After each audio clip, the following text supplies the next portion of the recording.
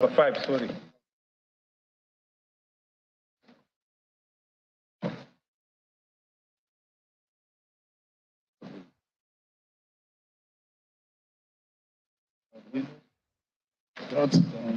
My Lord, sir, I'm very sorry again, sir.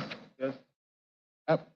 Even if your lordships are going to say, your brethren are going to say their piece later on, sir, at least you all, my Lord, well, you all should be rested by saying it is either dismissed or is allowed. Huh? I was wondering if your lordship would not pronounce that it's been dismissed. So that what are you saying? I'm sorry, but I don't want to be confused, sir. I've listened to your lordship's eloquent judgment. Sorry, please, Leonard Senior. You don't have to interrupt judgment. We are delivering judgment and we are still on. Please leave the judgment where it is. My Lord, I'm very sorry, sir. If you are confused, when you get the judgment, you read it. No, my Lord, I'm not confused at all. Okay, then please. I'm making a suggestion. No, you don't have to suggest to us how to deliver judgment. I'm sorry. So you seriously think that all 5 of us wouldn't know that? Lord, wouldn't know what we want to do? I apologize.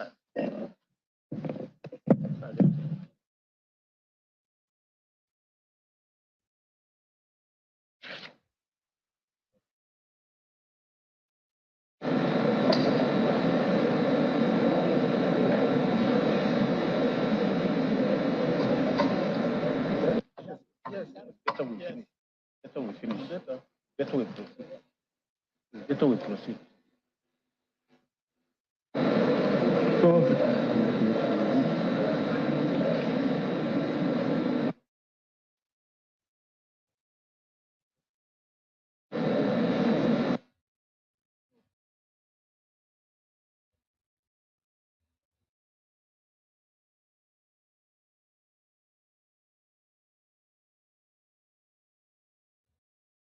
Well, we now proceed on petition number 5. The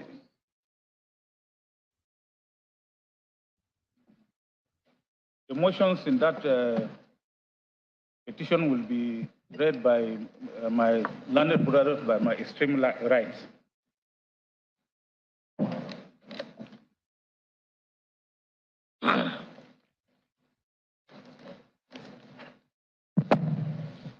This is an election petition by the 2 petitioners against the first, second, and third respondents.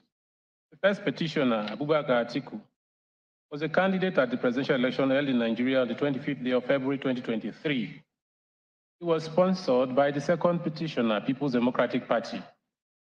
The first respondent, INEC, was established as one of the executive bodies created in Section 135 of the Constitution of the Federal Republic of Nigeria, 1999, with power to, among others, organize, undertake, and supervise all elections to the offices of the President and Vice President and others. On Saturday, the 25th of February 2023, the first respondent conducted election to the office of the President and the Vice President of the Federal Republic of Nigeria and the National Assembly simultaneously. Petitioners and the second, third respondents, along with 16 others, participated in the election. At the conclusion of the election, the first respondent declared the results, by which it is indicated as follows.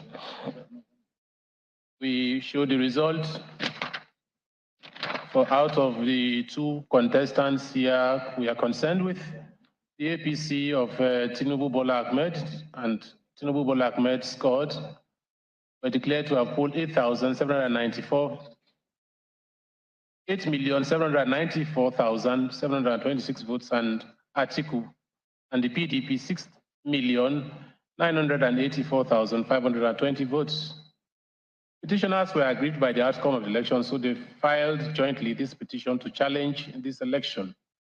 The grounds of the petition were 4, and these were stated as follows. 1, that the election of second respondent is invalid by reason of non-compliance with the provisions of the Electoral Act 2022. The election of the second respondent is invalid by reason of corrupt practices. The second respondent was not duly elected by a majority of lawful votes. The second respondent was at the time of the election not qualified to contest the election. The petitioners are seeking the following release, that it may be determined that second respondent was not duly elected by the majority of lawful votes cast in the election, and therefore the declaration and return of the second respondent as the winner of the presidential election of the 25th of February 2023 is unlawful, wrongful, unconstitutional, undue, null and void, and of no effect whatsoever.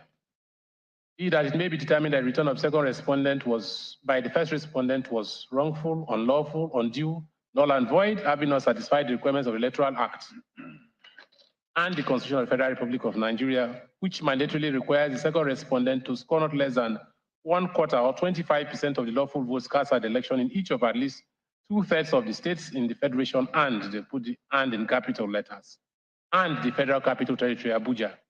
See that it may be determined that the second respondent was at the time of the election not qualified to contest the said election.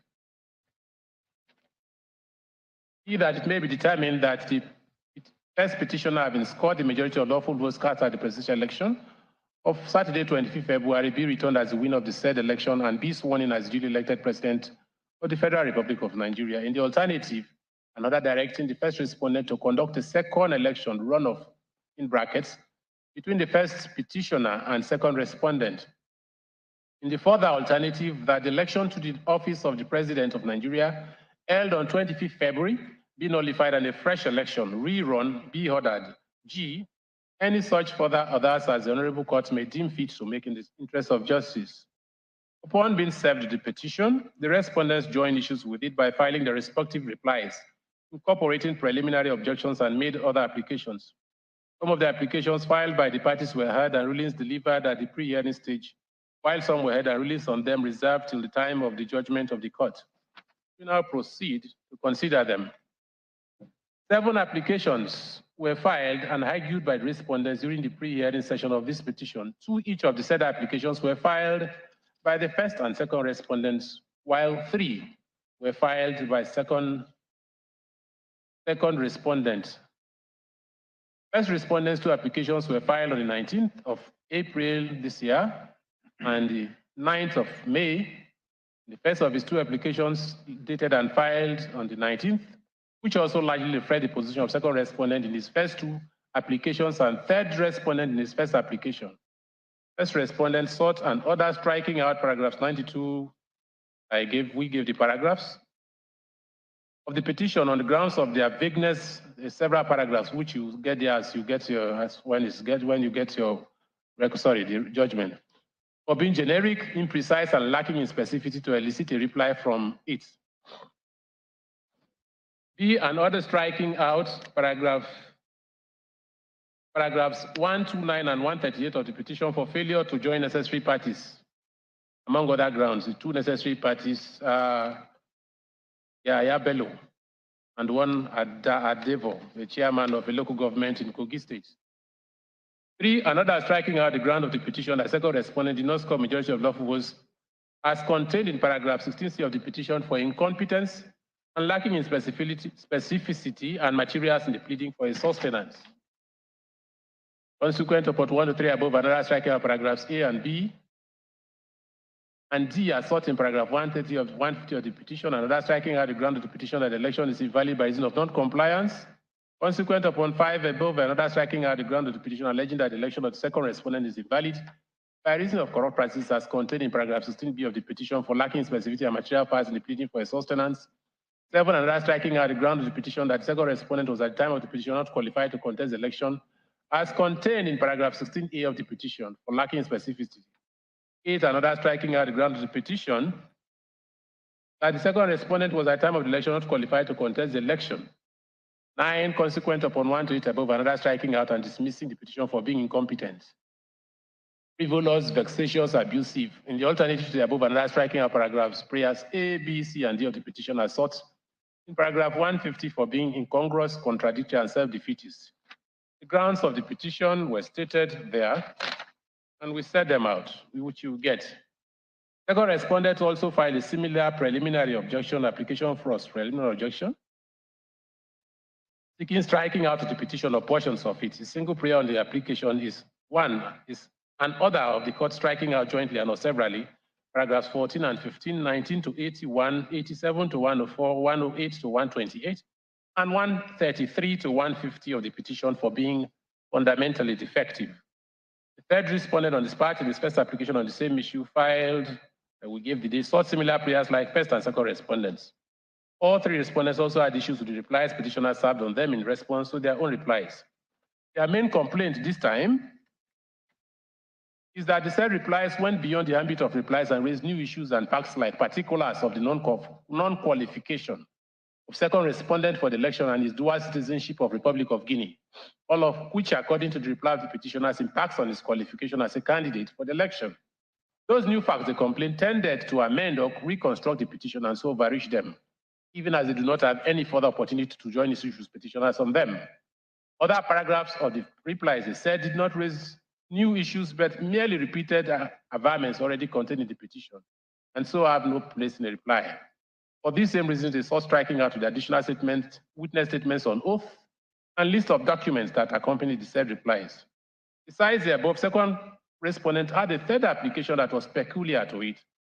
In the said application, which was also filed on the 13th of May 2023, second respondent again saw the striking out of the entire petition, this time on the following four grounds: that the entire petition constitutes a gross abuse of the process of court by reason of an originating summons in suit number SCCV 354-2023, filed by the Attorneys General of Adamawa, Akwa Ibom, Delta, Edo, and Sokoto states. All of them controlled by the second respondent, as he put them, as he called them, as second respondent put it, at the Supreme Court of Nigeria against the Attorney General of the Federation, where the said plaintiffs raised against the Attorney General of the Federation the same issue here of first respondent's failure to transfer or transmit polling unit results from his BVAS to his result viewing portal IREV in the 25th February 2023 general elections. The plaintiffs wherein first respondent mentioned sought in their suit declarations that the 2023 elections were fundamentally flawed and so invalid, null and of no effect, which is what petitioners also seek here. So this petition constitutes gross abuse of process. There were other grounds for that application, as I shall show later when considering it. All 7 applications were supported with affidavits and written submissions of applicants, which were in turn countered by the petitioners with counter affidavits and written submissions of their own. I shall now proceed to consider the merits of the applications. For ease of reference, I shall group the 3 sets of applications into groups A, B, and C. I start with the first 3 applications of respondents that attacked the validity of the petition and all its paragraph reliefs claimed and grounds on which it was sought. First respondent's first application, that is the one filed on 9th of April. I start with that one. First respondent set out the following issues for determination in his 9th April 2023 application. Set them out. It argues its issues 1 and 3, you get it, so there's no point arguing it, time is going. It argues its issues 1 and 2 above separately and took issues 3 and 4 together. In seeking the striking out of paragraphs 9, 2, 3, 93, all set out there, of the petition on grounds of their vagueness, imprecision, and lack of specificity to elicit a reply from it, first respondent, that is INEC, relied principally on paragraph 4.1, sub 1 of the first schedule to the electoral act, which states as follows. It says, an election petition under the act shall state clearly the facts of the election petition and the grounds on which the petition is based, and the relief sought by the petitioner. Relying on Ugu and Ararume and the number of cases all set out there, Council on First Respondents have argued that paragraph 4.1, the said paragraph 4.1 of the first schedule of the electoral act implies compulsion and makes it mandatory for petitioners to plead the facts of their petition. They submitted that an election petition that is vague, imprecise, omnibus, nebulous, or generic is contrary to the provisions of paragraph 4.1d of the electoral act and so liable to be struck out. Then Council then carefully took on each of the said paragraphs and advanced reasons why they are vague, generic as a complaint. Council also argued that the petitioners in paragraphs 129 and 130 of their petition made allegations of unlawful acts allegedly carried out by one Honorable Friday Adejo, Governor Yaya Bello of Kogi State, and some unnamed persons in the course of the presidential election. Yet those persons were not joined to the petition, so those 2 paragraphs are also liable to be struck out. Council cited Bambe and Adetunji, Olori Ode versus Oyebi, and Babatola and Alade Jono to say the court large jurisdiction to enter judgment or make orders against persons that are not before it. Responding to the first limb of first respondents' contention, that the said paragraphs of the petition are vague and imprecise, the senior counsel to the petitioners argued that the said paragraphs were pleaded in support of the second ground of the petition, alleging that the presidential election was bedeviled by corrupt practices. Prime among those practices, they said that suppression of votes, manipulation of beavers machines, and destruction of electoral materials and ballot boxes. Specific instances of these corrupt practices that took place in various states and local governments, they argued, were laid bare in the petition with particulars of the allegation. They argue that first respondent, instead of considering the paragraphs of the petition holistically, seems to have considered them in isolation and haphazardly, hence its wrong conclusion that the petition was vague, imprecise, and without necessary further particulars. While admitting that the names of polling units were not specifically stated in the petition, Petitioners' Counsel submitted that petitioners stated in different paragraphs of the petition that the polling units affected were to be contained in the statistician's report to be relied upon at the hearing of the petition. They cited the cases of Oluwedu vs. Ajayi, Awolaja and others, as of Citrate and East Horizon Gas Limited versus Afiok and others. To submit that petitioners have by that pleading incorporated by reference the said statistician's reports. On the argument of the first respondent that the petition did not disclose any reasonable cause of action and so constituted abuse of process, Petitioners' Counsel argued that first respondent was by that argument trivializing matters of high constitutional importance raised by petitioners in the petition. Submitted that a petition that touches on correct interpretation of section 133(2)(b) of the Constitution of this country, vis-a-vis the return of second respondent and the qualification or disqualification of second respondent, regulated solely by sections 131 and 137 of the Constitution, cannot by any means said to disclose no reasonable cause of action. On first respondent's contention that petitioners' failure to join Honorable Adejo and Governor Yahaya Bello and unnamed thugs against whom they made allegations of criminal misconduct in paragraphs 129 and 133 of their petition made those paragraphs of the petition incompetent and liable to be struck out. Counsel to the petitioner submitted that section 132 of the Electoral Act has specified the persons who may be joined as petitioners or respondents in an election petition. That Honorable Friday Adejo and Governor Yahaya Bello, having not participated in the election or returned, petitioners are not in violation of the Electoral Act or any rule of law in not joining them. Besides, they also argued, no relief was claimed against the said two men, so they cannot be said to be affected in any way by the eventual outcome of the petition. Now, this is the way we resolve this.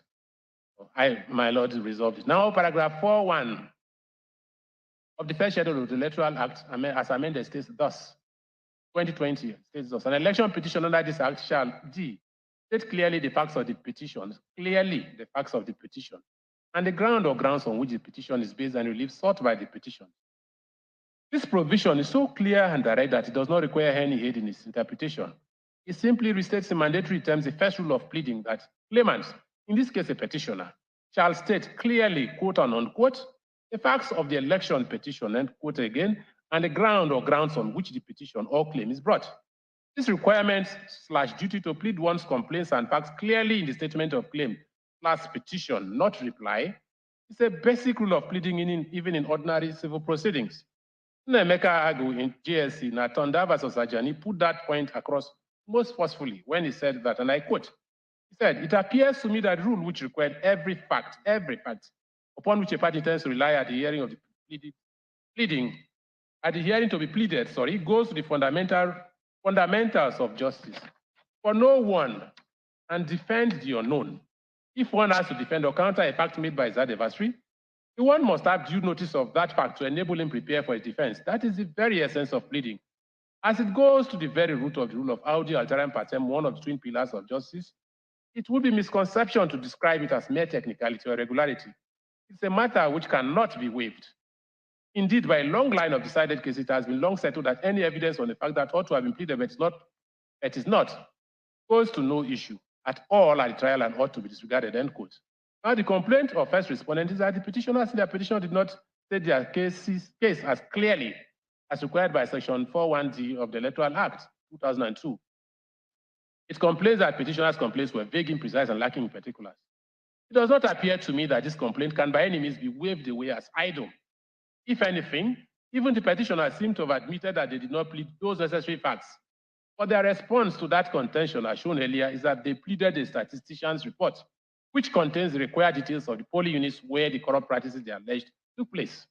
Incidentally, the said report, a very voluminous four-part document, the later tendered through his maker, Mr. Samuel Oduton, PW1, during the trial, shows on his face that it did not even exist at the time they filed their petition, and so was not served on respondents along with the petition to enable them exercise their constitutionally guaranteed right of responding fairly to the corrupt practices, quote and unquote, alleged particularizing it, and if necessary, also engage their own expert to reply to it.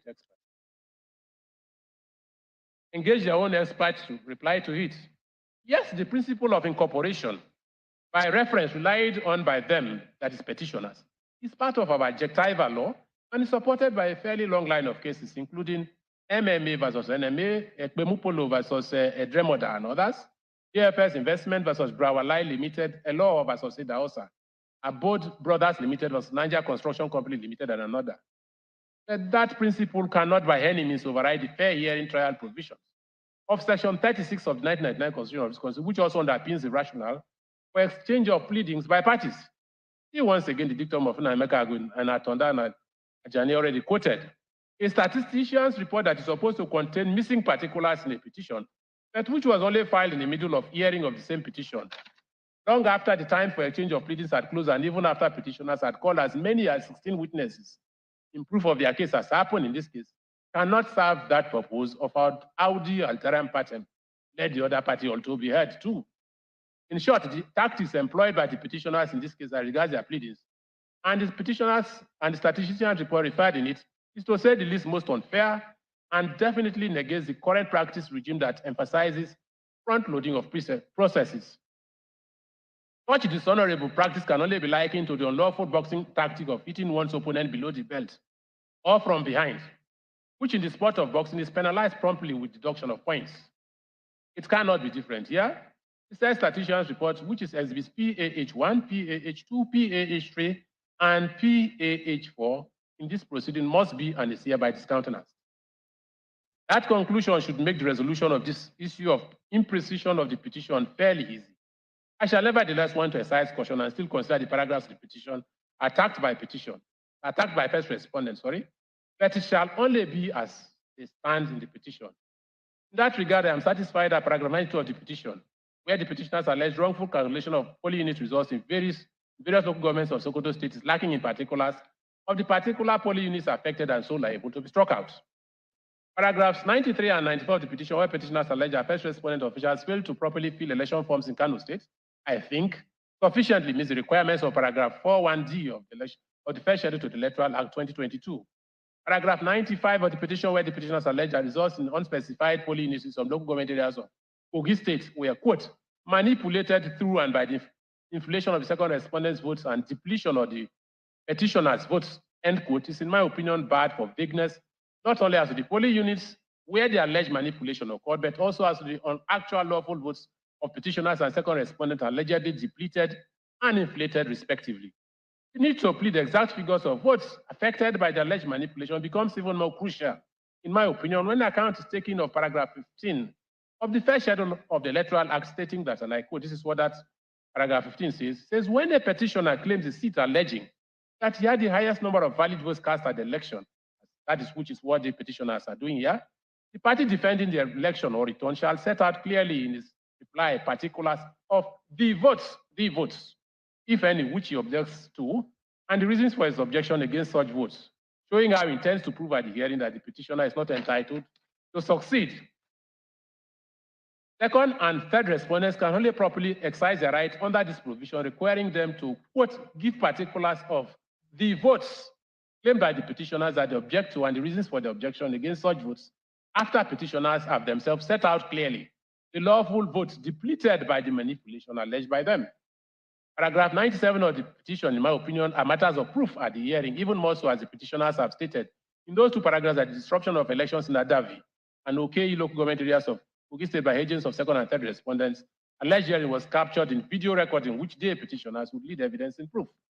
Paragraph 98 of the petition, where petitioners allege that elections in 10 polling units were disrupted and there were no results from the said polling units, end quote, is bad for vagueness and specificity, insofar as it does not specify the affected 10 polling units. It is therefore also liable to be struck out. I'm also of the opinion that paragraphs 99 and 100 of the petition, also attacked by first respondent, has to do more with proof, which is a matter for the substantive hearing, especially as infractions complained of in them were again, according to petitioners, captured in a video recording which they promised to rely at the trial. Paragraph 101 of the petition, where the petitioner simply complained of failure of first respondents officials to properly fill election material, seems to me sufficient pleading. Paragraph 102 of the petition, where the petitioner simply alleged that infractions occurred in polling units unidentified in various local government areas of Kogi State, and what these failures enabled results of the polling units in the said LGAs to be manipulated through and by the inflation of second respondents' votes, and the depletion of petitioners' votes is bad and vague as to the particulars of the specific polling units and votes of petitioners and respondents affected by the said manipulation of inflation and deflation. It fails to meet both the requirements of clear pleading of facts of the petition and paragraph 15 of the first schedule of the Electoral Act aforesaid.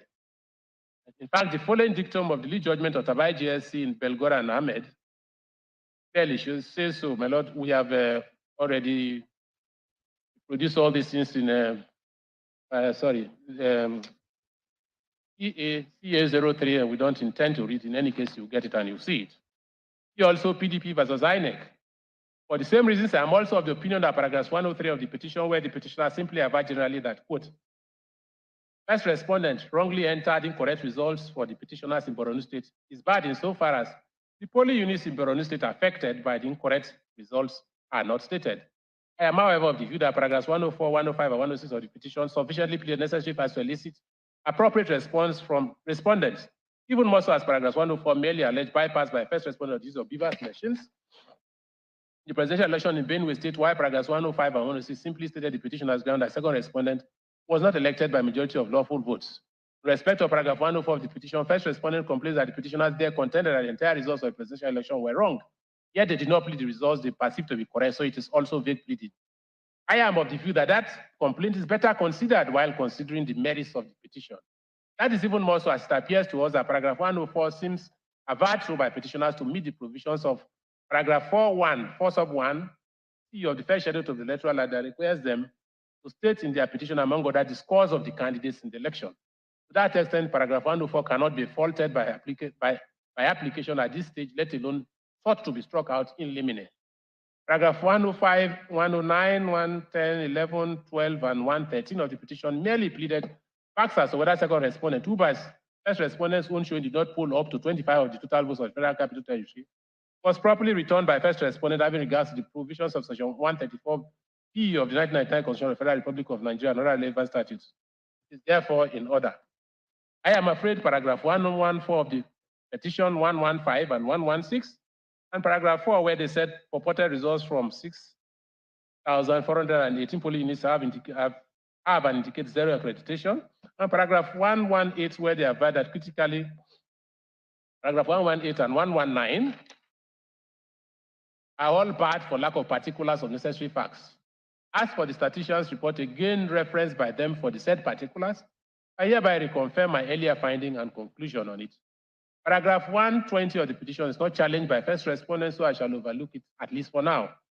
Petitioners in paragraph 121 of the petition allege that first respondents, presiding officers of polling units, failed to properly fill and countersign alterations in election forms, including forms E, C, 8B, and blah, blah, blah, but they did not mention the polling units. What local government and state said infractions took place. They simply reference the same statistician's report. This paragraph is bad for imprecision and so also liable to be struck out. Paragraph 122 to 125 of the petition are not challenged by respondents, so I shall skip them. In paragraph 126 of the petition, the petitioners complained that all over Nigeria, there were manifest cases of overvoting. The total of the affected polling units in the various states are set out in the statistician's report, pleaded and relied upon by the petitioners. This pleading is also, end quote, sorry. This pleading is also bad for vagueness. My earlier position on the statistician's report referenced by the petitioners is also reaffirmed. Paragraph 127 and 128 of the petition are not challenged by first respondents, so they are also skipped. I do not share the view of first respondent that paragraphs 129, 130, that's INEC, that paragraphs 129, 130, 131, and 132 of the petition are bad for lack of imprecision. Petitioners in those paragraphs carefully pleaded the specific polling units and numbers of votes therein that they claim were affected by the cancellation of elections complained by them. I am, however, of the opinion that the second complaint of first respondent against paragraph 129 of the petition, that is also deserves to be struck out for petitioner's failure to join Honorable Adejo, chairman of Oloma Boro local government of Kogi State, accused by them of having led thugs at gunpoint to force electoral officers in named polling units in Oloma Boro local government to declare concluded elections in the said units cancelled is well made. The petitioner's response that not only was no relief claimed by them against Honorable Adejo, he did not even participate, quote unquote, in the election, neither was he returned, so it's not a person contemplated by Section 132 of the Electoral Act to be joined to an election petition is not a valid response. Section 133 of the Electoral Act only deals with the issue of which contestant of an election ought to be joined in an election petition by a co-contestant.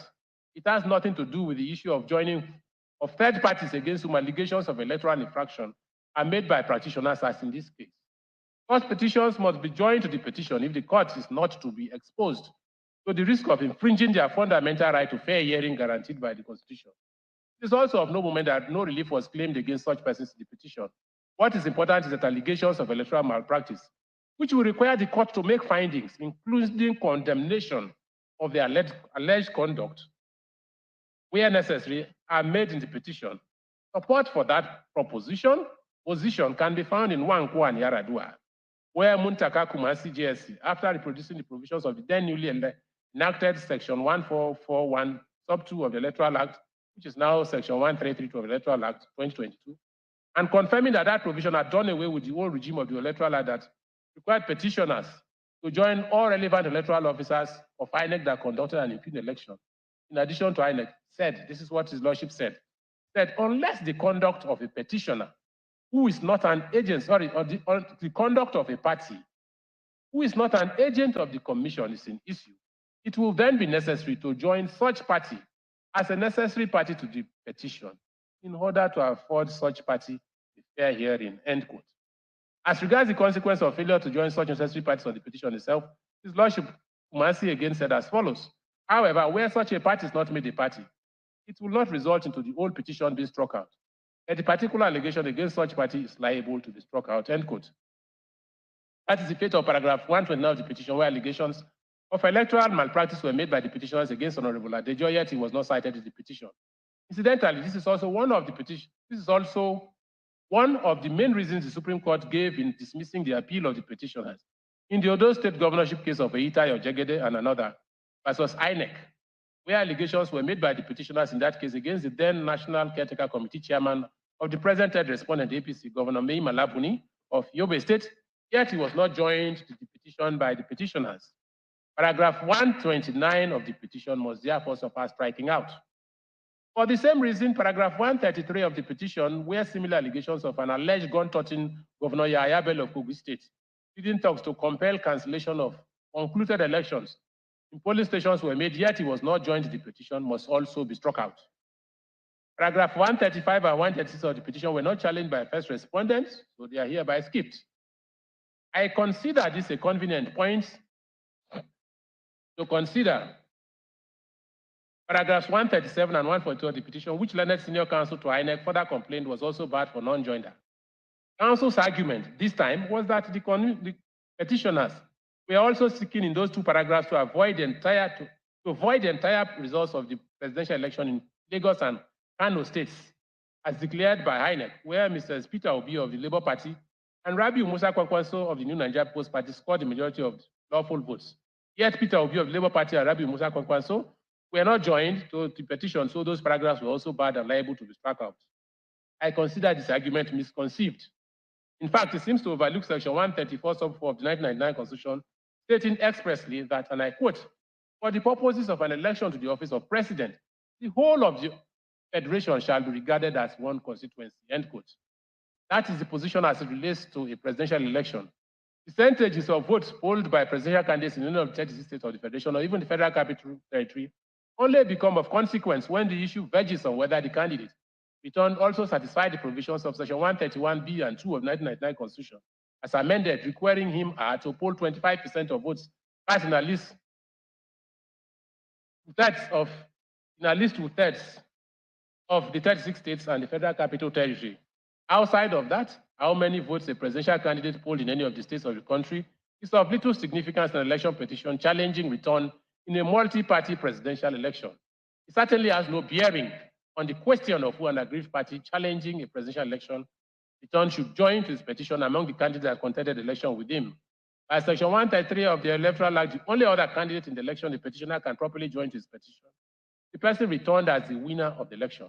See further on this, the cases of Buhari and another versus Yusuf versus Obasanjo and 50 others, Obasanjo and Yusuf versus others, particularly Buhari And another versus Yusuf, where it was said by, and I quote, by the Supreme Court, where it was said that, and I quote, an unsuccessful candidate in an election cannot be made a party to an election petition against his will, end quote. We also do not agree with first respondent that paragraphs 141, 41, and 142 of the petition were vague or imprecise. I do not, sorry.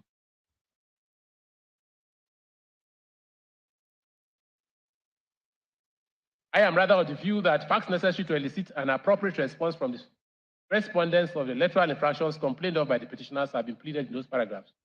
I, however, agree with first respondent that paragraph 142 of the petition, where the petitioner simply complained that first respondent deliberately entered wrong results.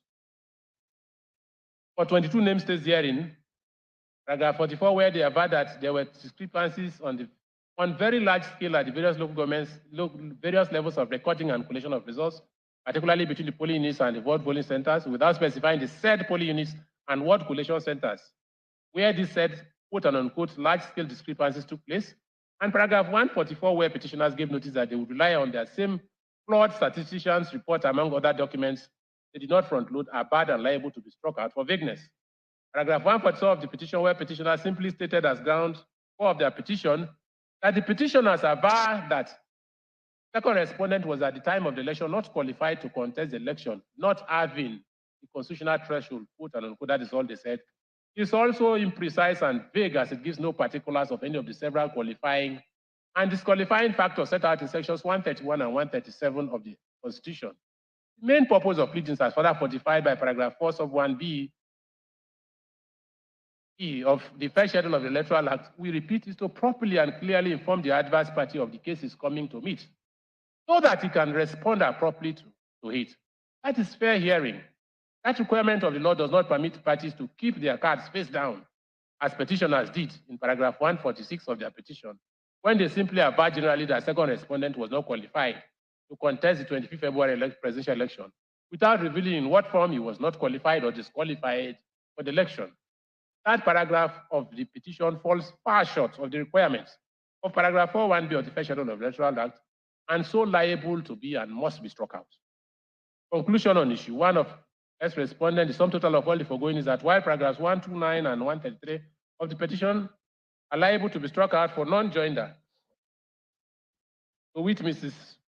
Adejo and Governor Yahaya Bello of Kogi State accused the petition of committing electoral malpractices, paragraphs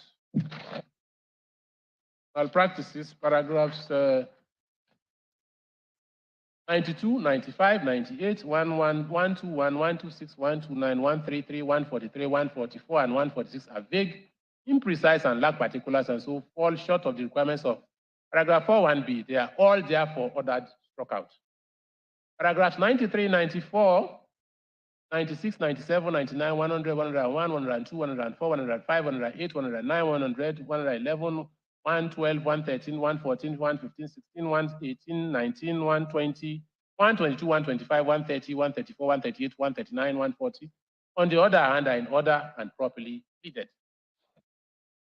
Now, issue 2 of first respondent in this same application reads whether having regard to the mandatory provisions of paragraph 41b of the first schedule of the Electoral Act, a reasonable course of action has been disclosed in respect of grounds of the petition contained in paragraph 16a, b, C, and D of the petition to warrant further or any adjudication on same.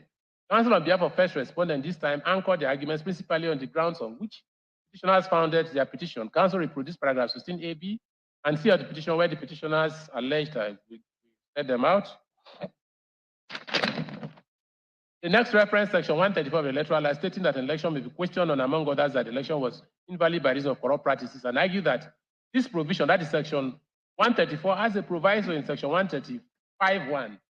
So the fact that an election shall not be liable to be invalidated by reason of non-compliance with the provisions of the Act, if it appears in the election tribunal or court that the election was conducted substantially in compliance with the principles of the Act and the non-compliance would have substantially affect the result of the election.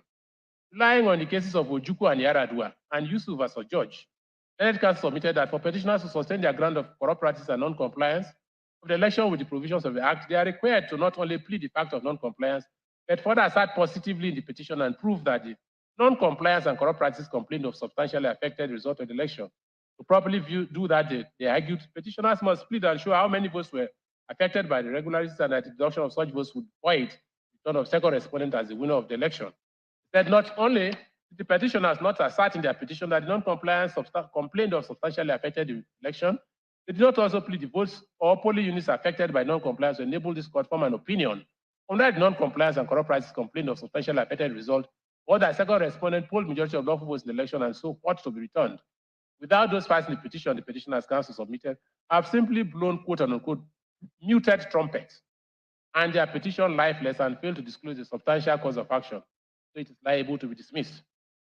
Resolution of issue 2. This issue does not, in my view, deserve any serious consideration. The reason being that petitioners expressly stated in paragraph 17 of their petition that, quote, the petitioners have averred that the election was not conducted in accordance with the provisions of the Electoral Act and other relevant laws, and that the non-compliance substantially affected the result of the election. In that, the second respondent ought not to have been declared and returned as the winner of the election. That sufficiently answers the question of first respondent. Issues 2 and 3 and 4, the first respondent first application. Answer to first respondent, their issues 3 and 4, which they also argue together, basically relied on their contentions in issue 2 of the lifelessness of the petition to submit that the petition as by reason of the alleged submission in the petition identified above had become academic and constitute abuse of process of court, so this court is robbed of jurisdiction. Entertain it. This combined issue is founded on issue 2, and since issue 2 has been determined against first respondent, issues 3 and 4 perish with it, and so are hereby resolved against first respondent. Now I come to second respondent similar application, seeking dismissal of paragraphs 14 and 15, 19 to 81.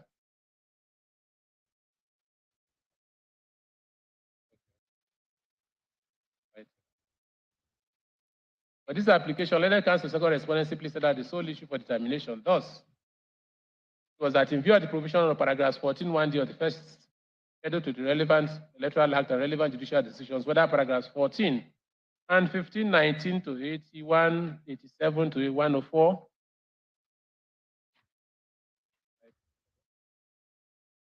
and 108 of the petition are not liable to be struck out. We set out the arguments, both of them. He said, in the course of determining first respondent's application on the same issue of vagueness and precision in the complaints, I dwelt extensively on the rationale for exchange of pleadings, generally and particularly in election particulars, as further set out by the lawmaker. I hereby adopt all those pronouncements. Same exercise are also considered and pronounced on the same complaints of vagueness, lack of particulars, generic and imprecision. Of the complaints of the petitioners, paragraphs 92 to 146 of the petition, also made by the second respondent here, I there determined, we said what we this thing, and said, I abide by those findings. I shall therefore simply focus on paragraphs 14 to 19 and 147 to 150, and the few paragraphs between paragraphs 92 to 147 of the petition omitted by the first respondent in the application determined the complaints of second respondent of whether petitioners' complaints in those paragraphs were vague, imprecise, and generic. I now start that exercise without reference to what I had said earlier, and which I hereby reconfirm on the invalidity of the statistician's report relied on by the petitioners for particulars of the averments in the petition. I am of the opinion that paragraphs 14 to 15 of the petition, where the petitioners specifically complained only about correctness of the contents of INEC forms, are so clear as to the issue raised and so not vague. Paragraph 16 of the petition are not attacked by first respondent and so are also skipped. We also do not find paragraph 20 to 20 of the petition where the vague. We do not also find paragraphs 20 to 20 of the petition where the petitioners complained that first respondent did not keep to its earlier promise of electronic transmission of election results to its IRF portal in real time when it returned this in vague. We, however, find vague, imprecise, and falling far short of the requirements. I,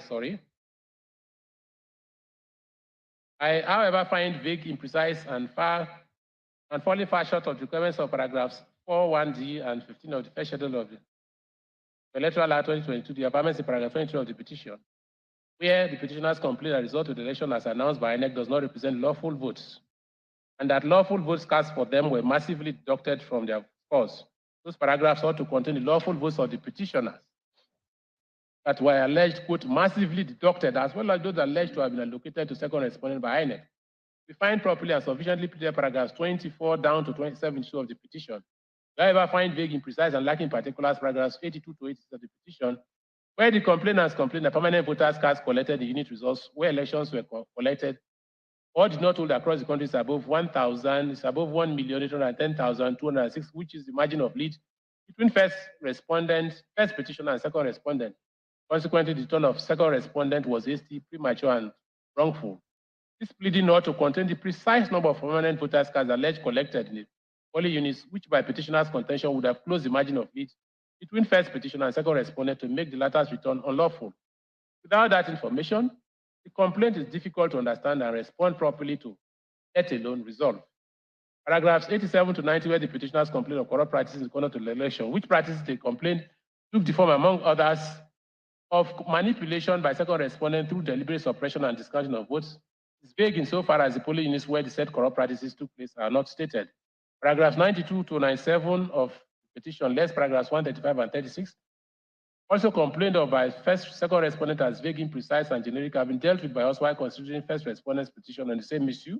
Hereby adopt our findings in that application, resolving the complaints of second respondent in this application. As for paragraphs 135 and 136 of the petition, we have the view that paragraph 135, where petitioners complain of manipulation of election in Lagos State by first respondent, resulting in depletion of their votes and inflation of second respondents' votes, is vague in the absence of pleading of the number of votes so depleted and inflated. In respect of paragraph 136 of the petition, even the petitioners again complained, even the petitioners again complained that the votes returned by the first respondent for Obi Akwa and Port Harcourt local materials of Rivers State did not reflect the actual votes. If not express the actual votes scored in the said local government areas, or even those updated to IRF by INEC and so liable to be voided, no correct quote unquote figures of the actual votes cast as reflected in the IRF were pleaded. So it is also bad for vagueness and imprecision and therefore liable to be struck out. Sum total of the foregoing are complaints of vagueness, imprecision, and genericness of amendments, all by second respondent against the petitioner, only made out as regards paragraphs 23, 82 to 86, 89 to 91, 92, 95, 98, 121, 124, 126, 129, 133, 135, 136, 147, 144, and 146 of the petition. Accordingly, those paragraphs are hereby struck out, while the remaining paragraphs of the petition are deemed in order and pass the vagueness test of paragraph 41D of the first schedule of the Electoral Act. Pronouncing the said paragraphs of the petition bad for vagueness and liable to be struck out, we are not unmindful of the argument of petitioners that second respondent's remedy lies in an application for further particulars and not striking out. We are, however, of the petition that application for particulars is only one of several options open to second respondent, who in any case is not under any obligation to help petitioners make out their case against him by asking for particulars of their generic and nebulous complaints. That is also the point that was made by Fabi EJS in PDP versus INEC, when his lordship said at page 524 that, and I quote, the application for another for further particulars or the like is merely a shield in the hand of a party who so desires, and not a sword to be used by a party whose pleading is grossly inadequate, insufficient, or devoid of necessary particulars. The decision in Olawekpo versus Saraki, cited by learned counsel on both sides, is in point. It is not the duty of a respondent to groom a petitioner on how to draft his petition, end quote. It is also quite revealing, if not even reassuring, we must say, that this argument of the petitioners of duty of second respondent to ask for further particulars, because that's their main argument, in their petition rather than asking for striking out the particulars, was also rejected by Muntaka GSC while delivering lead judgment in PDP versus INEC in 2012. Even as the same argument had found favor with his lordship, that is Muntaka, 2 years earlier in his contribution in Nwankwo versus Yaradua. His lordship in the latter case of PDP versus INEC endorsed the stand of trial tribunal in that case, that paragraph 12, sub 5 of the first schedule to the Electoral Act, same as paragraph 12.5 of this present Electoral Act. Okay. Permitting respondents to apply to strike out a petition did not exist in the 2000 Electoral Act, in force at the time Nwankwo and Yaradua was decided, and that made all the difference.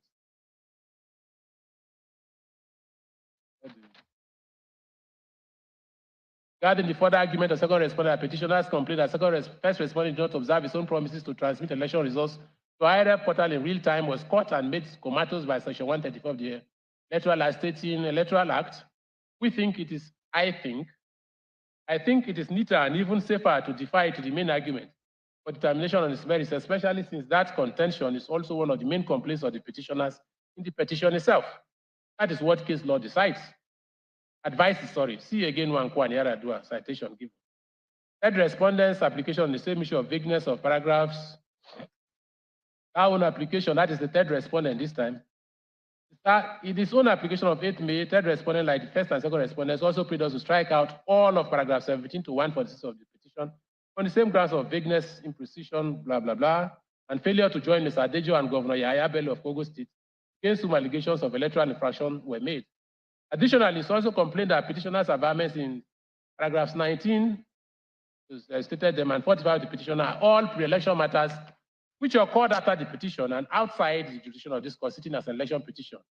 Again, the petitioners argue in response that their complaints were properly pleaded in the petition, so not imprecise, nor pre-election matters as alleged by third respondent. Resolution. Since the application of third respondents based on the same paragraph of the petition objected to by first and third respondents, over which we have already made findings, we abide by and adopt those findings in determining the application of third respondent. We further hold that petitioners' averments in paragraphs 19, 20, 21, 35, 41, 42, and 45 of the petition are not pre-election matters. In fact, whereas issues of the assurances given by INEC of real-time transmission of results to IRF raised by petitioners in paragraphs 19 and 20 of the petition, how the elections were generally funded by the federal government of Nigeria on account of those assurances as averred, and how first respondent transferred his in-house experts from one department to another before the election as alleged in paragraph 35 of the petition, cannot by any means give rise to a cause of action, let alone a reasonable cause of action. In petitioners, sorry, what is here? In petitioners, the averments in paragraph 42, 43, and 45 of the petition are simply notices by the petitioners to subpoena witnesses, testify about first respondents' omissions and commissions in the conduct of election, and so cannot by any means be described as causes of election, let alone pre-election matters for which they could have commenced action as alleged. In conclusion, the applications of first, second, and third respondents succeed only partly, and the following orders are made on them. Paragraph 23, 82 to 89, 88 to 91, paragraph 95, 95, 98, 121, 124, 126, 129, 133, 135, 136, 143, 144, and 146 are hereby struck out as prayed. The remaining paragraphs of the petition attacks past the vagueness test and paragraph 41D of the first schedule of the Electoral Act 2022 and are hereby upheld. That leaves us with the standalone application of third respondent also filed on 8th of May 2023, as well as the three applications of third respondents, all objecting to petitioner's replies to their petition, to their reply, sorry. Second respondent, so we take that one. We try to produce the arguments there. We said, then we went on to say that the thrust of the response of petitioner's counsel, that is 4554. Thrust of the petitioner's counsel is a suit number SCV 351 that was not filed by the petitioners. So this petition, sorry, I'm still reading 544. That now it is settled position of the law that once a court is satisfied that a proceeding before it amounts to abuse of process, it has the right and indeed duty to invoke its coercive powers to punish the party in abuse. Quite often that power is exercised by dismissal of the action that constitutes abuse of process. But multiplicity of actions, which is the complaint here, on the same subject matter and issue will only constitute abuse of judicial process if the parties in both actions are the same or previous to one another. See your case of Attorney General of Anambra State. It necessarily has to be so because except where a person is shown to be privy of another as recognized by law, no man can be punished for the actions or sins of another. That is the crux of the issue here.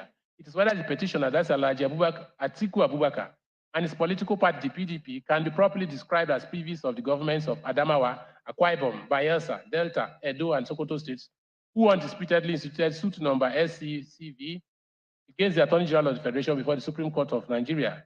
That question can only get a negative response. But the government of a state, regardless of the political party platform on which its executive governor is or was elected, represents all shades of opinion in the state, including even those who may not belong to any political party at all. In fact, the state government is not even bound nor obliged to take instructions from the political party of the governor. Interestingly, our law reports are replete with cases where state governments elected on the same party platform with the federal government have repeatedly sued the federal government at the Supreme Court. A good example is this. Okay. A good example is recent new currency case.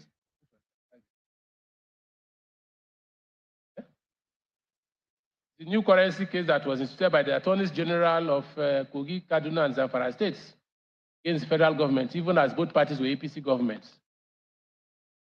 In that situation, one wonders where counsel would place this proposition of privity by affinity. There are other cases, we cited them, so we go on and on.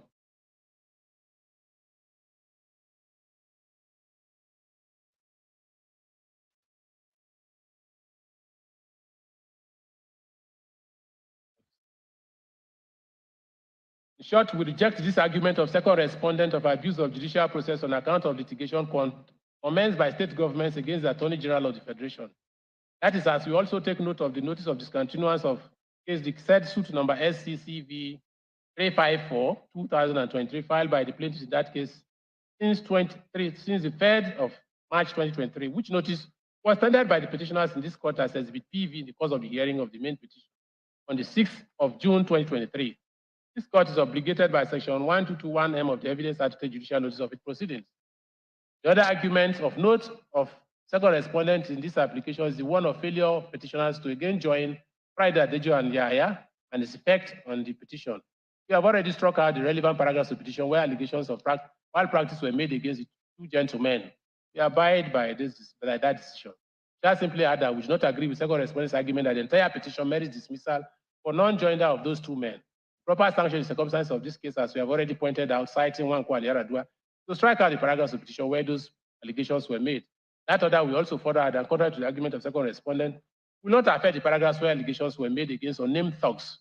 Unnamed persons cannot be joined to an election petition like it is sometimes done in trespass cases. Obasanjo and Yusuf, where a similar argument was rejected out of hand by Kutigi and Pastor Chalon on JSC. Thus, it was said there that it said, quote, it is impossible to drag unknown touts, police, and hordes of others to court and join them. That would be bizarre, end quote. Okay. So the next one, we now go to the challenges, the replies filed with the petitioners. All three respondents also challenge validity of the replies and the accompanying witness statements on oath and list of documents petitioners served on them in response to their replies. Their common complaint in those petitions is that the said replies or paragraphs thereof offend paragraph 16 of the first schedule of the Electoral Act governing filing of replies by the petitioner, and so liable to be struck out. First respondent's objection was against the reply of first petitioner that was served on it. They sought striking out of paragraphs 1.121, 23, and 21 of the petitioner's reply, striking out the further witness statement on oath of DM, who later revealed himself in the petition as Senator Dino Melaye, and PDPC, both deposed on 20th April, striking out the petitioner's list of additional documents dated 20th day of April, which accompanied it. Sorry. Thrust of the argument, which is counsel founded principally, and we replied, we reproduced the argument, and we reproduced the reply. To start with, I am not persuaded by the petitioner's argument that the new facts or issues raised by them in their impugned reply relate to non-qualification, which is one of the arguments, and not the conduct of the election by first respondent. The second respondent, who is supposed to be first respondent, that is INEC, who is supposed to be neutral in that matter, cannot be had to be objecting to them. The issue raised by first respondent, that is INEC, actually relates to the competence of a major process before the court to which the reply filed by petitioners. It is an issue which counsel to first respondent as ministers in Temple of Justice, and even first respondent itself as a party to the petition, have a duty to bring to the attention of the court. That obligation even becomes more pronounced when it is realized that a substantial number of first respondents counsel are members of the inner bar who even have greater responsibilities to the court by virtue of their ranking. This preliminary objection, like the argument of petitioners, therefore rejected. Coming now to the merits of the application, it is common ground that the provisions of the Electoral Act most relevant to the resolution is paragraph 16 of the first schedule. We reproduce it. This provision, with the employment of the word shall, forbids the addition of new facts, especially if such new facts may have the effect of tending to amend or even just adding to the contents of this petition. Cited cases, I think we have spoken on it in 03. Incidentally, this paragraph also reflects in the case of this sin only restates the well-settled position of adjectival law that a claimant's claim or grievance are made in the statement of claim or petition as the case may be, and not in his reply to the statement of claim to that claim, statement of defense to that claim. That position also finds expression in Olubodu and Lawal. Cited what the Supreme Court said there. They said the plaintiff must not in his reply make any allegation of fact or raise any ground of claim different from what is contained in the statement of claim. If a plaintiff does such a plea is irretrievably bad and no evidence would be admissible in his proof, end quote. In fact, that settled position of law is that except in some well-defined situations, a reply to a statement of defense is not even permitted where no counterclaim is served. This is so because there is in law an implied joinder of issues on any fact raised in the statement of defense, and any averment contained therein is deemed denied. This is cited. As to what will amount to a new issue, we cite again Egesimba versus Nuzurike, earlier cited in appeal number 03.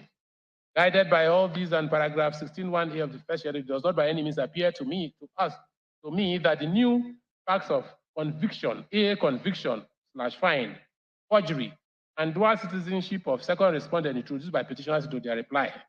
The additional averments of how results could not have been uploaded to INEC's IREV after the 25th of February, and C, whether it was done at all and relevant officials of INEC could not have been involved in it, not to talk of the repetitions reply of averments already made by petitioners in their petition can pass as reply filed pursuant to paragraph 16(1)A of the Federal Electoral Act, particularly as relates to the further details as are quote and unquote as petitioners labeled them in their reply of non-qualification of second respondent contained in paragraph 21(B) of their reply.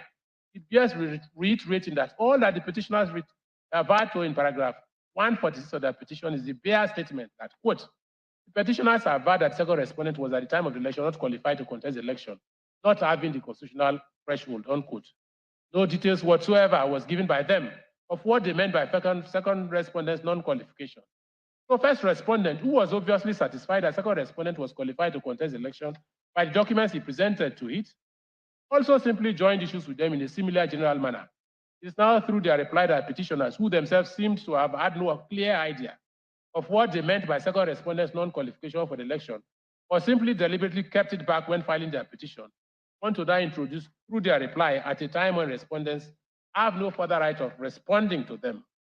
Such unfair tactics cannot and is not allowed by our law.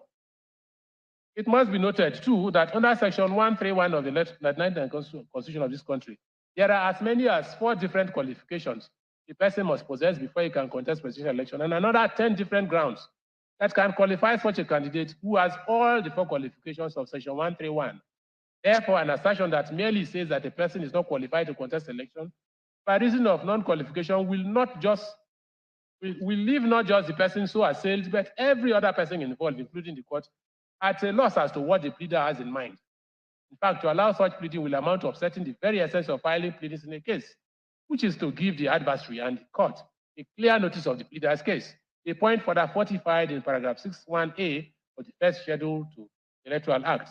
Still on this issue, I must not fail to point out that the petitioners were only being clever by half when they claimed in paragraph 21(B) of their reply that they were simply given, as they put it, further details, quote and unquote, of the non-qualification of second respondent by averring to the conviction, fine, certificate, forgery, and dual citizenship of second respondent that they raised in their replies. They had never given any details of second respondent's non-qualification, and so cannot talk about further details, quote and unquote, let alone hide under such further details to smuggle in the new facts they averred in paragraph 1(B) of their reply. These new allegations are not also mere, as they call it, evidence in support of their ground of his non-qualification, as their counsel also tried to make them out. They are facts which can only be contained in the petition itself, and not in the petitioner's reply to respondent's defense to the petition. Paragraph 21(B) and C of the reply, where petitioners averred to no uploading of polling unit results by first respondent, presiding officer at the election, we also agree with first respondent, are new issues or at least mere further denials by the petitioners, respondent denials of the petition. Such is not also permitted in the reply. See again, Bakar and another, versus Ibrahim, Akeredolu versus Akinremi, Egesimba versus Nuzurike, Spasco versus Alrain, Ishola versus LGB, and Obot versus CBN. In the light of all the foregoing, the 2 witness statements as well as list of documents accompanying that reply, all of which were based on the new facts contained in the impugned paragraphs of reply in the issue, are also incompetent and liable to be struck out. Summary first respondents' applications of 9th May succeeds in its entirety. Accordingly, paragraphs 1, 2, stated them of the 1, 2, Roman figure 1, Roman figure 2, Roman figure 3, Roman figure 4, Roman figure 5, and 2.1b, 2.1b, C, and D of the petitioner's reply, filed in response to the reply of first respondent together with 2 witness statements on oath and list of documents which accompany that reply are all hereby struck out. Second respondent's application seeking striking out his self-respondents. Learned counsel also made his arguments, and then we come straight to the resolution. And I said here, my Lord said here, that I'm not even in the least persuaded by the argument of the petitioners, that they simply reply to new issues raised by second respondents in reply to their petition. Petitioners, like they did in their reply to the reply of first respondent, introduced fresh facts and issues of non-qualification of second respondent on grounds of his alleged criminal conviction, forgery of documents, and dual citizenship. That is foul play, which paragraph 16 sub 1A to the first schedule of the Electoral Act expressly forbids. Consequently, paragraphs 1B, 1, Roman figure 7, A, B, C, and Roman figure 8 of part 1, as well as paragraphs 2, 3, Roman figure 1, 2, 3 of part 2 of the reply of petitioners. Second respondent, where the petitioners about new facts of purported criminal conviction for future proceedings against second respondent adverse to his purported dual citizenship or grounds of non-qualification are all hereby struck out. Paragraphs 8, 11, Roman figure 1, 24, and 24b of the petition we hold on the state of the authorities earlier considered are also new facts or at best mere denials and so liable to be struck out too, as they do not qualify as replies. Bearing the above, all other paragraphs of the petition filed on the 23rd, petitioner's reply filed on the 23rd of reply 2023 stand either not objected to or the complaints against them are not made out. In other words, the application of second respondent also succeeds partly as stated above. Third respondent's application as relates, and now we come to third respondent's application. And we come straight to say that I find necessary to first observe that, like all other replies of the petitioners, the impugned reply of petitioners of 24 that was served on third respondent is in parts A and B. Part A is devoted solely to the preliminary objection raised by third respondent's reply to the petition. That part is understandably not challenged by third respondent, so it shall remain as it is. It is only part B of that reply that is challenged by third respondent, and it's also this part that contains in its paragraphs 32 and 33 the fresh facts of second respondent's alleged status as ex-convict and having dual citizenship, all of which now insist qualified him as a candidate for the election. These facts I have already determined can only be raised in the petition and not in their reply to the respondent's reply to their petition. They therefore offend paragraph 16A stated above. Besides these two paragraphs, every other amendment in paragraph 2 of the reply, that last paragraph 35, are, as third respondent's counsel rightly pointed out, either mere denials of third respondent's reply to the petition or repetitions of petitioners' amendments in their petition, and so not permissible in a reply as per paragraph 16AB, 1A of the first schedule of the Electoral Act. See again the cited cases. It's also not the law, as erroneously argued by petitioners' counsel, that failure to reply to facts averred by third respondent in his reply to the petition would mean admission of those facts. Somehow, counsel like arguing always like that, not just this one.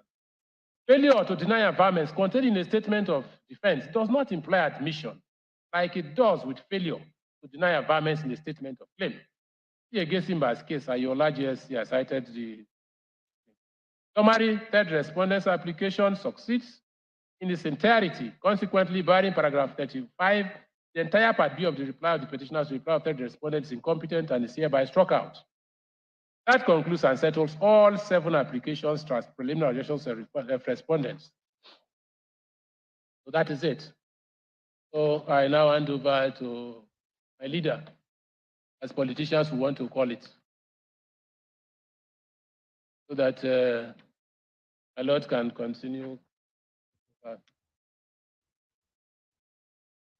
from there. We'll go to the respondent's objections to documents tendered at the trial. My learned brought by my immediate right read the ruling. Thank you. We want to take on the respondent's objections to documents tendered by petitioners at the trial. In the course of the hearing of this petition, objections were raised by the 3 respondents. First, to the validity of the witness statements on oath proposed to by some of the witnesses of the petition, specifically EW 12, that is petitioner's 12th witness, Eguma Friday.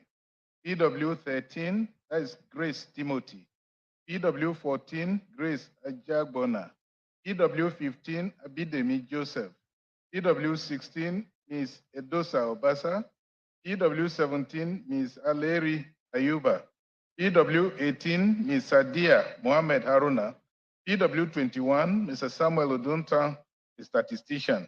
PW 23, Janet Nuhu Turaki. PW 24, Christopher Bulus Ado. PW 25, Victoria Sani.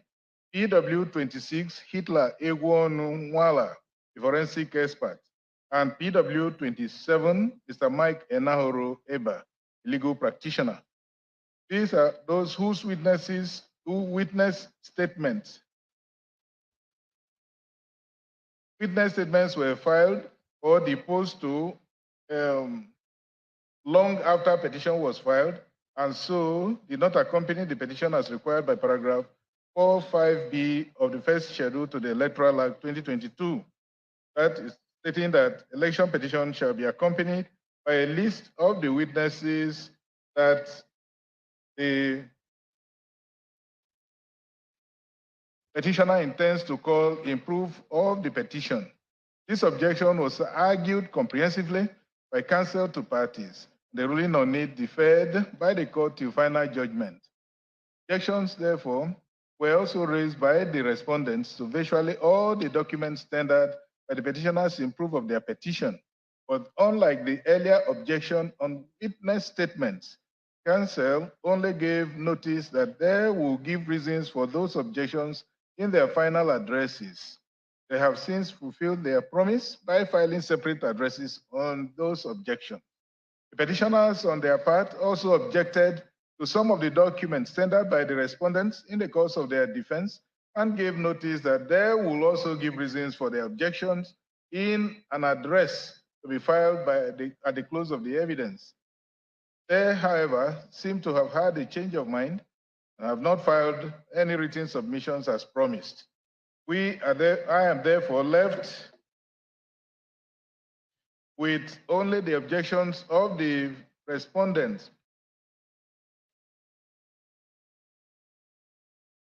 I now proceed to consider the said objections of respondents.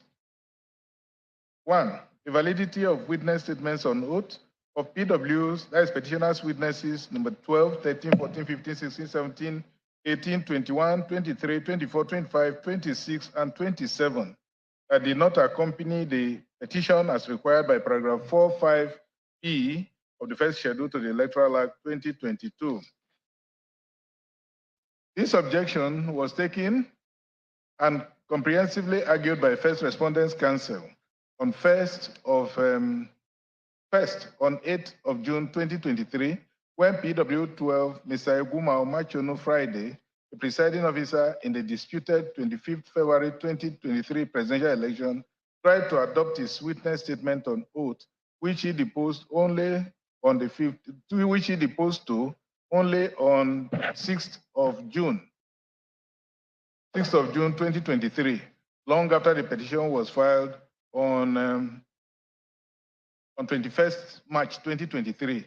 Subsequently, when the petitioners called their witness numbers 13 to 18, 21, 23 to 27, who also only deposed to their witness statements in the same June 2023, long after the filing of the petition, and even after hearing of the petition had commenced, Respondents' Council again raised and adopted the same objections against those witnesses and their witness statements.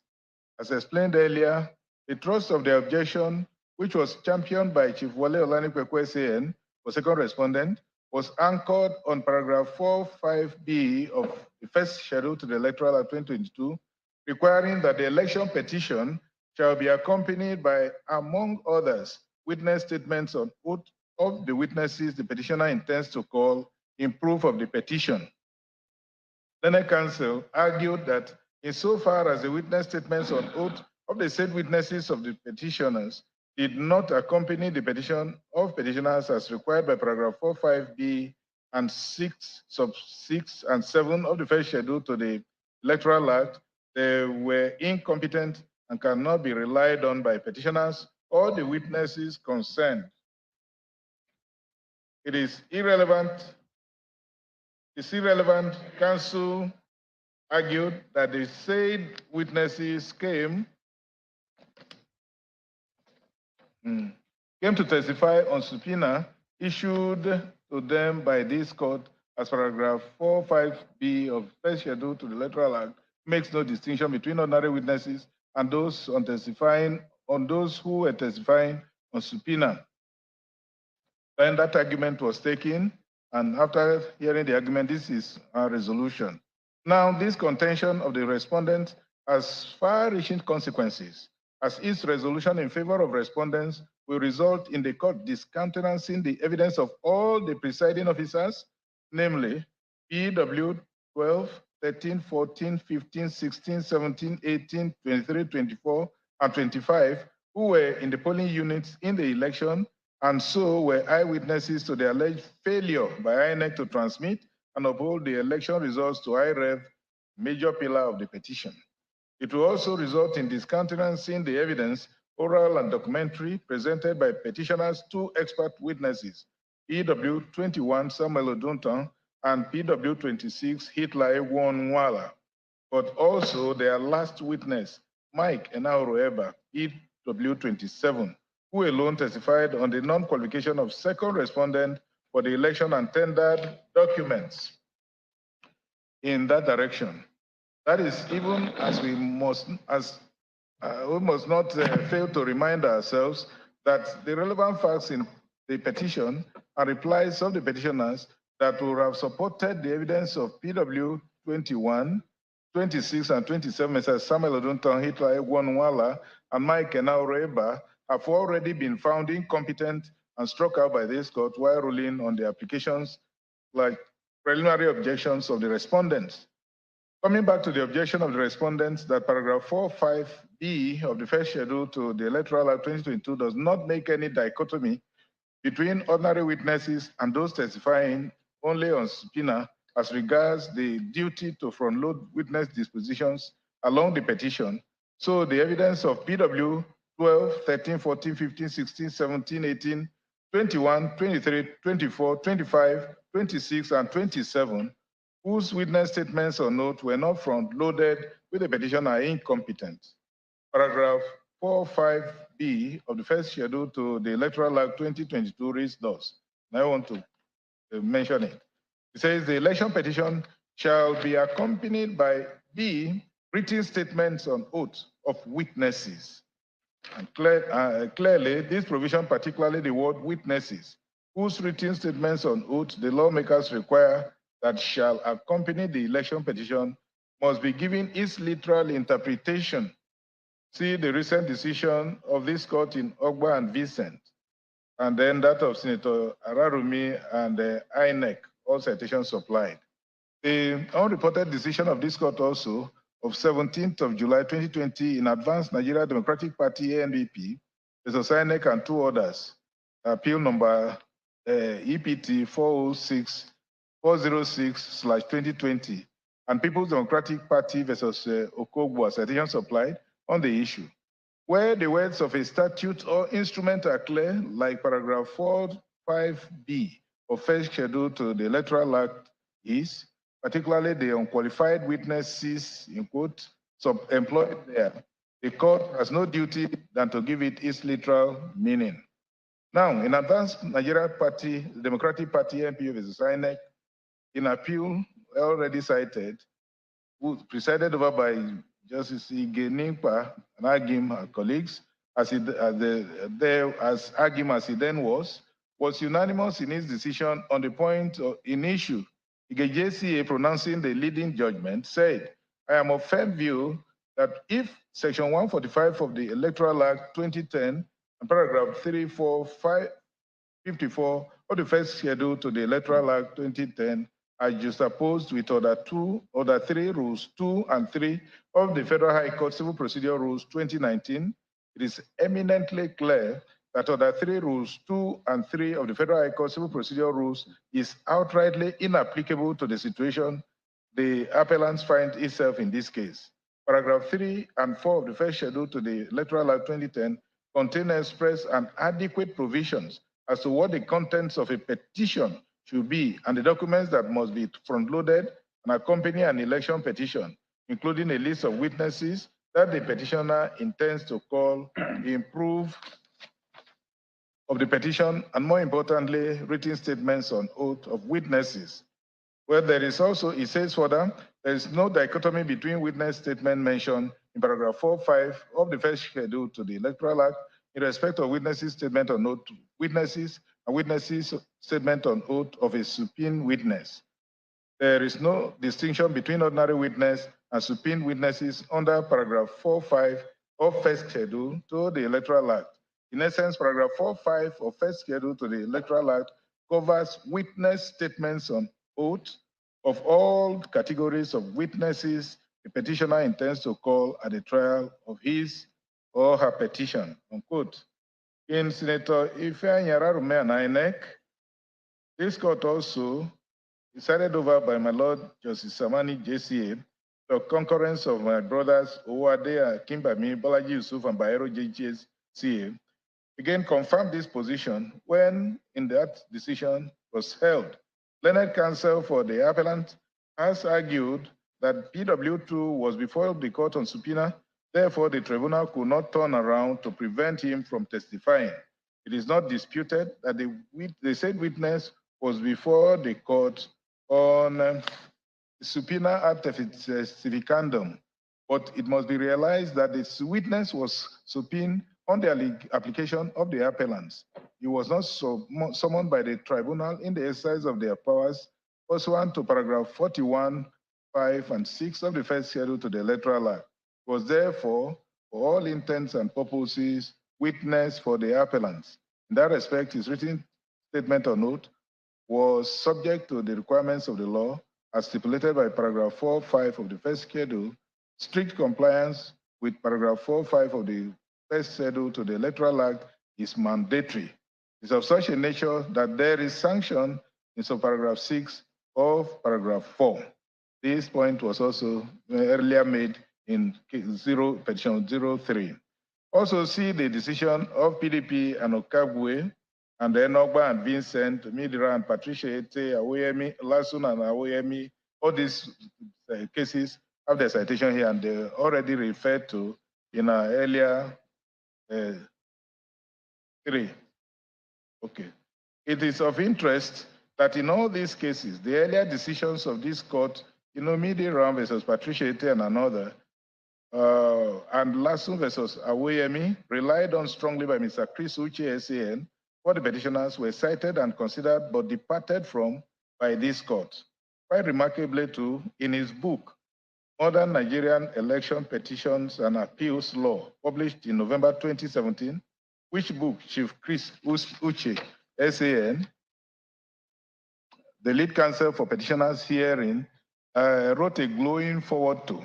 Learned Dr. Mr. Kelechi Peter Ikoroga, Esquire, had this to say at pages 134 to 140 while commenting on this same issue, the SR position of this court in Omidira and Ete, and then Lasu versus Awoyemi. There, Chief Uche SAN, who is incidentally is present here, says, just like a petitioner in an election has 21 days from the date of the result of the petition to file his petition, otherwise such a petition becomes statute bar, there is also a time limit to the period within which a petitioner is to file a deposition or other document not filed along with the petition. Thus, all evidence required in proof of a case must, as a precondition to exercise jurisdiction, be brought within the stipulated time frame. That is to say, 21 days after the declaration of the result. The Supreme Court has consistently, in the long line of cases, insisted on this strict and inelastic approach in enforcing the electoral laws. Thus, the efficacy of the decision of Omidirong versus Ete, see also Lasso and Awoyemi, citation supplied, wherein the Court of Appeal held that it would be appropriate to meet the justice of the case for a tribunal to order the filing of witness depositions by subpoenaed witnesses outside the stipulated time frame has been watered down, in that all evidence required in proof of the case must be brought within stipulated time frame. See the case of Ogba and Vincent, where the Court of Appeal, Agim JCA, as it then was in lead judgment, held.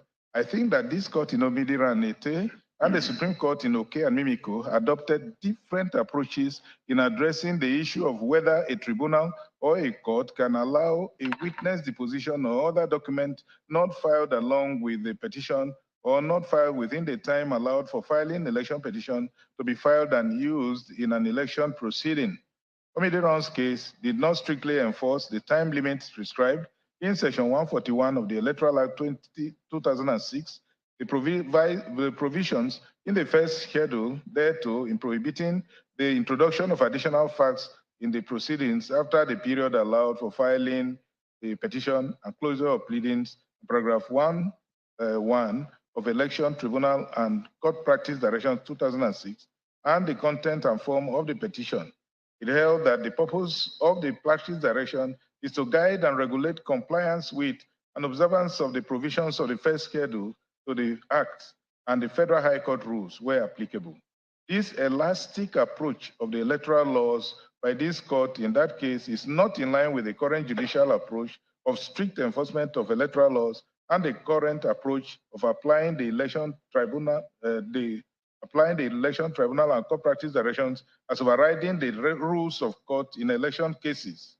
In Oke versus Mimiko, the Supreme Court approached the issue in keeping with the current judicial trend of strictly applying electoral laws and procedural rules and giving them supremacy over rules of court in election cases.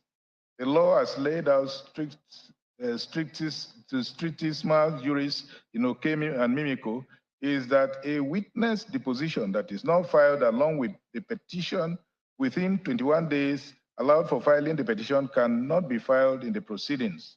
It held thus: if there was evidence which was fundamental to the determination of the petition, that evidence ought to have been placed willy-nilly before the tribunal within the time specified by the Electoral Act or any other act.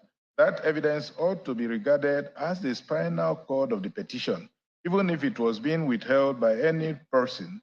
There are several ways to go about placing same before the tribunal. The Evidence Act is very clear on this, and the petitioner ought to have resorted to that procedure. Put this in italics, we have earlier mentioned it in 03. As earlier said, Chief Chris Uche, SAN, in his forward to that book, glowingly endorsed this author's position and even recommended it to judges like us in these words: the author has ably and remarkably sought to examine the legal framework of electoral legislation within the landscape of judicial decisions emanating from disputes arising from elections in the context of election litigation, from the preparation of the election itself through the pre-trial proceedings, the actual trial, the judgment and trial proceedings. This book truly stands out in the midst of several other books in this field. As an avid participant in electoral litigation, I wholeheartedly recommend this book to all, particularly to lawyers, judges, students of electoral laws, litigants, and as well as all stakeholders in the development of our constitutional democracy, unquote. I shall hold counsel to his words, not just because they are coming from him, but also because they are correct. Permit me to still say a word or two on petitioners' contention that Order 3 Rules 2 and 3 of the Federal High Court Civil Procedure Rules 2019 permitting parties to file witness deposition of a subpoenaed witness even after commencement of their action applies automatically to election petitions by virtue of paragraph 54 of the first schedule to the Electoral Act 2022. So witnesses' statement, they said, of their witnesses filed by them after hearing of the petition had long commenced wherein were in order, full stop. In the first place, paragraph 54 of the first schedule to the Electoral Act simply states, subject to the express provision of this Act, the practice and procedure of the tribunal or the court in relation to election petitions shall be as nearly as possible similar to the practice and procedure of the Federal High Court in the exercise of its civil jurisdiction, and the civil procedure rules shall apply with such modification as may be necessary to render them applicable having regard to the provisions of this act, as if the petitioner and the respondent were respectfully the plaintiff and the defendant in an ordinary civil action. This provision clearly makes application of the civil procedure rules of the Federal High Court in election petitions subject to the express provisions of the Electoral Act. It is not the other way around of modifying provisions of the Act to agree with the rules of the Federal High Court as suggested by Petitioners' Counsel. That much, paragraph 54 further clarifies by stating that even where the Federal High Court rules are considered applicable, they shall only apply with such modifications as may be necessary to render them applicable, having regard to the provisions of this act. Unquote. What all that means is that where there is express provision in the act on a particular situation, such as it clearly is in paragraph 45B of the first schedule to the Electoral Act 2022, that says the election petition shall be accompanied by written statements on oath of witnesses, the provisions of the Federal High Court civil procedure rules will not apply. Fortunately, there is again high authority in support of this position in the dictum of Muntaka Kumasi GSC in Nwankwo versus Yaradua, citation supplied, where His Lordship, after producing paragraph 50 of the first schedule to the Electoral Act, now paragraph 54, had this to say. Say from the above, it is crystal clear that the provisions of the Federal High Court rules are subject to the provisions of the first schedule of the Electoral Act 26, and if there is any conflict between them, the provisions of the rules under the Electoral Act will prevail. It is where there is a lacuna in the provision of the rules provided in the Electoral Act 2006 that the provisions of Federal High Court rules will apply. I shall also add that the Parliament have expressly stated without dichotomy in paragraph 45B of the first schedule that to the Electoral Act that petitioners shall front-load witness statements of their witnesses along with their petitions. It is not within the province of the court to give that provision a different interpretation. It is also no moment that in the court's opinion, the say literal meaning of paragraph 45B of the first schedule to the Electoral Act 2022 seems harsh, may not meet the justice of the case, as is being suggested by the petitioners, that subpoena is only issued to an unwilling witness, so it is not contemplated by paragraph 45B of the first schedule to the Electoral Act 2022 that a witness on subpoena should also depose to a witness statement before the subpoena to compel the attendance is served on him by the court. If anything, the argument rather brings to mind the very strong admonition of the British House of Lords Lords, Lord Denning MRL in Duport Steels Limited versus SIRS, citation supplied, where the learned Lord Scaman in his speech said, but in the field of statute law, the judge must be obedient to the will of the Parliament as expressed in its enactments. In this field, Parliament makes and unmakes the law. The judge's duty is to interpret and to apply the law, not to change it to meet the judge's idea of what justice requires. Interpretation does, of course, imply in the interpreter a power of choice where different constructions is possible. But our law requires that the judge chooses the construction which in his judgment best meets the legislative purpose of the enactment. If the result is unjust but inevitable, the judge may say so and invite Parliament to reconsider the provision. But he must not deny the statute. Palatable statute may not be disregarded or rejected merely because it's unpalatable. Only if a just result can be achieved without violating the legislative purpose of the statute may the judge select the construction which best suits his idea of what justice requires in any case. That is a settled position of the law, even in this country, C. Ndomaegba and Shukwogo. Citation supplied. Aromolara versus Aguru. Coca-Cola Nigeria, Akinsanya, then Global Excellence cited earlier, and Donald Duke. There, summarized aptly, wherein my Lord said, the duty of the court is not to deal with the law as it ought to be, but as it is. Paragraph 45B of the first schedule to the Electoral Act 2022, I will even venture to say further, appears to have been inserted by Parliament in further realization of the sui generis stroke time-bound nature of the election proceedings, a point further driven home by the Constitution of the Federal Republic of Nigeria, Second Alteration Act 2010, which introduced, among others, a new section 285 sub 6 into the 1999 Constitution. That provision states that an election tribunal or court shall deliver its judgment in writing within 180 days from the date of filing of the petition.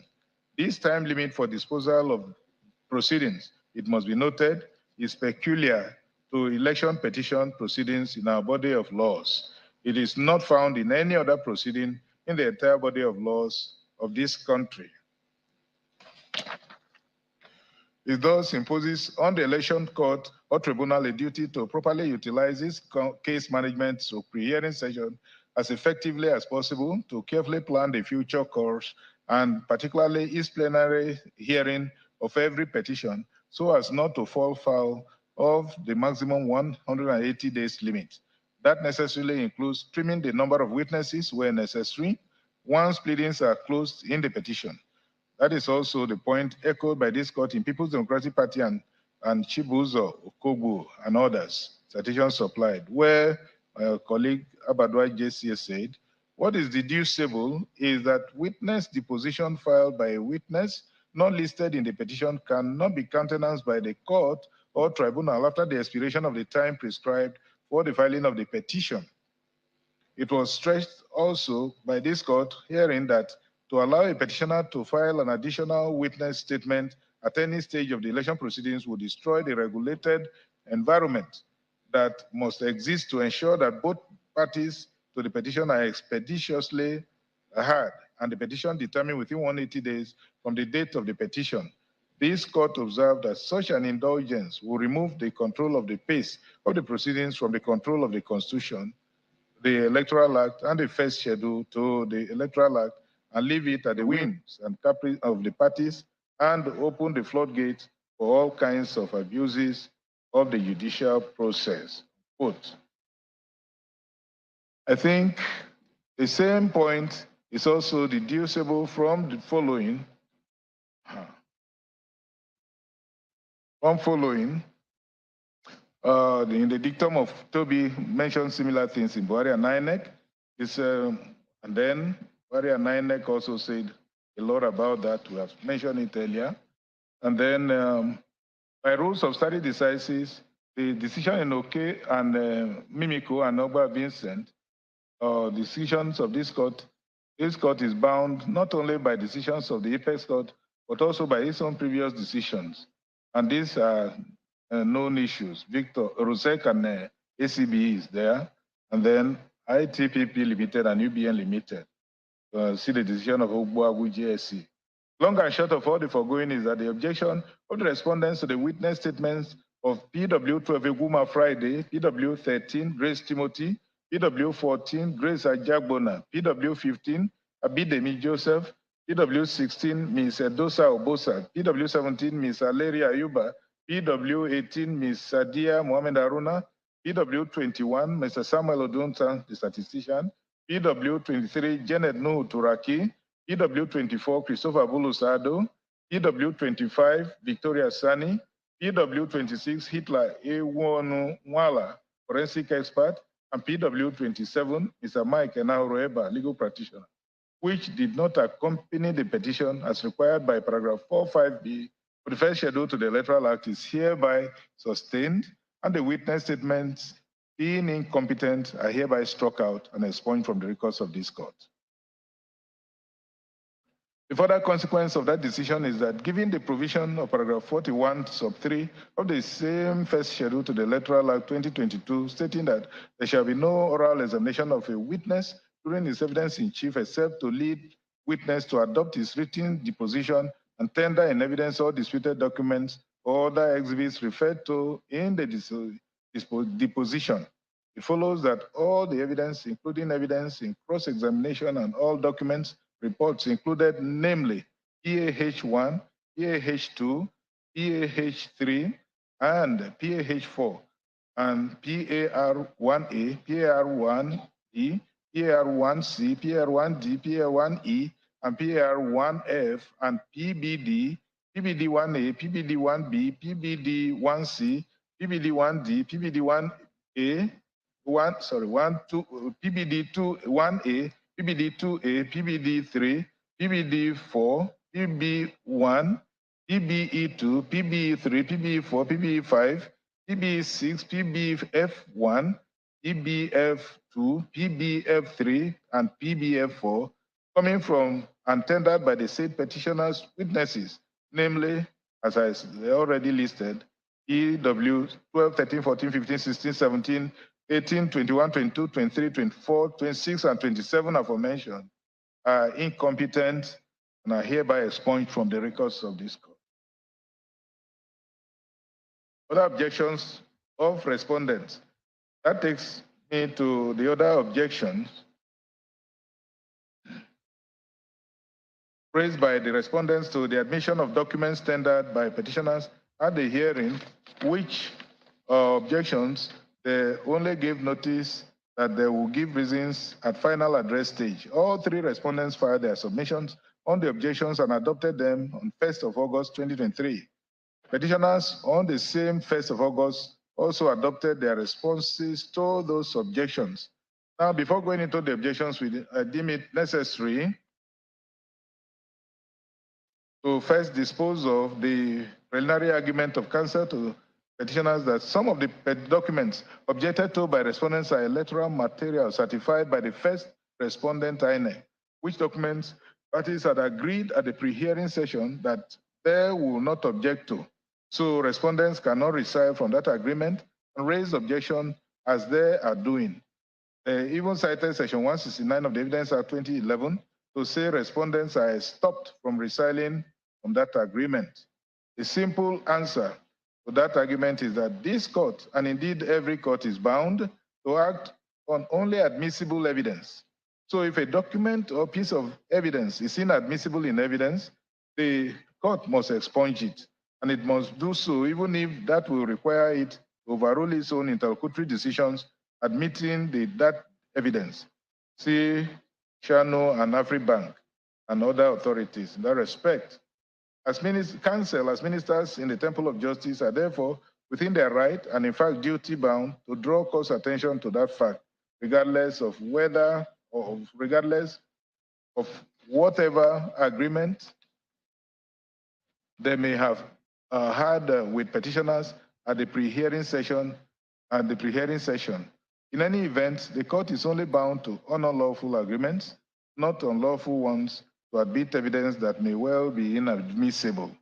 With that said, I now proceed to the objections as contained in the addresses filed by respondents. Here, I shall take them together as I would have done if reasons now advanced for them were canvassed earlier.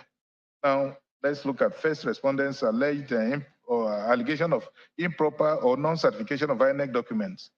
Answer to the first respondent in paragraphs 1.34 to 1.36 of first respondent's written address filed on 14th of July 2023. Second respondent at paragraph 3.13 of his 20th of July 2023 address, and third respondent in paragraph 1.14 of his written address on objections filed on 14th of July 2023, all argue that the payment for certification is one condition precedent under section 104 of the Evidence Act 2011 for certification of public documents.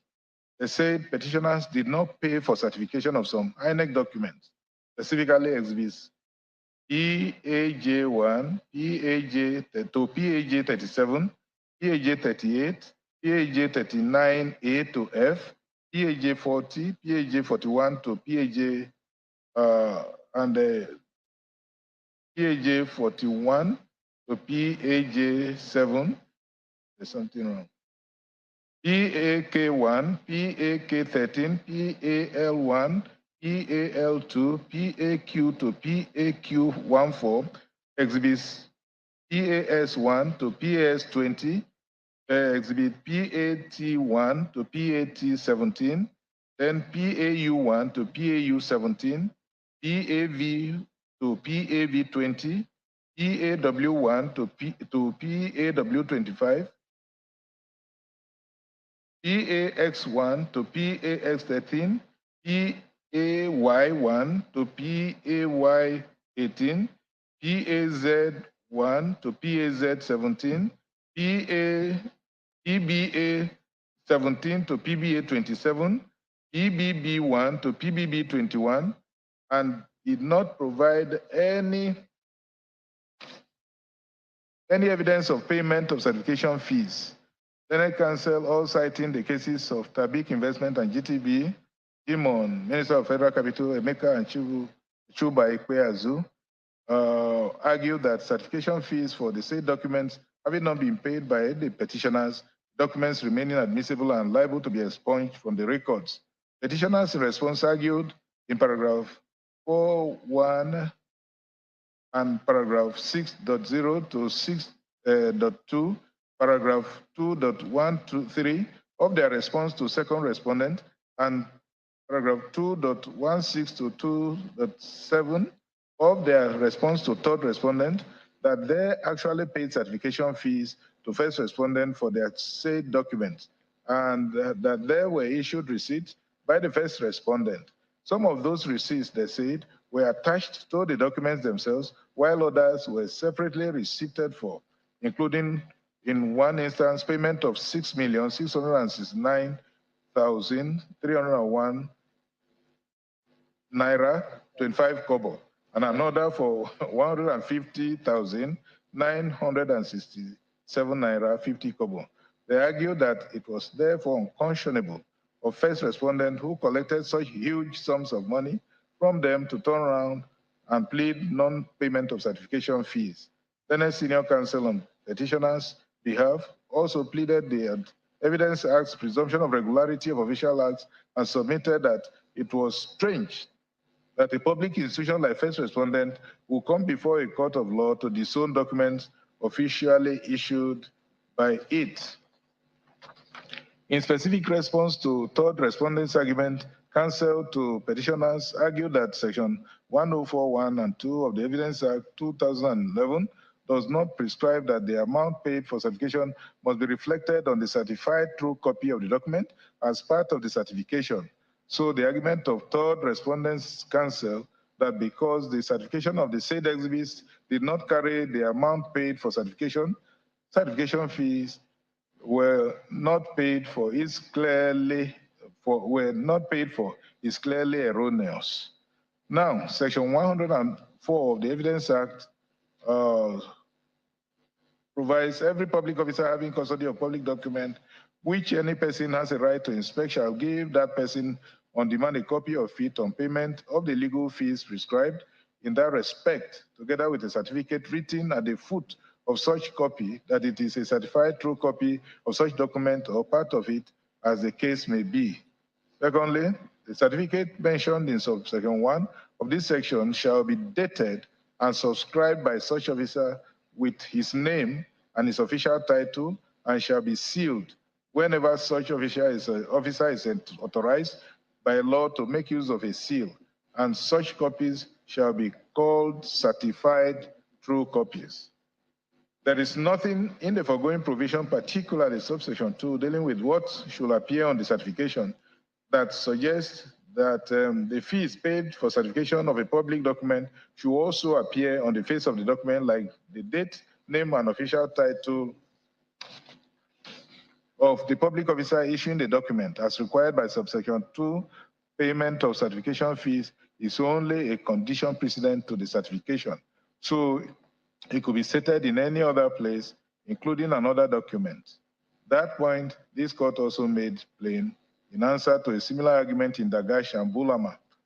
And see also Uzoma and Sodike, ANPP and PDP All these were made clear there, where it was held that certification in fee contained in separate document is sufficient. In this case, not only is there evidence of certification fee payment by petitioners first in the form of SBPD, showing payment by petitioners to INEC of the sum of 150,967 naira 50 kobo for some documents. There is also a second INEC receipt in INEC's own letterhead and attached to Exhibit PAF 4C. This latter document evidencing further payment of certification sum of 6,696,301 naira 50 kobo by the petitioners, atiku/PDP legal team, shows that it was made by the receipt number RRR 270-842-653235 and on INEX receipt number 069727 of 25th of May 2023. It specifically states on its face thus the sum of 6,696,301 naira 25 kobo only being payment for CTC IPO electronics of a copy of data level number or data level, although not very legible, with time, then stamp, event history, polling units of EC8As and S yet to be uploaded from EC9 and other documents 2023 presidential election unquote. All that, in my opinion, is sufficient evidence of certification fee payment. Even more so, when the receipt indicates that the said payment also covers other documents outside those specifically mentioned therein. The burden had thus shifted to the first respondent, INEC, to show that the monies it received from petitioners for certification fee payment did not cover the documents they are now talking about, which documents INEC interestingly also certified. That burden INEC never discharged, especially when account is taken of the fact that it did not even give the amount assessed, if any, that petitioners were owing them for certification.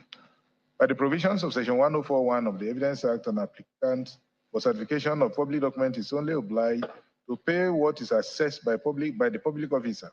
What is more, the mere fact that respondents certified the said documents for petitioners, coupled with the evidence of certification fee payment by petitioners in Exhibits PD and PAF 4C, sufficiently triggers the provisions of Section 168(1) of the Evidence Act 2011 that says when any judicial act or official act is shown to have been done in a matter substantially regular, it is presumed that formal requisites for its validity were complied with.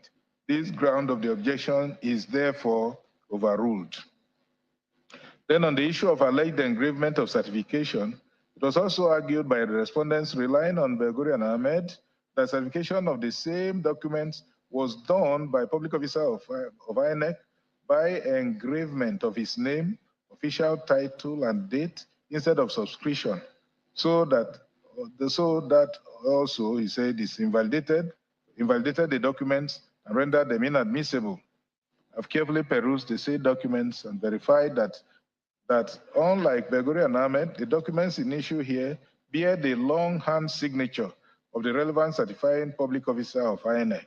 That, in our opinion, is substantial compliance with Section 104 of the Evidence Act and attracts the presumption of genuineness via Section 146 of the Evidence Act. First and second respondents in particular also argue that exhibits PAH1, PAH2, PAH3, and PAH4 tendered by PW21 Mr. Samuel Odunta and exhibit PAR8 to F tendered by PW26 Mr. Hitler A1 Nwala were made during pendency of this proceeding or in anticipation of it and therefore inadmissible in evidence by virtue of Section 83(3) of the Evidence Act 2011. In their response, the petitioners argued that the said documents were made pursuant to the orders of this court, pursuant to Section 146(1) of the Electoral Act 2022, permitting them to inspect documents, so they were properly before the court. Much as I am not oblivious of our earlier ruling that these same documents coming from witnesses whose witness statements on oath were not front-loaded with the petition are incompetent and so already struck out. I'm also of the opinion that the petitioners seem to 595 seem to completely misconceive the objection raised by the respondents, which is to the effect that the said documents, having been undeniably made during the pendency of this petition or in anticipation of it, are rendered inadmissible by the principal law guiding admissibility of evidence, the Evidence Act 2011 and Section 83 thereof, sub 3 thereof. It is therefore lame of the petitioners to find their breach of that provision on account of the orders of this court made pursuant to Section 146 of 1 of the Electoral Act 2022, that they be allowed to inspect polling documents in the custody of INEC. In any case, Section 146(1) of the Electoral Act 2022 merely states that an order for inspection of a polling document or any other document or packet in the custody of the Chief National Electoral Commissioner or any other officer of the Commission may be made by an election tribunal or a court of competent jurisdiction if it is certified that the order required is for the purpose of instituting, maintaining, or defending an election, unquote. This does not in any way give petitioners the leeway to adduce evidence in breach of Section 83, sub 3 of the Evidence Act 2011. Section 146 of the Electoral Act 2011 and the interim orders of this court only permitted the petitioners to inspect election documents for the purpose of instituting or maintaining an election petition. Nothing in that provision allows a petitioner to file evidence, let alone the bulky expert reports as in exhibits PAH1 to 4, PAH1AF, PAR1A to F during the pendency of the petition.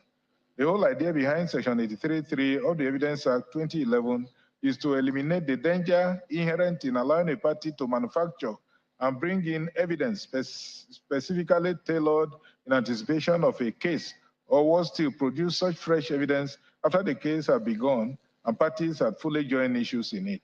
That is exactly what the petitioners sought to do with exhibits PAH1 to 4 and PAR1 A to F, prepared and filed by experts long after pleadings in the petition had closed, when respondents will no longer have opportunity of retaining their own experts to respond to the evidence presented against them in the said reports. I'm in agreement with the respondents and hereby uphold their objection that the said reports, which were admitted in evidence as exhibits PAH1, PAH2, PAH3, and PAH4, and PAR1A, PAR1B, C, D, and E, and F are without prejudice to our earlier decision that the incompetent is also rendered inadmissible in evidence by virtue of Section 83, sub 3 of the Evidence Act 2022. Oh, sorry, Evidence Act 2011. Then the next one is inadmissibility of election documents tendered as exhibits by petitioners on grounds of absence of pleading to support them and consequential irrelevance to the petition. The respondents' argument here are given. So we'll now skip that to the resolution. We've seen that, and the resolution we have is, it appears clear to me that the respondent's objection here is misconceived and founded on isolated reading of paragraph 143 of the petition, where the petitioners aver that the first respondent and his agents wrongly and deliberately entered wrong scores results for the underlisted 22 states, namely Abia, Damawa, Akwa Ibom, Anambra, Bauchi, Bayelsa, Cross River Delta, Edo, Enugu, Gombe, Imo, Kaduna, Katsina, Kebbi, Niger, Oshun, Taraba states. Pleadings, they said, of party is not read in that isolated manner to get at a party's complaint. pleadings must be read holistically to get at the complaint in issue. If that is done as it should be done, the respondents would have come across where petitioners left no one in doubt that their complaint about the election is nationwide and not isolated to only some few states. That much is clear.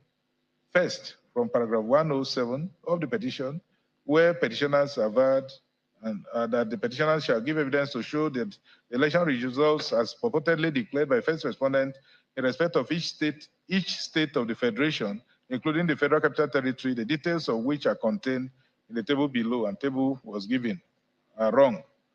Then they proceeded to list each of every state of the federation. They also gave in the table wrong election figures declared by INEC for each state and FCT. Then in paragraph 147 of the same petition, they listed 60 different types of sets of documents they intended relying on to prove the said averment. In paragraph 107 of the wrongness of the result declared by INEC for each state and the FCT, the presidential election. Among those documents listed by them are A, BVAS CTC reports, B, Forms EC8 series, then EC8A, EC8B, EC8C, EC8D, EC8DA, EC8E.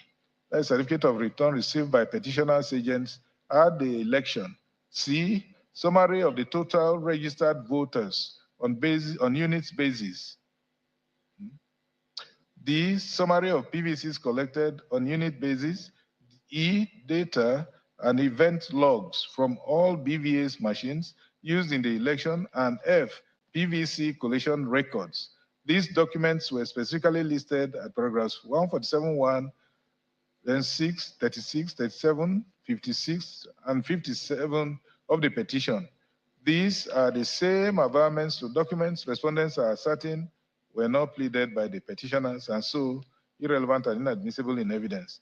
They are indeed wrong. This ambit of the objection of respondent is therefore overruled and rejected. Then objection made by only the third respondent. The next set of objections to documents tendered by the petitioners were raised by only third respondent. I now proceed to consider them.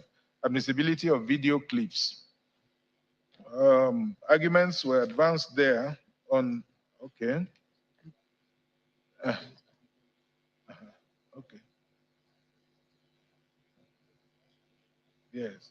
So we said, I'm however of the opinion that the contention is also misconceived, especially when regard is had to paragraphs 1, A, B, E, F, G of the certificate of authentication of the said video clips made by PW19 Dr. Ter.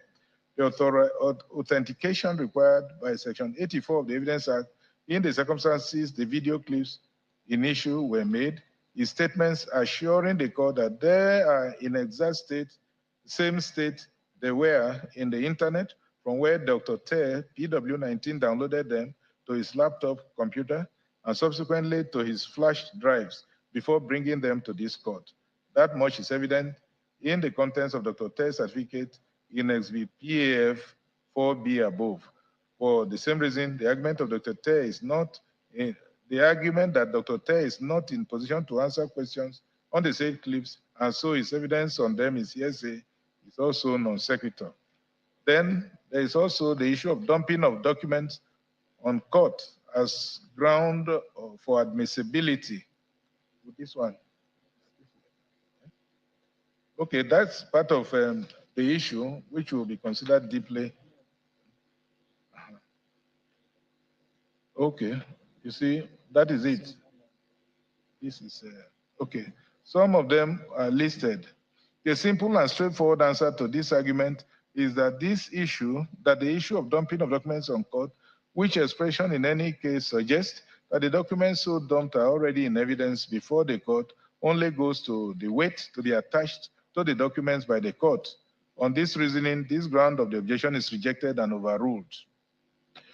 Then also there is allegation that some documents tendered were either made during pendency of this proceeding, I think we have seen that, and anticipation of it by interested parties. I think we've done a little consideration of this earlier. So we'll go to number 3. They said also that exhibits PBD PBD1A, PBD1B, PBD1C, PBD1D, PBD1A, PBD2A, PBD3, and up to PBF4, tendered by the petitioners through PW27, Mike Enauro to show second respondent's non-qualification for the presidential election on grounds of his alleged conviction stroke fine in the United States of America, forgery of certificates, and dual citizenship are irrelevant to the proceeding and so inadmissible in evidence, petitioners having not pleaded necessary facts in their petition to support them. This also was looked at by us, and okay, and I have already ruled while considering the preliminary objection of the respondents to the petition and replies of the petitioners that paragraph 146 of the petition, where the petitioners averred to non-qualification of second respondent for 2023 presidential election, was bereft of facts to sustain it. I also held that the fresh facts of second respondent's conviction / fine by a district court in Illinois in United States alleged forgery of documents and dual citizenship, all of which petitioners only introduced for the first time in their replies, were incompetent. They ran foul of both paragraphs 4.1d and paragraph 16.1b are incompetent, liable to be struck out, and were indeed struck out. I'm also aware that we have just a few seconds ago ruled here in this judgment that evidence of PW27, though through whom they say the documents SB now impeached by third respondent were brought in, is incompetent for non-compliance with paragraph 45B of the first schedule to the Electoral Act. Those rulings constitute issue estupel, binding not only on the parties but on this court too, meaning further that this court cannot depart from them. See Francis Shano and Afri Bank, and also Lawal Daodo and Cardoso and Daniel and all that. Consequently, the objection of third respondent to the admissibility of this evidence earlier highlighted, the objection is hereby upheld, and the said documents are further ruled inadmissible and expunged from the records of this court. Summary of all the foregoing is that, 1, the objection to the evidence adduced by PW12 witness Eguma Friday, PW13 Grace Timothy, PW14 Grace Ajabona. Okay. Well, we said all those ones we have mentioned and also recouched here, we say that the objection is upheld, that evidence together with the documents, reports included, tendered by the same witnesses are hereby expunged from the records of this court.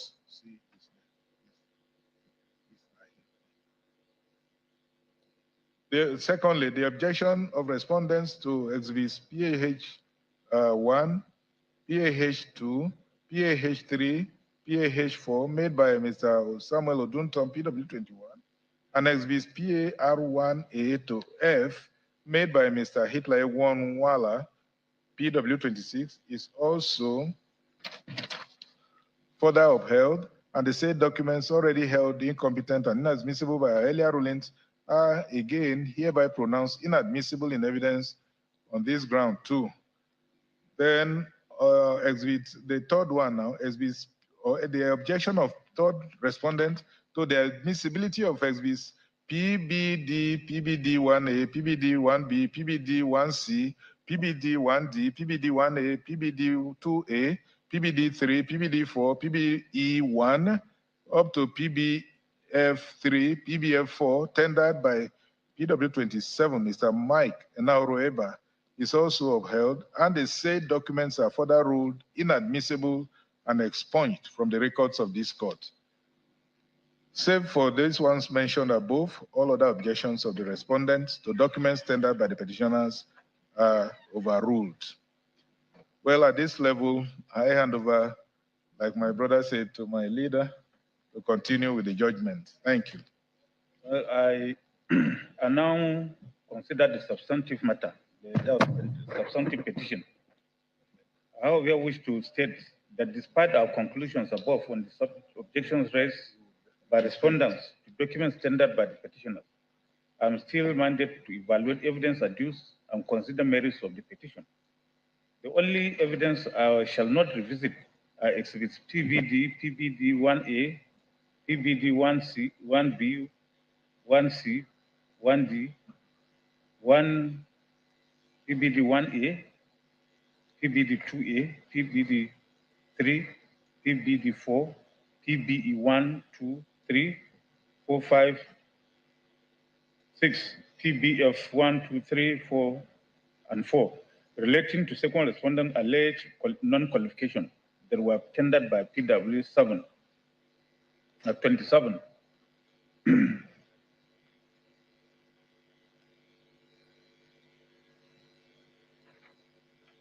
Mr. Mike Yanahoro Eba, the said documents in our view, being bereft of pleadings to sustain them as a liberal stated earlier in this judgment. Coming to the hearing, the petitioners called a total of 27 witnesses and closed their case on 24th June 2023. The respondents opened their respective defenses starting from 3rd day of July 2023. The said respondent called one witness as one of its staff, RW1, and closed his case. The second respondent also tendered documents and called one witness, RW2. The third respondent did not call any witness but tendered documentary evidence. At the close of the case of the parties, the court ordered written addresses. The addresses were filed and scheduled. In the final address for the first respondent filed on 14 July 2023, the learned leading senior counsel of first respondent, Mr. A.B. Mahmoud SN, raised 4 issues as follows. 1, whether having regard to section 47, subsection 2 and 3 of the Electoral Act 2022, paragraphs 38 and 92 of the regulations and guidelines for the conduct of elections 2022, and totality of evidence adduced at the trial, the inability of the first respondent to transmit the polling unit results electronically in real time using the BVAS device to the IRF portal constitutes non-compliance with the Electoral Act if such substantially affected the outcome of the presidential election held on 25th day of February 2023. 2, whether there exists cogent and credible evidence of corrupt practice to warrant the nullification of the presidential election held on 25th day of February 2023. 3, whether going by the provisions of section 131 and 137 of the Constitution of the Federal Republic of Nigeria as amended, the second respondent was at the time of the presidential election held on 25th day of February 2023 not qualified to contest the said election. 4, whether upon proper construction of section 134(2)(b of the Constitution of the Federal Republic of Nigeria 1999, the requirement that a candidate must score not less than 1/4 of the votes cast at the election in each of at least 2/3 of all states in the Federation as the Federal Capital Territory, Abuja, means that a successful candidate must specifically score at least 1/4 of the votes cast in the Federal Capital Territory, Abuja, in addition to 2/3 of all the states. The second respondent, through his counsel, Wale Ulani Pekun, SAN, filed his written address on 14 July 2023. He raised for determination 4 issues which were listed as follows. 1, considering the relevant provisions of the Constitution of the Federal Republic of Nigeria 1999 as amended, the salient provisions of the Electoral Act 2022, as well as the admissible evidence on record, whether the election of the second respondent into the office of President of the Federal Republic of Nigeria on 25th February 2023 was not in substantial compliance with the principles and or provisions of the Electoral Act 2022. 2, in view of the clear provisions of the Constitution, the Electoral Act 2022, and plethora of judicial precedents on the criteria for qualification of candidates for election to the office of President, coupled with the peculiar circumstances of this petition, wherein the petitioners pleaded no fact in support of their allegation of non-qualification of the second respondent, whether the second respondent was or is not eminently qualified to contest the presidential election of 25th February 2023. 3, upon a combined reading of section 134 and 299 as well as other relevant provisions of the Constitution, Section 66 of the Electoral Act 2022, and other relevant statutes, whether the second respondent has not satisfied the necessary constitutional and statutory requirements to be declared winner of the presidential election of 25th February 2023 and returned as president of the Federal Republic of Nigeria. 4. Considering the constitution of the petition and the task evidence adduced, whether this honorable court can accede to any of the reliefs being claimed by the petitioner. The third respondent, through her lead counsel, filed its final address on 14 June 2023. Similarly, 4 issues were generated for determination.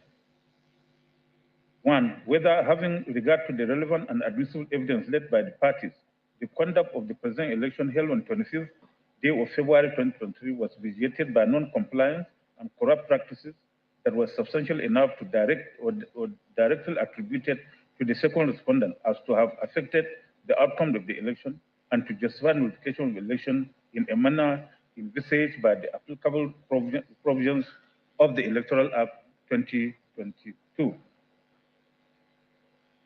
2. Whether the burden of proving that first petitioner and not second respondent scored majority of lawful votes cast and satisfied the constitutional requirement of having 1/4 of the votes cast in each of at least 2/3 of all states of the Federation and the Federal Capital Territory to be declared and returned as the winner of the presidential election held on 25th February 2023 has been discharged by the petitioner.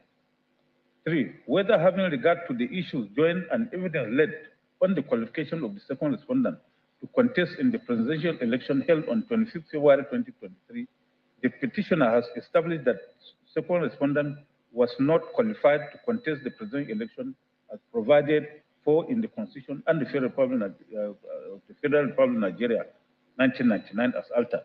And 4. Whether, having regard to the totality of the evidence led by the parties and the applicable law, the petitioners are entitled to succeed on any of the reliefs sought in the petition at all, or that the petition ought to be dismissed in favor of the respondents. In response to the addresses filed by the first, second, and third respondents, the petitioners, through their leading counsel, Chief Chris Uche, SAN, filed their respective written addresses on 21st July, 22nd July, and 23rd July 2023. The petitioner's senior counsel filed separate written addresses in response to each of the first, second, and third respondent addresses. The issue for determination raised in the 3 written addresses filed by petitioners in response to each of the written addresses of each of the respondents are the same, and they are: 1. Whether the return of the second respondent in the election to the office of the President of the Federal Republic of Nigeria held on 25th day of February 2023 was not invalidated by reason of substantial non-compliance with the provisions of the Electoral Act 2022 on electronic transmission of results for collation and verification. 2.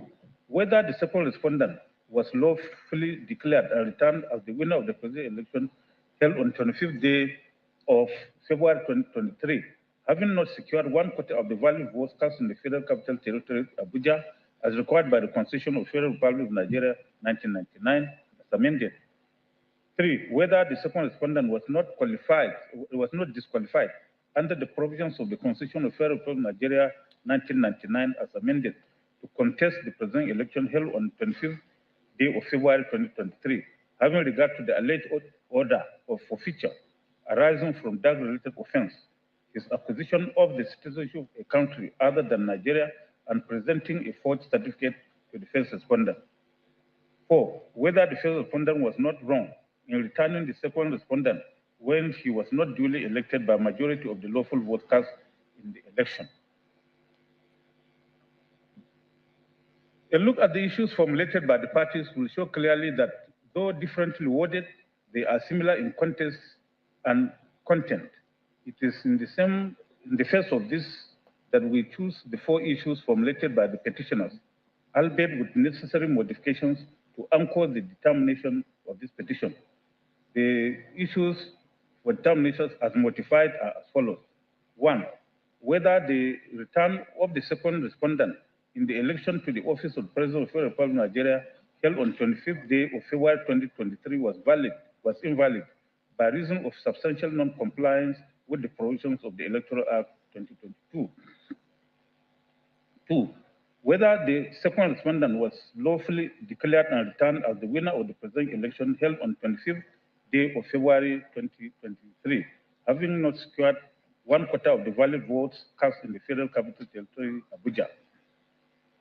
3. Whether the second respondent was not disqualified under the provisions of the Constitution of the Federal Republic of Nigeria as amended to contest the presidential election held on 25th day of February 2023, having regard to the alleged order of forfeiture arising from the drug-related offense, his acquisition of the citizen of the country other than Nigeria, and presenting a false certificate to the first respondent.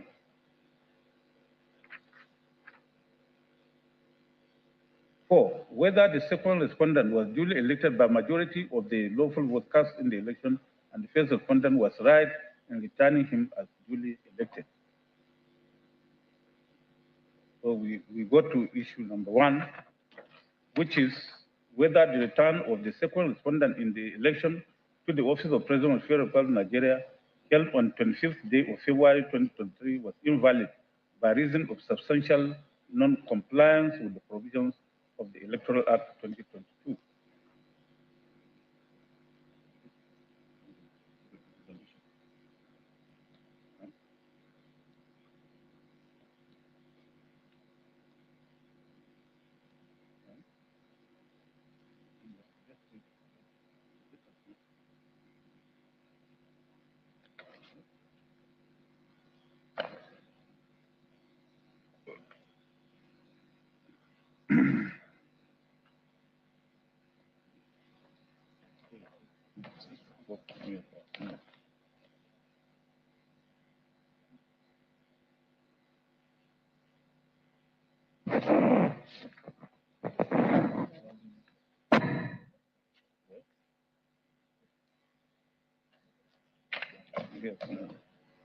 Yes, we have considered the submissions of council, which we have summarized here. So we'll just go straight to the resolution of that issue. This issue of non-compliance is directly standing on the first ground of this petition. Thus, by paragraph 16A of the petitioner stated that the election of the second respondent is invalid by reason of non-compliance with the provisions of the Electoral Act 2022. By section 1341B of the Electoral, non-compliance with the Act is a ground for questioning or challenging an election. Primarily, the law is well settled that the results declared by ANEC first respondent in an election enjoy a presumption of legality. In other words, they are prima facie correct. Section 168 of the Evidence Act 2011, recently applied by the Supreme Court in Atuma and ANEC and APC.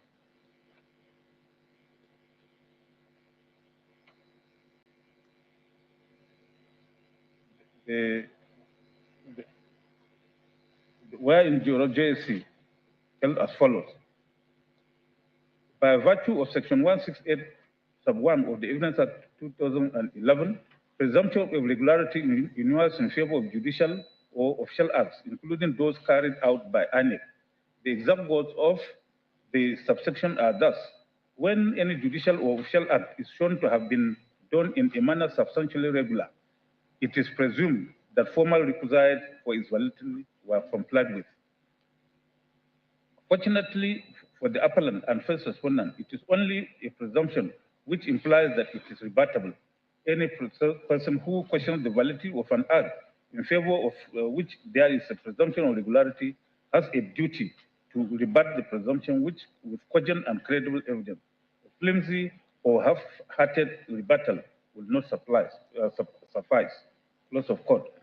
Any petitioner who complains that the result as declared is either wrong or not in compliance with the Electoral Act has the onus of proving the contrary. See Newsom Peterside.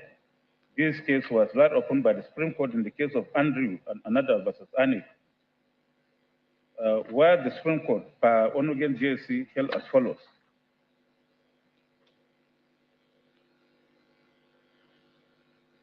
Well, the term is far gone. We skip those quotations.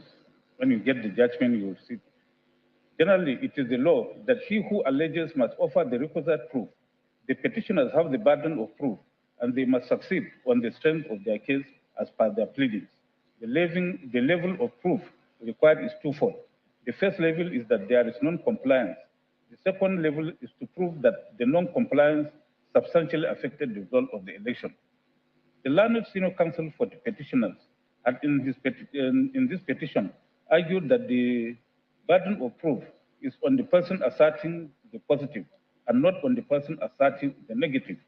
The petitioners, it appears from their position, tend to cross the line of misconception as to who has the burden of proof in adversarial system of justice in civil cases when the primary onus of proof is on the petitioner who makes all the claims against the respondent in this case. Well, we had started this case of Dashe and Druven by Ugo Jesse in the earlier petition just determined. That's petition number 3. Usually the burden of proof is the debt owed by the petitioners to the success of their petition. The burden of proof rests upon the party who substantially asserts the affirmative of the issue. It is fixed at the beginning of the trial by the state of the pleadings. If the party with the burden fails or could not discharge the burden, the decision must be against him.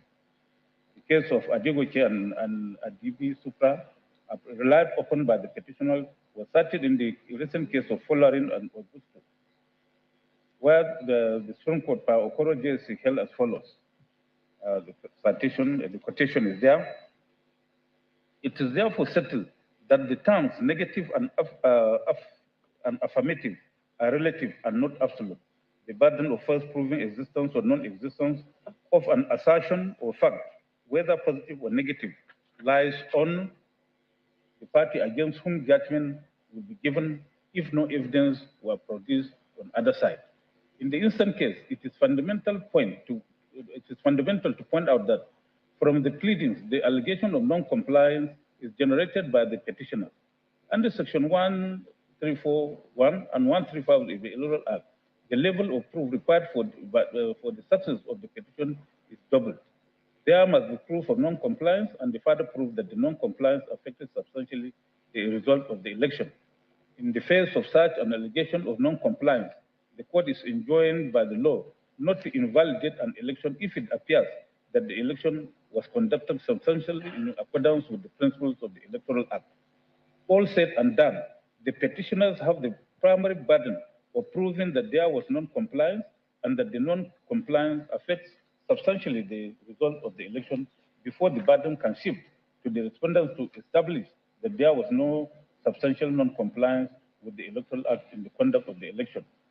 If petitioners have in their petition pleaded some of the facts relating to their complaint of non-compliance to the Electoral Act 2022, the key paragraphs of their petition in that regard are paragraphs 18, 22, 23, 25, 28, 29, 35, 36, 37, 38, 39, 40 to 44, 46, and 48 of the petition. The respondents joined issues with the petitioners in respect of this issue, and they all denied the facts pleaded by the petitioners.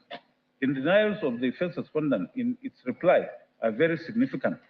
In paragraphs 17, 18, 19, 31, 32, 33, 34, 35, 36, and 37 of the first respondent reply to the petition, the first respondent is in great measure denied all the allegations of the petition. In the petition, since those paragraphs are direct and straight denial by the first respondent, the burden of proof remains on the petitioners to establish their claim as required by the law. Apart from the first respondent, who is the primary respondent, due to the fact that it is acts that are challenged in this petition, the second and third respondents, who are the beneficiaries of the declaration of the result, join issues with the petitioners. The second respondent, in its reply to the petition, countered all the petitioners pleaded in respect of this issue. Issue 1 with paragraph 6, 33, 56, and 57 thereof. The third respondent countered the petitioner's allegation with paragraph 26, 37, and 40 of its reply to the petition. Non-compliance in ordinary parlance means failure to, or refusal to do something that you are officially or statutorily supposed to do. See Shulwa and another versus To J. I. 13, Ojuku and Yaradua and Akeredulu and Mimiko. The Electoral Act 2022, in an explicit manner, has laid out clearly grounds upon which an election can be questioned in Section 134 thereof. Then there is Section 135 of the Electoral Act, which looks like a proviso to Section 134 for proper appreciation of the intendment of the law. Section 134 and 135 of the Electoral Act must be considered together. Well, an election may be, 1341 says, an election may be questioned on any of the following grounds. B of it says the election was invalid by reason of corrupt practices or non-compliance with the provisions of this act. Then 135(1) says an election shall not be liable to be invalidated by reason of non-compliance with the provisions of this act if it appears to the election tribunal or court that the election was conducted substantially in accordance with the principles of this act and that the non-compliance did not affect substantially the result of the election. This ground of non-compliance to the Electoral Act has been in all our electoral laws, even from when we had parliamentary system of government. The courts have, over the years, shed a lot of light on the requirement of the law in proving the allegation of non-compliance. A short chronicle of the decisions of our courts will throw more light on the evidential burden of proving non-compliance. For that purpose, we cited the cases of Bassi and Young, Awolowo and Shagari. We also cited the cases of Buhari and Anada versus Obasanjo and others, and CPC versus Buhari and others. So in all these decisions, the evidential burden of proof of non-compliance lies on the petitioner, who must first prove that there was non-compliance, and secondly, that the non-compliance has substantially affected the results being contested. Let me say that at the risk of sounding repetitive, that it is after the onus on the petitioner is discharged to the satisfaction of the court, that the onus will shift to the respondents to establish that the results were not affected. It follows, therefore, from the authorities referred to that for the petitioner to succeed in the allegation of non-compliance, they must plead clearly in their petition the non-compliance and call witnesses or place before the court cogent and credible evidence of such non-compliance. The petitioners need to place before this court evidence based on their pleadings, indicating that the non-compliance has affected the votes cast at the election and that the impact is substantial enough to invalidate the election. The petitioners, it must be underlined, pleaded in paragraph 4 of the petition that the petitioners had agents in all the polling units, ward collation centers, local government collation centers, and state collation centers in all the states of the Federation and the Federal Capital Territory, as well as the National Collation Center. Of this crowd of agents, the petitioners did not call any of their agents at the polling units. The said agents at the polling units were the ones who were meant to sign and collect duplicates of results from EC8A. The few agents called were state and national collation agents. Largely, their testimonies were hearsay. Let us now examine their evidence before the court. The PW1 is Captain Joe Agada, retired. His statement on oath is at pages 198 to 200 of the petition. He was the petitioner's collation agent for Kogi State. In paragraphs 7, 8, and 11 of his statement, he deposed that from his analysis, he discovered various forms of non-compliance and corrupt practices such as suppression of votes, manipulation of Vivas machines, manipulation of accreditation, intimidation and harassment of voters, massive thumbprinting of ballot papers, etc. This witness did not give particulars of these malpractices. There was no forensic report to support allegation of multiple thumbprinting at the polling units. In PDP and ANEC and others, this court, per Agim Jesse as it then was, held that it is only a polling unit agent, or a person who was present at the polling unit during polls that can give admissible evidence of what transpired during the poll in the unit. See also Goyol and Anada versus Anik, Buhari and Anik and others.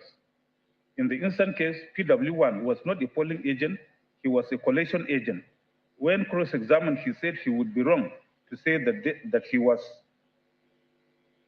present when all the ballot papers and boxes were manipulated, that he visited only 20 polling units out of the over 3,000 polling units in Kogi State. He admitted that his party had polling unit agents in all the polling units and that they are still alive. The PW2 is also a collation agent. His witness statement on oath is at pages 213 to 215 of the petition.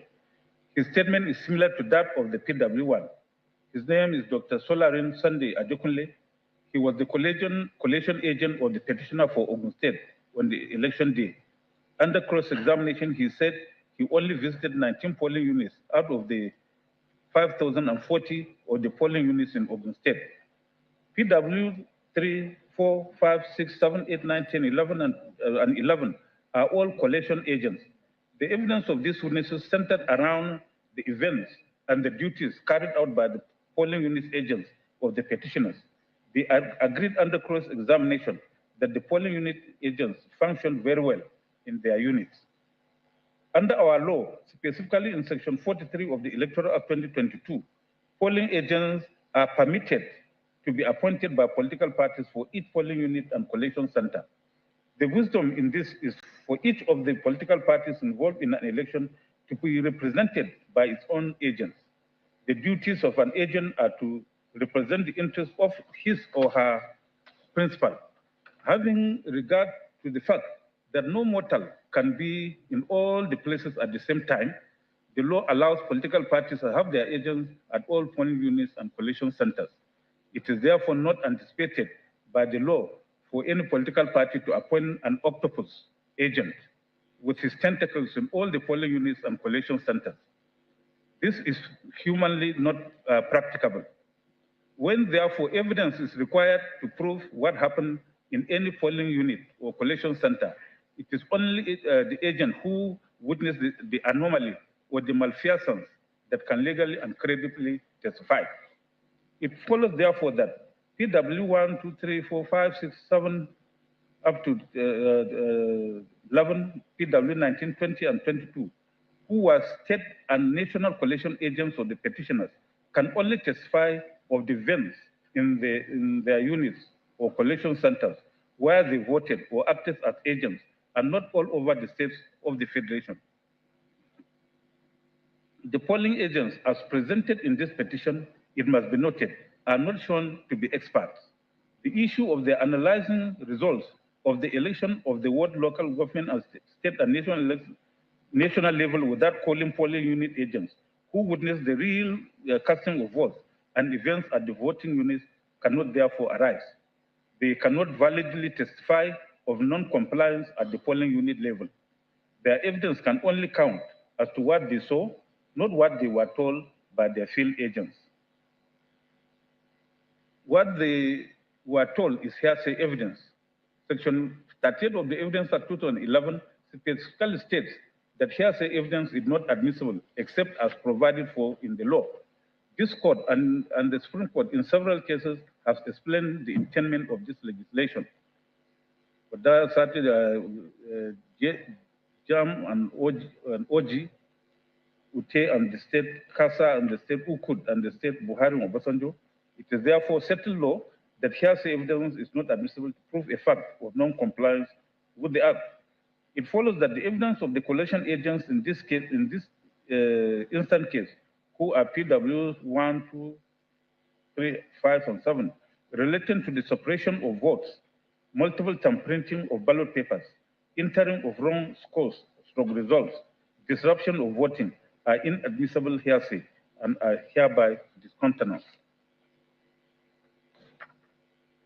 In the instant petition, the petitioners called 27 witnesses and tendered documents and exhibits. The main and crucial complaint of the petitioners from the evidence placed before the court was the inability of the presiding officers employed and used by the first respondent to upload and transmit the polling unit's results to the first respondents result viewing portal, that's IREF, and the electronic collection system.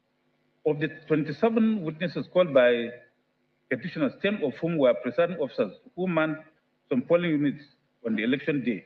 A look at their evidence will bring out the facts of how the presidential election was conducted in some of the polling units on 25th February 2023. These witnesses are PW 12, 13, 14, 15, 16, 17, 18, 23, 24, and 25. PW 12 is Yoguma Omachuku. The witness was on subpoena. He was the presiding officer in Collation Unit 07, Ward 3, Aba North of Abia State. His evidence is that the election was conducted as his polling unit and that at the end of the election, the results were recorded on the result sheet and duplicate copies given to the party agents at the polling unit. He stated that he had challenges in uploading the presidential election results from his polling unit to the IRF portal and electronic collection portal. When cross-examined, the PW12 testified that the election was peaceful and that it was the image of the result on Form EC8A that was supposed to be uploaded to the IRF portal. He further testified that the result sheets were delivered at the Ward Collation Center to the annual Ward Collation Officer. He said he was happy with the conduct of the election. PW13, Grace Timothy, who was the presiding officer for a polling unit in Bauchi State, corroborated the testimony of the PW12. She could not upload the result of the election to the RF, but that the party agent signed from EC8A and that she took the original result to the Ward Collation Center. PW14, Grace Ajabona, whose petition was polling unit 6, Ward 1, Yaba West, local government area of Kogi State, equally testified that the election result from her unit from EC8A was signed by her and all the party agents before she took the result to the Ward Collation Center. The PW15, Abidemi Joseph, was the presiding officer in charge of polling unit 047, Ward 9, Maji of Babambola community in Maji, Suleja, Niger State. She gave the evidence also that election was conducted in her unit and that the results were signed by her and the party agents before she took it to the Ward Collation Center. She also could not upload the result to the average viewing portal of ANIC. The PW16, Idosa or Bosa, was the presiding officer at polling unit 09, Welu Health Center, Ego Ward 05, Edo State. She equally testified that even though voting went well in the election at her polling unit, she was unable to upload the result of her unit to the RF using the beavers. She did the manual recording of the results into Form EC8A and signed the result along with the party agents. The result was equally taken by her to the Ward Collation Center. The same story was told by the PW17, Alheri Ayuba, who presided at the polling unit 05, Garki Ward 02, FCT Abuja. She used beavers for accreditation of voters, but could not through beavers to IRF. She and the party agents signed the results, and she took the results to the Ward Collation Center. Even the testimony of Mohammed Haruna Sadia, the PW18, is in the same order. He was the presiding officer for Unit 05, Amak City Center, Ward 06, in FCT Abuja. She testified she could not also upload the results to the RF. She entered the results manually to Form EC8A and took it to the Ward Collection Center. She testified that she gave copies of the result to the party agents before taking the original to the Ward Collection Center. Janet Nuhu Turaki, the PW23, who was the presiding officer for Bolori West, Ward 04, AB Bomala Danladi Jalo Polling Unit 03, Gombe State, could not upload the results to IRF after using beavers to snap the result as recorded in Form EC8A. She, however, testified that the party agents signed the results with her before she took the results to the Ward Collation Center. The same run of evidence was given by TW24, Christopher Bulus Ardo.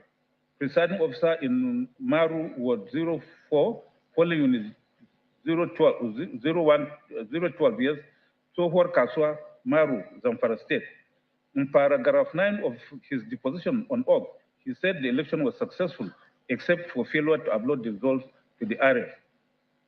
The PW25, Victoria Sani, who was the presiding officer at polling unit 020, Ward 01, Atagarawa local government area of Katsina State, had the same testimony and experience with the beavers and the issue of uploading results to RF. The testimony of these witnesses were so clear and cogent that the election went well.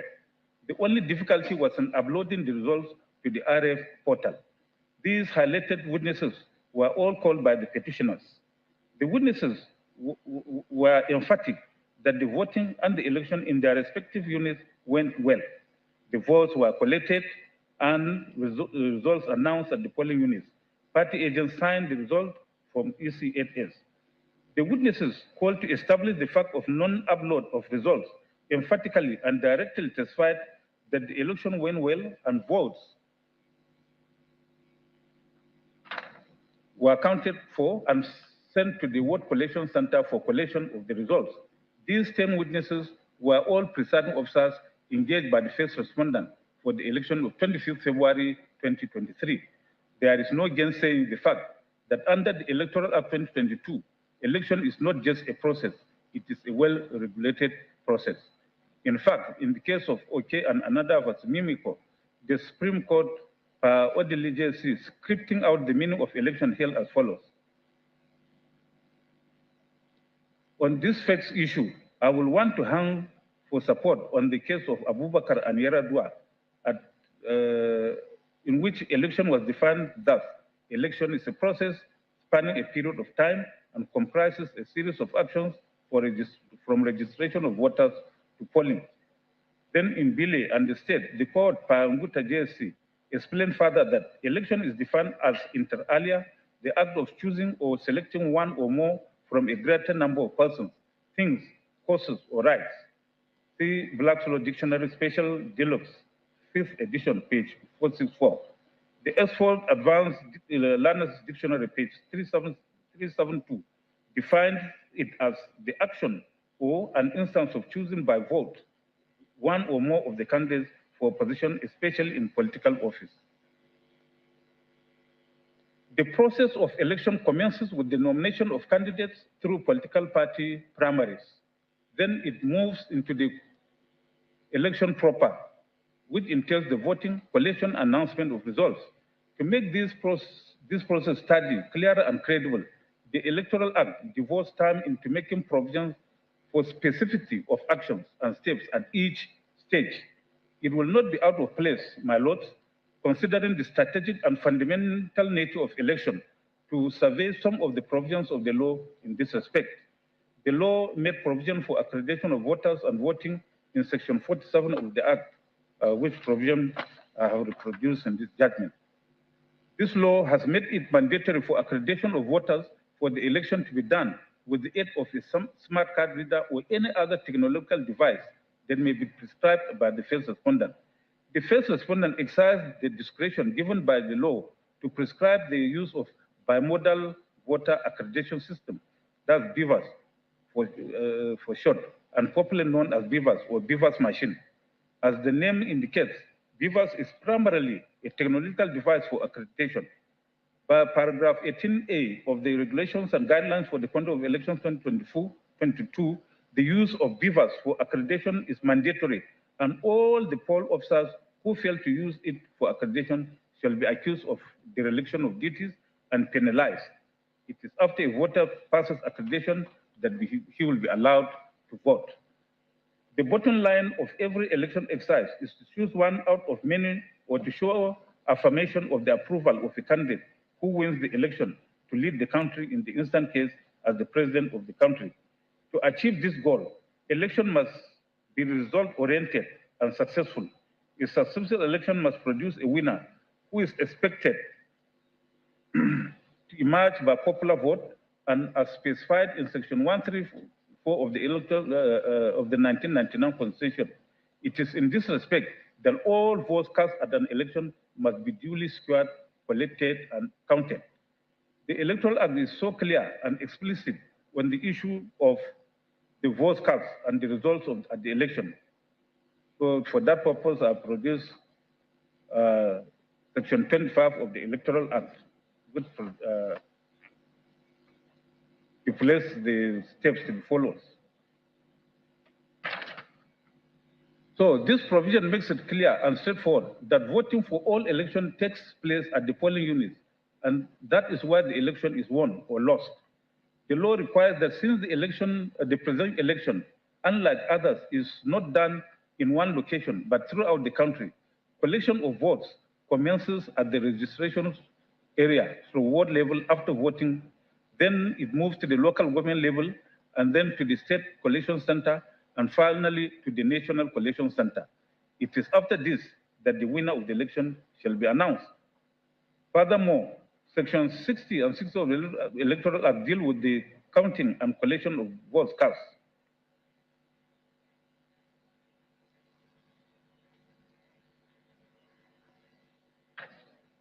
These provisions of the Electoral Act are very simple, plain, and straightforward, and do not require any technical rule of construction. The law is tried that where words used in a statute are clear and unambiguous, the courts are enjoined to interpret the words in their ordinary and natural meanings. Words used are to be interpreted in a way that will not clash with and defeat the manifest intention of the legislation. Every legislation is scripted by the lawmakers with a purpose. The court must be careful not to interpret the law so as to create absurdity or make nonsense of the law. See the cases of Imano and others versus Anekwe and others, Jegede and Anek, Guma and versus APC and others, Lado and another versus Masari and others. The law as prescribed in Section 60 and 62 of the Electoral Act 2022 does not in any form or sense make any provision or pretension as to any form of counting and collection of election results other than manual collection.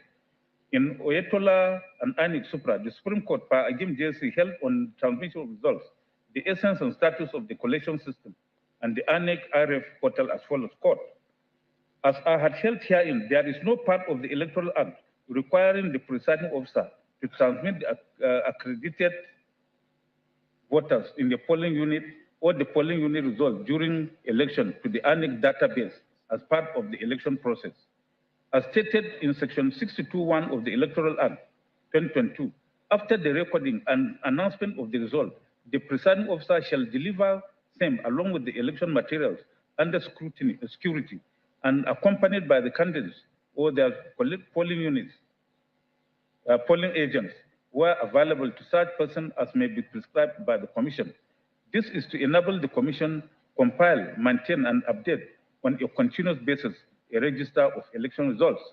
This intention is clear from subsection 2 of Section 62, which provides that the Commission shall compile, maintain, and update on a continuous basis a register of election results to be known as the National Electronic Register of Election Results, which shall be a distinct database or repository of polling unit by polling unit results, including collected election results of each election conducted by the Commission in the Federation, and the register of election results shall be kept in electronic format by the Commission at its national headquarters. As their names depict, the collection system and the ANEC result viewing portal are part of the election process and play particular roles in that process.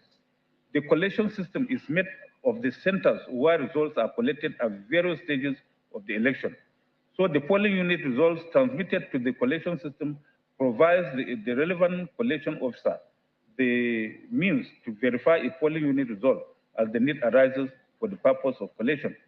The results transmitted to the result viewing portal is to give the public at large the opportunity to view the polling unit results on the election day.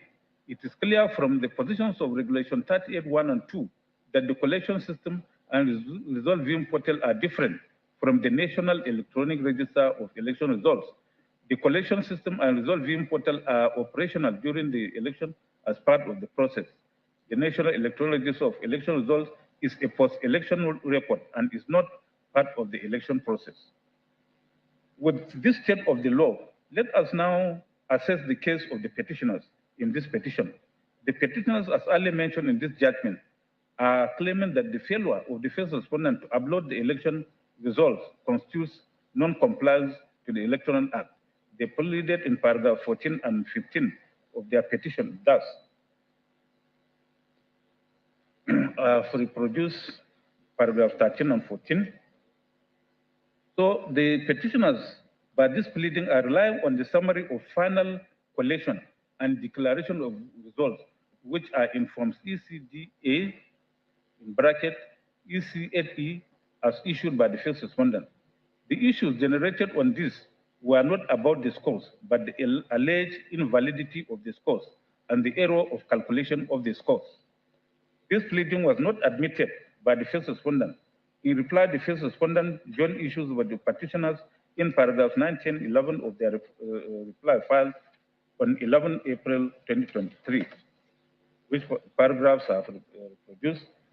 It is settled law that issues for trial by the court are joined in the pleadings, and the parties and indeed the court are bound by the pleadings of the parties. The petitioner's case stands to collapse if no evidence is called on the issue. See the case of Uruwari and Osla and Nada versus Dixon. In the instant case, the petitioners anchored their case in this issue, on the report of the statistician, forensic examiner, and other experts. The statistician's report referenced by paragraph 14 and 15 of the petition was tendered in court through PW21, Mr. Samuel Oduntan. It is filed on 14th of June 2023. The statistician's report were tendered, admitted, and marked exhibits PAH1, PAH2, PAH3, and PAH4 respectively. This report was challenged by the respondents, and in our earlier ruling, we came to the conclusion that it was incompetent and liable to be struck out and was in fact struck out. Without prejudice to that ruling, I wish to assess its value. Nevertheless, PW21, the maker of the said reports, was cross-examined in court by all the respondents, and he showed clearly that he is an unreliable witness. He was contradicting himself on issues around his report, apart from the fact that this witness is a subpoena witness whose witness statement of oath was not front-loaded. He did not present himself as a credible witness. Hear him under his cross-examination by Mahmoud SN for the first respondent. He said, I have formal training in information technology, IT, as stated so in my written statement. I was commissioned by the petitioners. I was compensated by the petitioners for my work. I am an expert in statistics. Apart from what I stated in paragraph 5 of my witness statement, I have enough experience in my work and election petitions. One does not need to be an expert to read INEC forms EC8S. I commenced my work sometimes in April. It took me about a month to complete my assignment. I cannot recall any proceeding where I admitted that I am not an expert. I agree that if my primary data is defective or incomplete, my conclusions could not be wrong or incorrect. I could be wrong or incorrect. I also agree that if my methodology is wrong, my conclusion will be wrong. I've seen page 4 of exhibit PAH1. That page refers to the methodology I use as referring to forms EC8S. I inspected the forms EC8S at the ANEC headquarters. I do not know if those forms EC8S are before the court. I am aware that the form EC8S are stored in the various state headquarters. If what I stated in paragraph 2 at page 4 of exhibit PAH1 is wrong, my conclusion will be wrong. I have seen column 1 of volume 3, exhibit PAH4 at page 1, line 1. It refers to polling unit 009, ward 6 of Anambra State. When cross-examined by Chief Olani Pekun SN for the second respondent, the PW21 said, I have seen paragraph 5A of my written statement on oath. It is true that I did not present the report in Khalil and Yaradua. I agree that no pictorial images of the electoral documents I referred to in my statement are attached to my statement. I'm aware that PDP won the election in Adamawa State. By my report, we are not satisfied by the votes returned by ANIC in Adamawa State, including the votes scored by the first petitioner. I say so because I'm not satisfied by irregular votes recorded in Adamawa State. That is why I sought the deduction of those votes. By my report, the petitioners won the election in 12 states. By my figures, I am not satisfied with the score for PDP in those states because they are printed with irregularities. I'm also aware that Labour Party also won the election in 12 states. In all the states won by Labour Party, I have also called for the deduction of those votes. I was in the situation room of the PDP on the day of the election. I have seen the report for Kano State in Exhibit PAH 2. Furthermore, in response to the cross-examination of the Learned Senior Counsel for the third respondent, Fabian ESN, the PW21 said, "It is true that I have been following ANEC activities since 1999. There was a time that ANEC chairman said the results for the 2023 election will be transmitted electronically and real time. I did not hear the ANEC chairman announce 2 days to the election that due to security and cash crunch, elections will not be possible to transmit the results as promised. The inspection of the electoral documents was carried out in the presence of agents of PDP. I did not make copies of those documents. I was assisted in my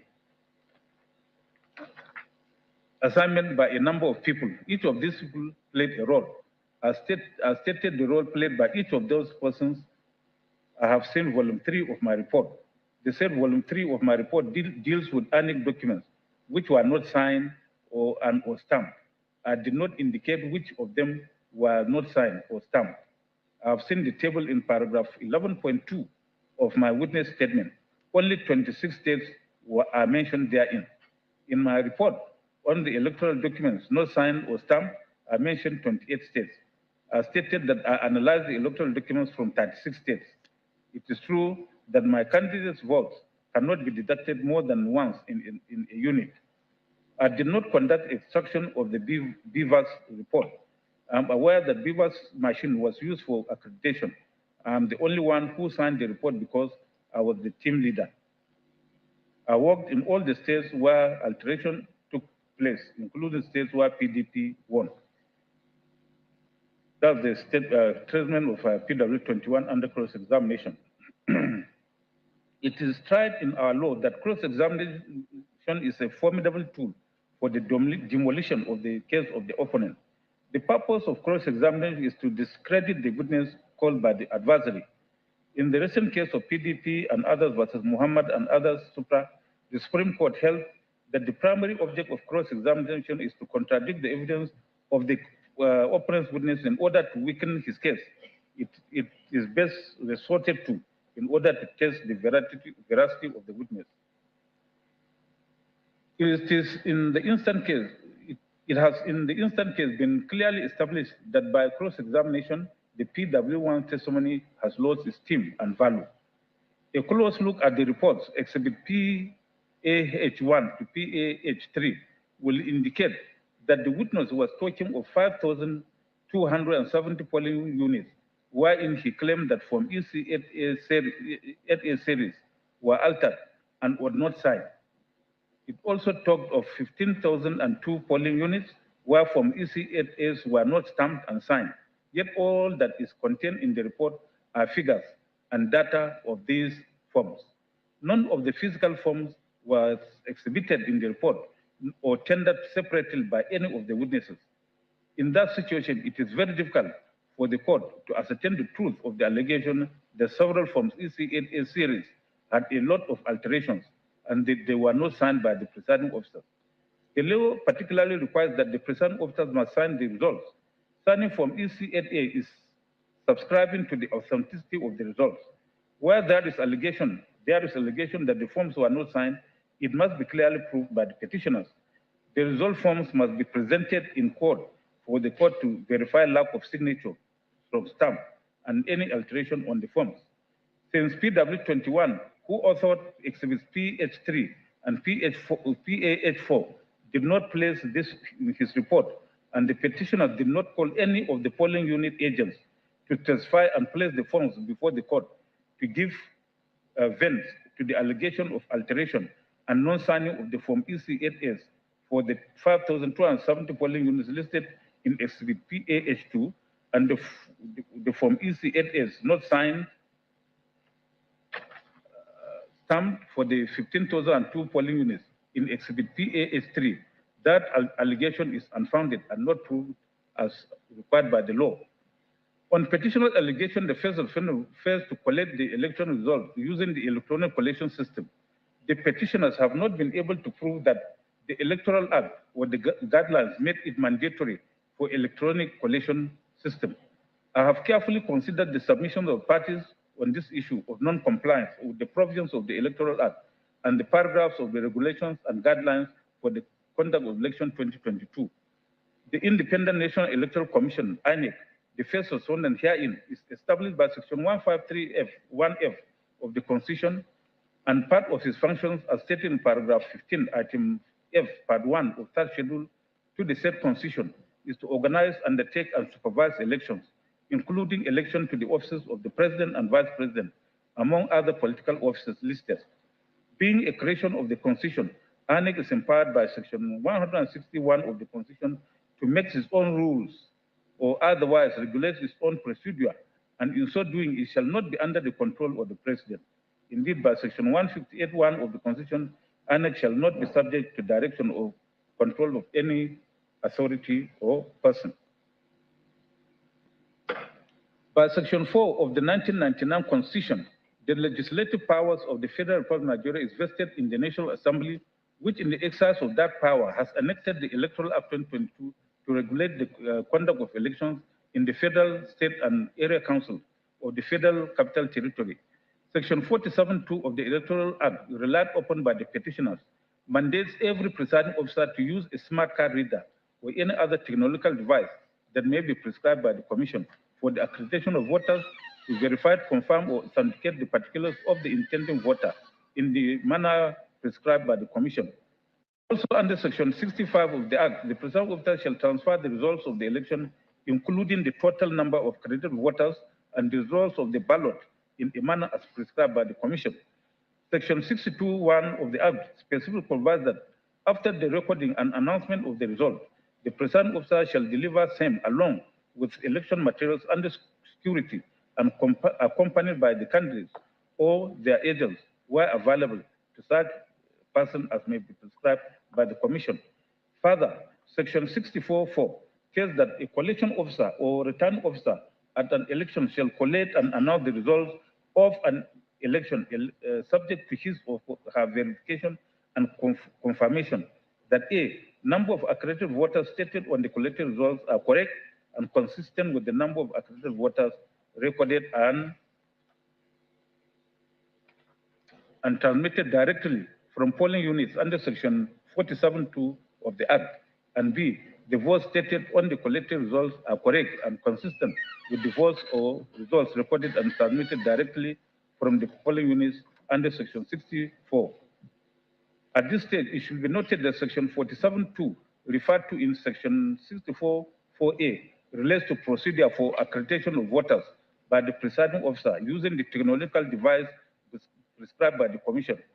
As for Section 64, referred to in Section 64, subparagraph 4B of the Act, it only mandates the presiding officer to count and announce the result at the polling unit. In fact, subsection 5 of Section 60 goes ahead to mandate the presiding officer to transfer the result, including total number of accredited voters and the results of the ballot in a manner as prescribed by the Commission. The Act also provides in Section 60, subsection 5, that the collection officer or return officer shall use the number of accredited voters recorded and transmitted directly from polling units under Section 47, subsection 2 of the Act, and the votes or results recorded and transmitted directly from polling units under Section 64 of the Act to collect and announce the result of an election if a collected result at his or her lower level of collection is not correct.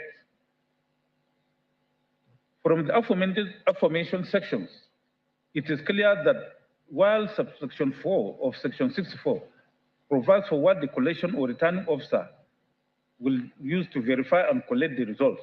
Subsection 5 also provides for what the collation or return officer will use to collect the results. Subsection 6 of the same section provides for what the collation or returning officer will use to determine the correctness of disputed result where there is a dispute. These are the original of the disputed collected result for each polling unit where the election is disputed, which in our view means the physical or hard copy of the disputed collected result. B, the technological device used for accreditation of voters in each polling unit where the election is disputed. C, the data of accreditation recorded and transmitted directly from each polling unit where the election is disputed as prescribed under Section 47, Sub 2 of this Act. And D, the votes and results of the election recorded and transmitted directly from each polling unit where the election is disputed as prescribed under Section 60, Subsection 4 of the Act, which requires only the accounting and announcement of results at the polling unit. A careful examination of the above sections relied upon by the petitioners show that the Electoral Act had used the words deliver in Section 61, transfer in Section 65, and transmitted directly in Section 50, Sub 2, 64, Sub 4, 5, and 6 of the Electoral Act in stating how results elections should be handled under those provisions. A look at the definition of those words in the Black Law Dictionary 6th edition show that the word transfer is defined at page 1497 as to convey or remove from one place or person to another, or to pass or hand over from one to another, or to specifically change over the possession or control. The word transmit, on the other hand, is defined by the same law dictionary to mean to send or transfer from one person or place to another, or to communicate. In my view, the Electoral Act 2022 has used the words deliver, transfer, and transmitted directly interchangeably to describe how the results of the election shall be moved from one stage to another until the results are finally collected and declared. In all this, the Electoral Act 2022 has not specifically provided that the results of the election shall be electronically transmitted. It is in the exercise of his powers under Section 160, subsection 1 of the 1999 Constitution, and Section 148 of the Electoral Act 2022 that the first respondent herein made the regulations and guidelines for the conduct of elections 2022, as well as ANIC Manual for Election Officials 2023. In paragraphs 14A and 18A of the regulations, the first respondent prescribed the bimodal voter accreditation system, BVAS, as the technological device for the purpose of accreditation and verification of voters in the 2023 general elections. The petitioners have also hinged their allegation on non-compliance on paragraph 38(1), Roman 1 and 2, 48A, B and C, 50, Roman 5, 7 and 20, 51, Roman 2, 54, Roman 12, and 55, Roman 12, and paragraph 93 of the regulations and guidelines.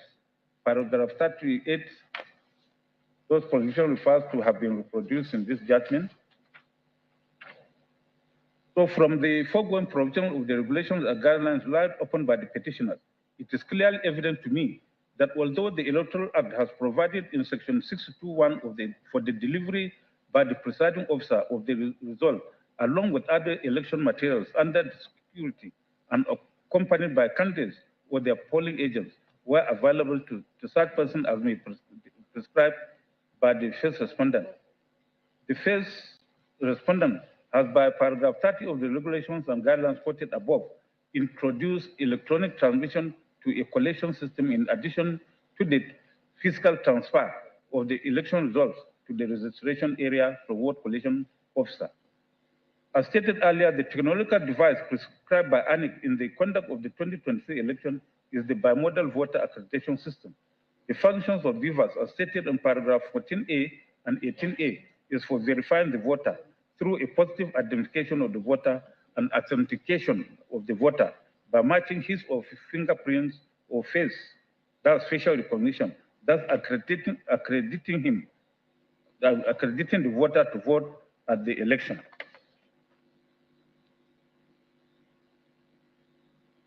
and storing the data and number of such accredited voters.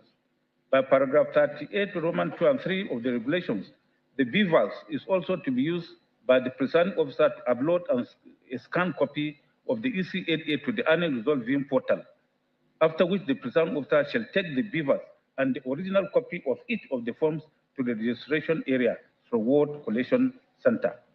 From the above functions of the beavers, it is clear to me that apart from using the beavers to scan the physical copy of the polling unit result and upload same to the result viewing portal RF, there is nothing in the regulation to show that the beavers was meant to be used to electronically transmit or transfer the results of the polling unit direct to the collection system.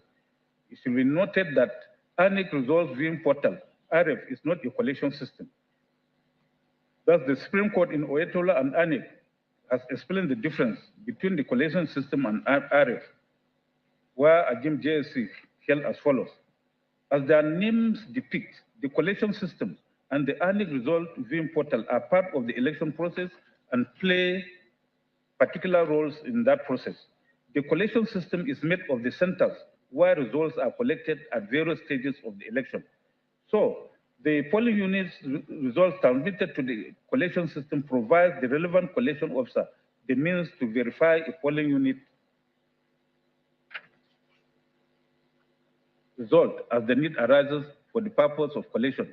The result transmitted to the result viewing portal is to give the public at large the opportunity to view the polling unit results at the election day, close of court.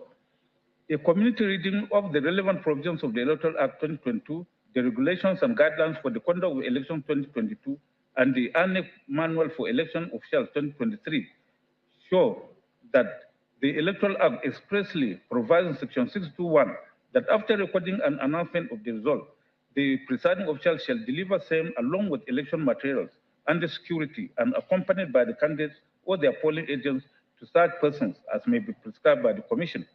The regulations and guidelines, as well as the ANIC manual, also state that hard copies of election results shall be used for collation, and it is only where such hard copies of the election results exist. No such hard copy of the election results exists that electronically transmitted results or results from the ANIC will be used to collect the results. I had earlier said that the non-compliance that can significantly affect the result of an election must be such that it's substantial enough to cause the court to invalidate it as prescribed by Section 135 of the Electoral Act. The burden and standard of proof is primarily on the petitioners to establish the existence of those facts or allegations asserted by them. It is important to note here that although election petitions are sui generis, they are governed by the Evidence Act as well. Where therefore an election petition is founded on allegations of non-compliance, as in the instance case, from the myriad of decisions, the onus is directly on the petitioners not only to establish that through credible and compelling evidence, they have to go further and demonstrate through credible evidence that the non-compliance was substantial and that the non-compliance truly affected the results of the election to warrant their being annulled. See Akinlade and another versus ANIC, Audu and ANIC, Oke versus Mimiko, Kente and Ishaku, Nda Kene and Adamu and others. The Electoral Act made provision for declaration of results and the posting of results of the election. This is Section 66 and 68 of the Act, which have been produced in this judgment.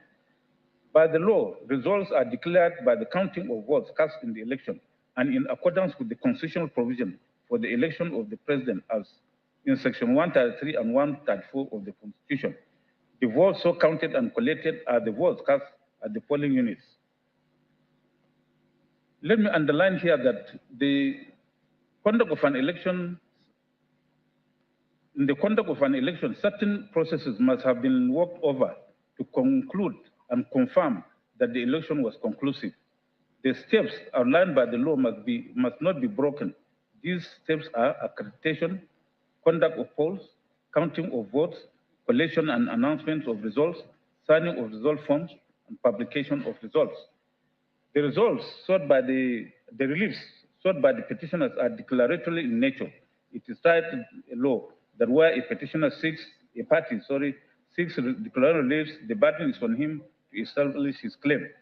His success is on the strength of his own case and not on the weakness of the defense of the respondents or defendants. See, Omishore and Arebeshola and Oga versus Ipiazu. It is also the law that the pleading and the claim of the petitioners determines the burden and the standard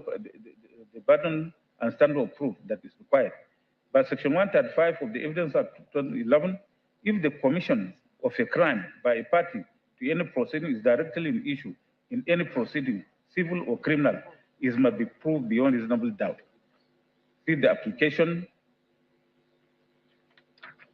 of this provision in the cases of PDP and IG versus PDP and others, APC and another versus Obaseki and others, Suleiman and others versus APC and others.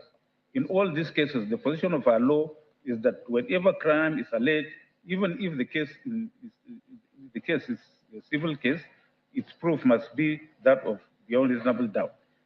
In the instant case, the petitioners have grounds of non-compliance with the Electoral Act 2022 and allegation of corrupt practices. Section 134(1)(b) refers to the ground of corrupt practice or non-compliance. If the ground pursued in any petition is simply non-compliance with the Act and there is no tincture of allegation of crime, the proof required would be on the balance of probabilities. But the standard of proof in any ground that is primarily on corrupt practices would require proof beyond reasonable doubt that allegation being criminal in nature. In the instant case, and on the issues being resolved here, the petitioners tendered some documentary evidence directly from the bar. The objections to the admissibility of most of the documents had earlier been dealt with by this court in the earlier ruling on the objections as to the admissibility of the documents, and some of them have been held inadmissible in evidence. The petitioners called 2 star witnesses alongside other witnesses.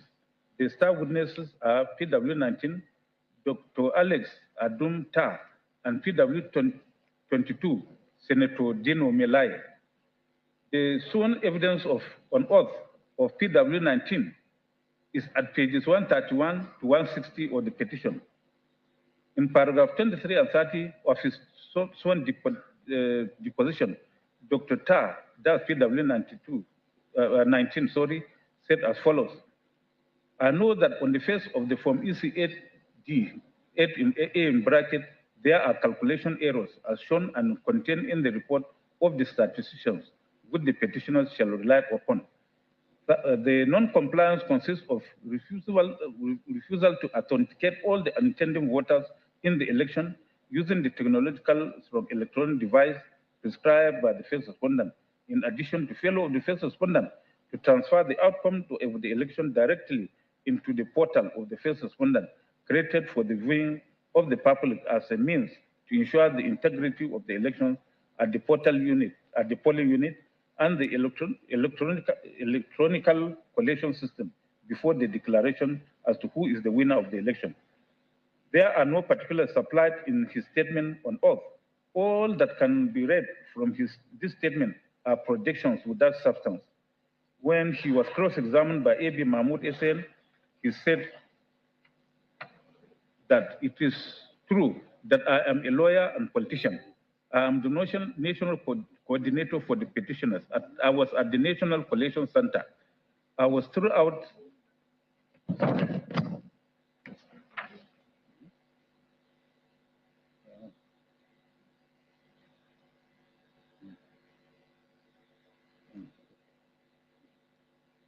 Okay, it's up to here. Well, the cross-examination of that witness has been reproduced. It's a bit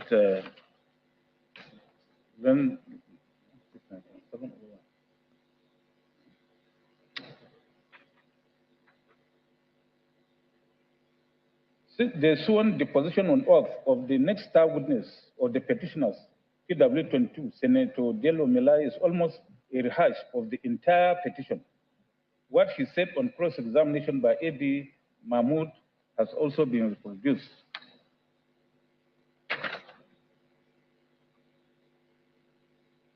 The testimonies of these star witnesses under cross-examination aggregated the same account given by other witnesses that the election went well. Accreditation with the Vivas device was all right. The agents of the petitioners were on ground at the polling units, and that the results were entered on forms EC8As and duplicate copies given to the agents. The facts elicited from the cross-examination of these witnesses have belied much of the strands of their written statements on oath. This, of course, is a challenge to the credibility of the evidence of PW19 and PW22. While cross-examination has the capacity to tarnish the credibility of a witness, it also has the corresponding capacity of strengthening the case of the opponent. In the instant case, the evidence elicited from the PW19 and 22 on cross-examination has fortified, in my opinion, the case of the respondents that there was nothing wrong with the results of the 2023 presidential election and that there was substantial compliance with the Electoral Act 2022. That also played out in the cross-examination of PW20, Olatunji Oshele. His deposition on oath is at page 204 to 207 of the petition.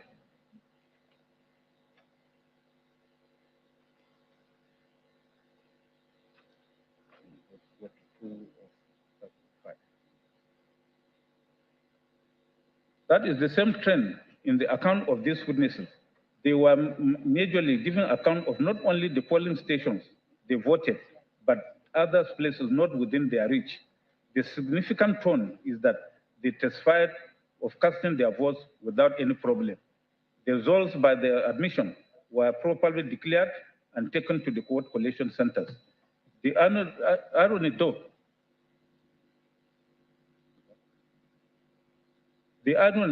is that the witnesses, is it okay?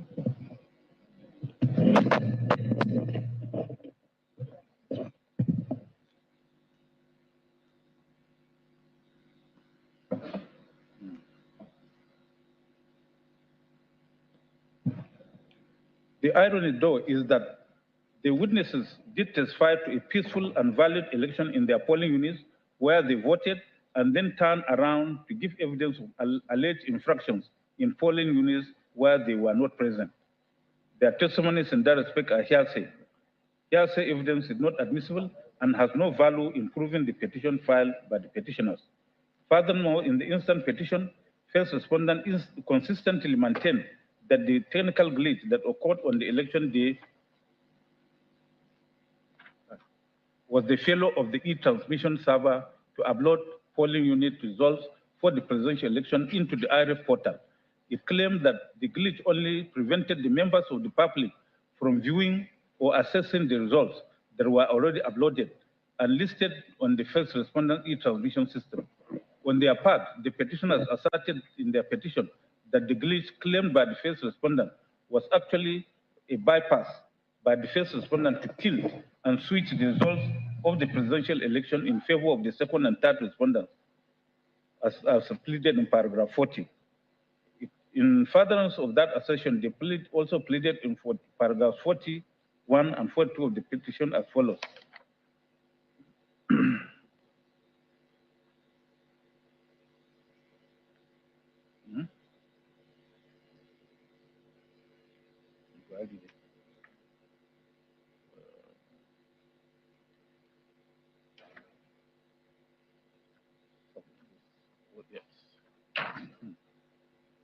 The petitioners applied to the court for subpoena to issue to the witnesses listed in paragraphs 41 and 42 of the petition on 26/5/2023. These witnesses were not called by the petitioners, and no reason was given as to why they backed down from calling the witnesses they pleaded to call in proof of their petition. It is tried that litigation, particularly election dispute litigation, is fought on pleadings. Parties swim or sink with their pleadings. For this, see the case of Anyafulu and others versus Mecca and others. See also Ifeanyi Osondu Company Limited and another versus Ahibe. Those pleadings in paragraphs 41 and 42 of the petition having been abandoned are discountenanced. In the same vein, paragraph 96 of the petition averred that agents of the second and third respondent disrupted the election. Votes scored were not accurately recorded, and the ballot papers were torn. The petitioners averred that video recording shall be tendered. However, the video recording was not tendered in that regard. In this respect, the presumption in Section 167D of the Evidence Act 2011 that they withheld the said video recording because it will be against them if tendered shall also apply. From the foregoing, therefore, it is very clear and certain that the petitioners have failed to prove that the 2023 presidential election and return of the second respondent was invalidated by reason of corrupt practices or non-compliance with the Electoral Act 2022. This issue, that's issue 1, is therefore resolved in favor of the respondents and against the petitioners.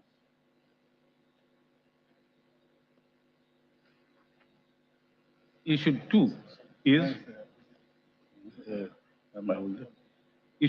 whether the second respondent was lawfully declared and returned as the winner of the presidential election held on 25th day of February 2023, he having not secured one quarter of the total valid votes cast in the Federal Capital Territory, Abuja.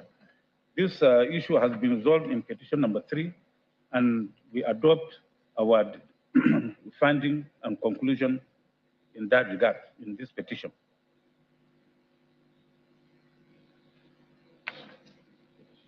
It was.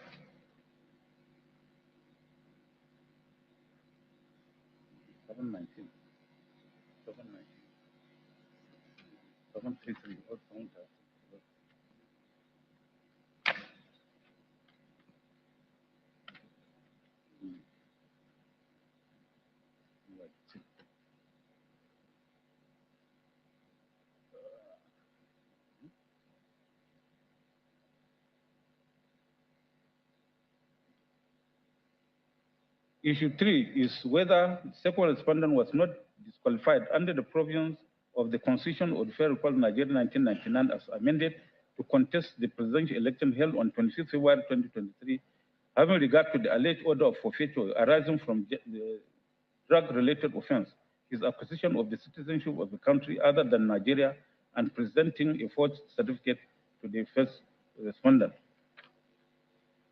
I do not intend to reopen this issue, having already ruled on it while considering the preliminary objections of the respondents. I held therein that the petition did not plead facts in support of non-qualification or disqualification of the second respondent in their petition, and their efforts to remedy it through their replies to respondents' replies were belated and of no avail. That ruling constitutes issue estoppel, binding not only on the parties, but on this court, meaning that this court cannot depart from the earlier ruling. So this issue is therefore discountenanced. This issue is whether the second respondent was elected by majority of lawful votes cast in the, that's issue 4, yes. This issue is whether second respondent was elected by majority of lawful votes cast in the election, and first respondent was right in declaring him as elected.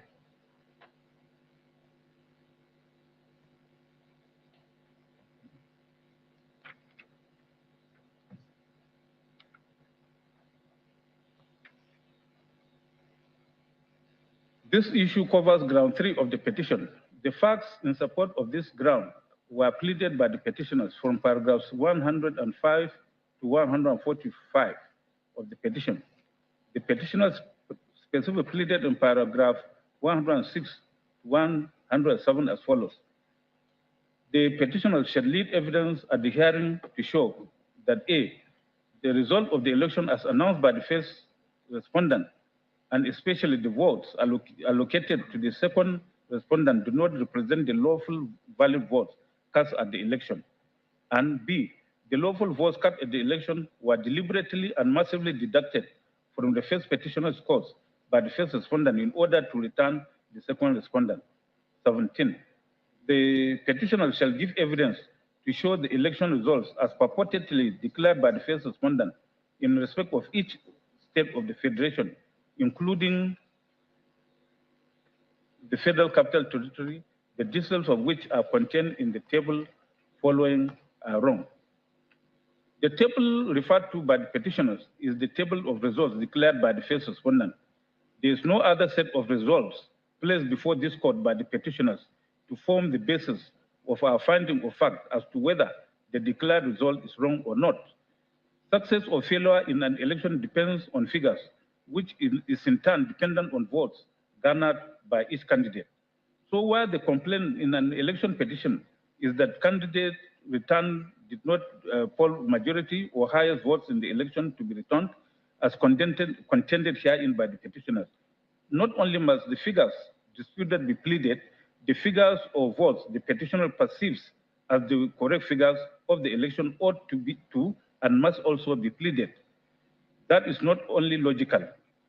Support for it can be found in several decisions, among them Nadabo versus Dabai, where Okoro Jesse, as it then was said, when a petitioner is alleging that the respondent was not elected by majority of lawful votes, he ought to plead and prove the votes cast at the various polling stations, the votes illegally accredited to the winner, and the votes which ought to have been deducted from the supposed winner in order to see if it will affect the result of the election.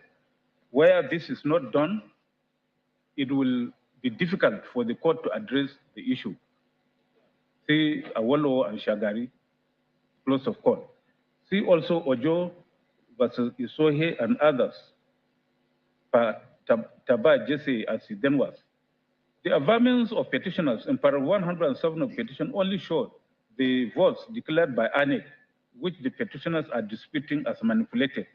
Nowhere in the petition did petitioners plead that what they considered the authentic votes of the election to guide the court in the inquiry suggested by them in this allegation. The second respondent did not poll majority of lawful votes in the election.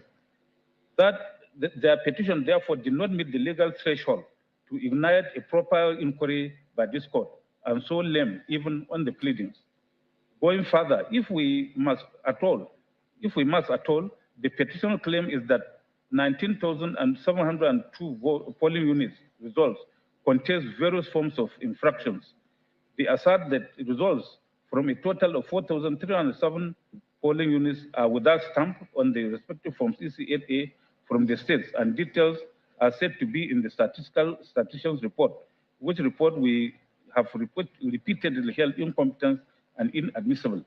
They also contended that results from 1,300 polling units do not have signatures of the presiding officers on the respective forms EC8A.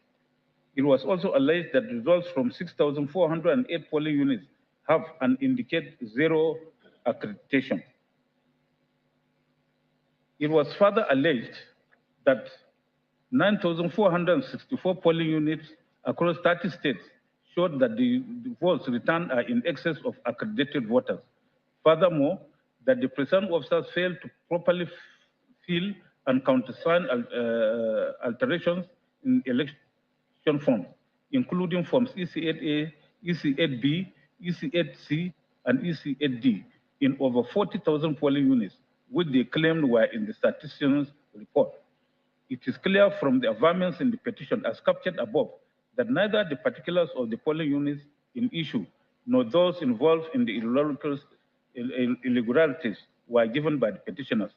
In any case, our law is well settled that before a party can legally rely on fraud or forgery or any form of malpractice as alleged in this petition, the facts must not only be pleaded but particulars thereof must be provided in the pleadings.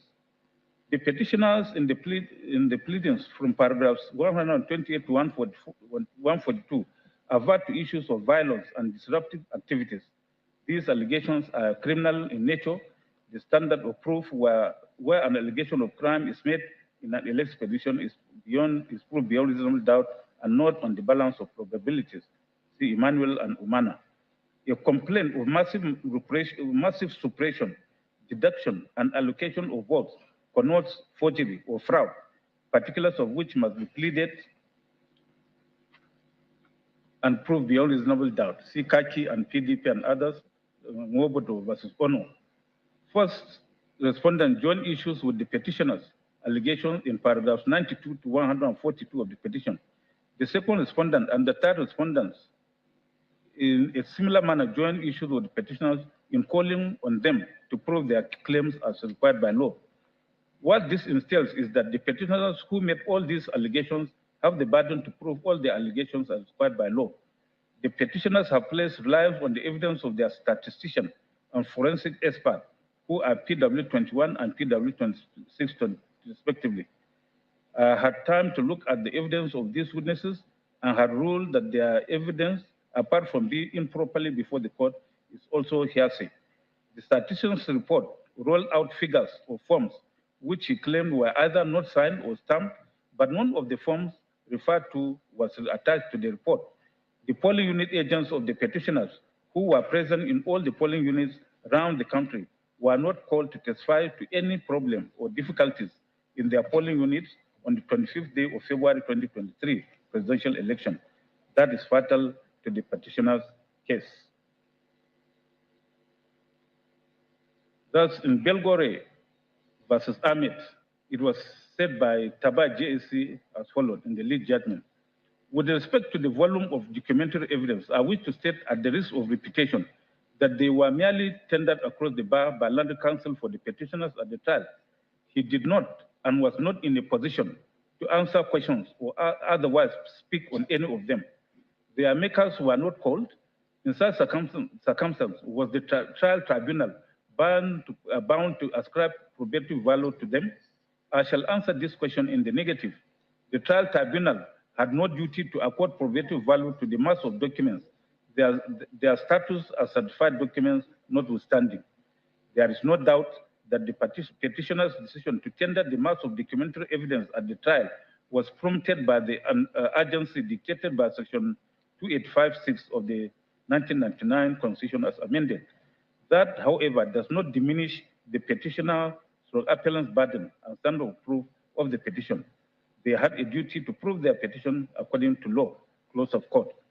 This position of the law may have been fairly watered down under the current electoral regime by Section 137 of the Electoral Act 2022, stating that it shall not be necessary for a party who alleges non-compliance with the provisions of this act for the conduct of elections to call oral evidence if originals or certified true copies manifestly disclose the non-compliance alleged. But even at that, it cannot be gainsaid that oral evidence is necessary to explain discrepancies in original or certified true copies of election documents, where the complaint verges on whether an alteration or amendment in an original or certified true copy of a polling unit result was made with intent to falsifying it, or whether it was simply made to correct an apparent human error in the course of making entries in the result. Such situation would surely need a witness to explain or speak to the documents in order to prove falsification or election documents when it is so alleged, as pointed out in Belgole and Ahmed. See also the case of Waziri Ibrahim and Shagari and Buhari versus Obasanjo. All the above, in my view, also explain the rationale for the employment of the adverb manifestly by the draftsman in Section 137 of the Electoral Act 2022. What the word suggests is that the non-compliance complaint of must be apparent on the face of the electoral document. It must not be something that can be explained away by oral evidence one way or the other. I have in this judgment explained the issues of evidence of witnesses who were not polling unit agents. The collection agents of the parties who testified were given accounts of stories related to them by people who were not called as witnesses in this petition. The interpretation of Section 137 of the Electoral Act 2022 by the petitioners was generously and swiftly silenced, the otherwise potent adverbial word manifestly used by the legislator in that section of the law. Manifestly is defined by online dictionary to mean in a way that can be readily seen by the eye or the understanding plainly or obviously, evidently close, of course. This means for the petitioners to throw up their arms and say we need not call oral evidence, improving non-compliance as they are conversing. The certified copies of documents presented must be manifestly and readily seen to convey the fact of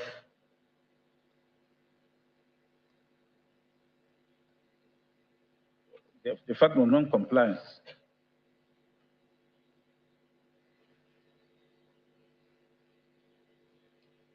We have started this approach to Oetolo and Anik for the JSC. From this authority, it is the law that where the documents tendered and relied upon by the petitioners do not manifestly disclose the non-compliance alleged, the petitioners will still need to call witnesses who witness the alleged acts of non-compliance to testify. In the instant case, the petitioners tendered loads of certified copies of the document. The petitioners filed 5 schedules of documents. The first schedule was filed on 30th May 2023.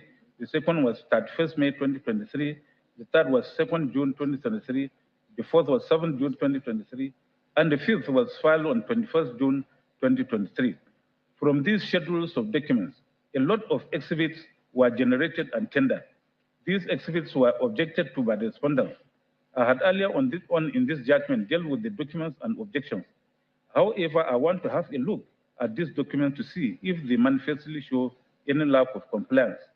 These exhibits include the following: exhibits PG1 to PG3, which were the printouts of bimodal voter accreditation system, VIVAS, for Abia, Adamawa, Akwa Ibom, Anambra, Bauchi, Bayelsa, Benue, Borno, Cross River, Delta, Ebonyi, Edo, Ekiti, Enugu, FCT, Abuja, Gombe, Imo, Jigawa, Kaduna, Kano, Katsina, Kebbi, Kogi, Kwara, Lagos, Nasarawa, Niger, Ogun, Ondo, Osun, Oyo, Plateau, Rivers, Sokoto, Taraba, Yobe, and Zamfara were admitted, though objected to. Exhibit PH1 to PH36, which were the annex data on number of registered voters and collected PVCs for the 2023 general elections for the state, listed in the first schedule of documents as numbers 46 to 82 were admitted. The second schedule of documents was filed on 31st May 2023, and the documents listed here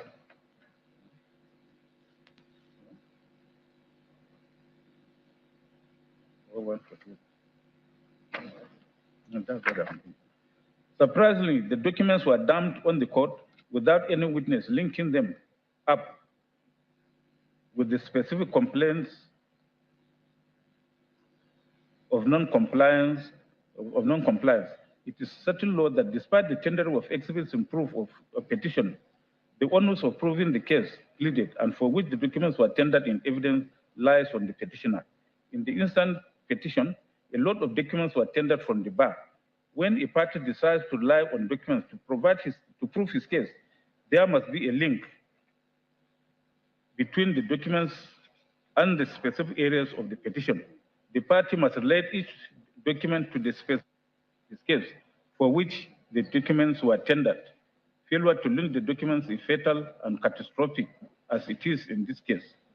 The Supreme Court, in the recent case of Tumbi Bido versus Anik, have cited the portions. In this situation, it is invariably correct that all the allegations raised in this petition have not been proved as required by our law. See Buhari and Anik, part 12 JSC. It is also important to draw our minds to the fact that criminal allegations are usually and directly made personal. For allegations of crime to be proved against the respondents, it must be proved that they committed the corrupt acts or aided, abetted, consented to, or procured their commission. Furthermore, it must be proved that the corrupt practices substantially affected the outcome of the election. See Omishore versus Aribeshola. The law also places the onus on the petitioners to demonstrate by credible evidence that the alleged corrupt practice indeed occurred and that it affected substantially the outcome of the election. In that quest, the petitioners pleaded some states where the malpractice allegedly occurred. One of such states is Sokoto State. They placed PW19, PW21, and PW22 to prove the allegations that the first respondent cancelled results from 241 polling units in Sokoto State in respect of National Assembly elections in the state, but went ahead to declare results for the presidential election. The three witnesses, PW19, 21, and 22, were not in Sokoto during the election. There is also no evidence tendered of the cancellation of results in any of the units alleged. PW19 and PW22, when cross-examined, said they were in Kogi State, where they voted, and later came to Abuja. The PW21 is the statistician who testified of overvoting, non-signing, and cancellation of forms used, but he did not tender or show those compromised forms. The same occurred in their testimonies in Kano State, Kogi State, Lagos State, and River State. From the foregoing consideration, it is very clear that there was no credible evidence by the petitioners to prove the allegations of corrupt practices. Under this issue raised, the petitioners were asking if the first respondent was not wrong in returning the second respondent when he was not duly elected by majority of lawful votes cast in the election. From the facts placed before the court, the first respondent declared the results of the election by which the second respondent was returned. Section 1342 of the 1999 Constitution talks of the highest number of votes cast at the election if the contest was among more than two candidates, as in the instant case, not majority of votes cast as propounded by the petitioners. The first respondent was therefore right from the results declared by her, in the absence of any rival or alternative result placed before this court by the petitioners, that the second respondent, who scored 8,794,722 votes, as against 6,984,520 votes scored by the petitioners in the election, scored the highest number of lawful votes cast in the election. Issue 4 is accordingly resolved against the petitioners and in favor of the respondents. Having resolved all the votes, four issues against the petitioners, I find that the petitioners have successfully proved any of the grounds as laid out in paragraph 16 of their petition. It is my conclusion that this petition also lacks merit. Having considered and decided that the three petitions, number CA from PEPC 03-2023, CAPEPC 04-2023, and CAPEPC 05-23 are all devoid of merit, the petitions are hereby dismissed.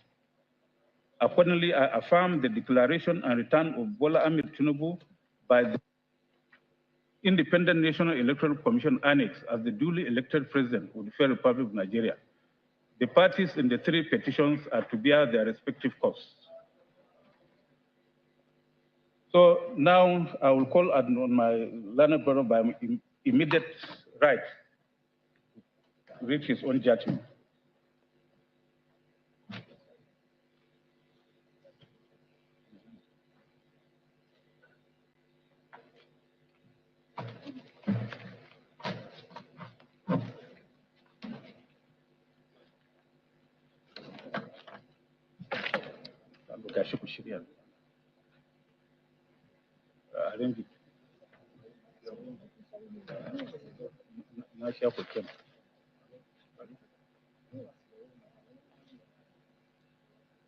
Thank you.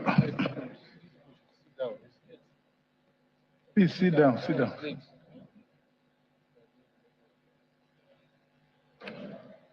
Thank you, my lord.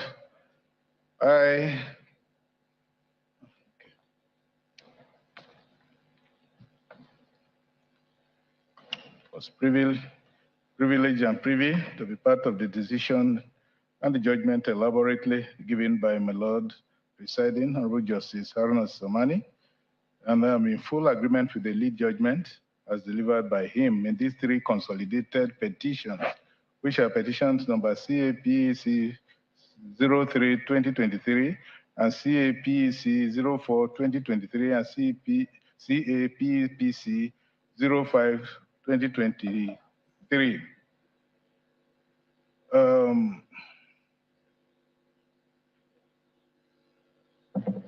I agree also with the consolidated rulings on the various objections and other interlocutory applications relating to the competence of witnesses and the documents tendered in the three petitions highlighted.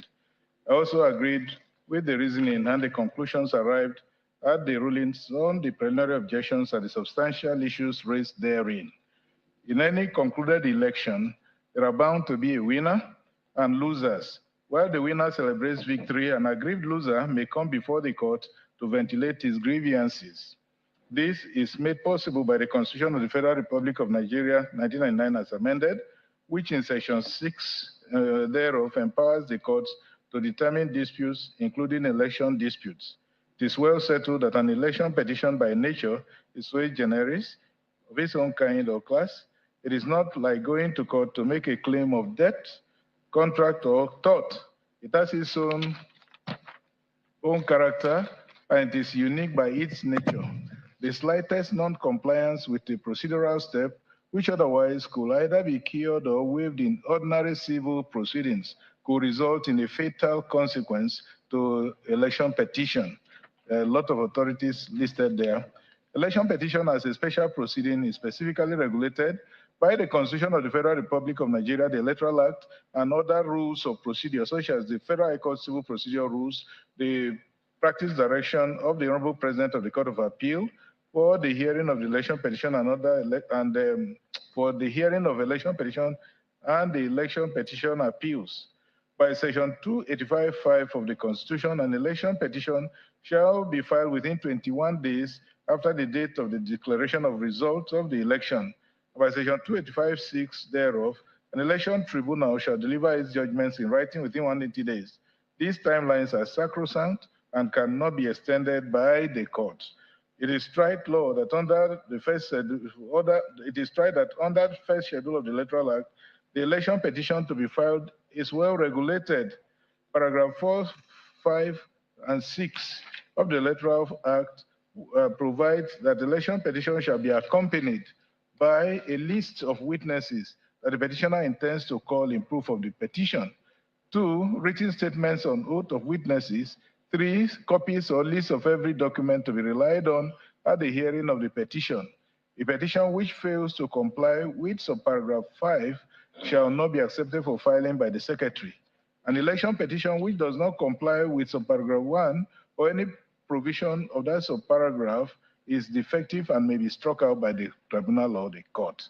The word shall used in this legislation makes it mandatory for a petitioner to comply with the provision of the law in pursuing or prosecuting election petition. Failure to comply is fatal. Election petitions are fought on pleadings, competent and credible witnesses.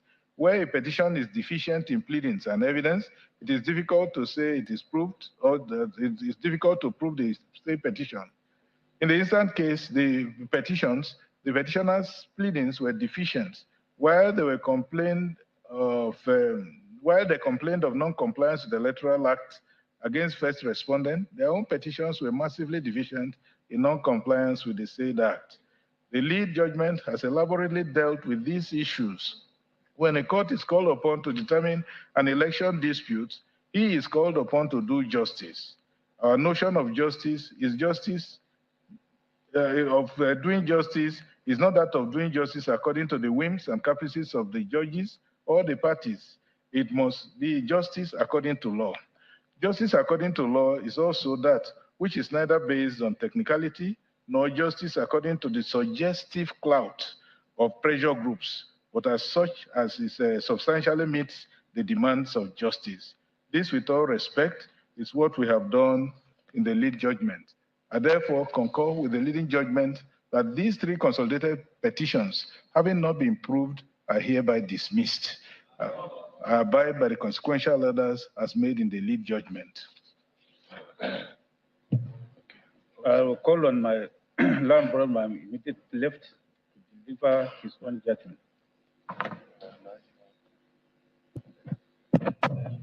I have read the lead rulings and judgments of my learned brother, H.S. Samani JCA, in the above consolidated petitions. I agree with his reasoning and conclusion in each petition and adopt same as mine. I add a few words for emphasis. Petition number 3. Ground 1 of the petition is that the respondent was, at the time of the election, not qualified to contest the election. The first complaint under this ground is that the purported sponsorship of the second and third respondents by the fourth respondent was rendered invalid by reason of the third respondent knowingly allowing himself to be nominated as the vice presidential candidate, whilst he was still a senatorial candidate for the Borno Central constituency. The controversy about the third respondent knowingly allowing himself to be nominated in more than one constituency was the subject matter in PDP against INEC and others, reported in 2023 LPELR 60457SC.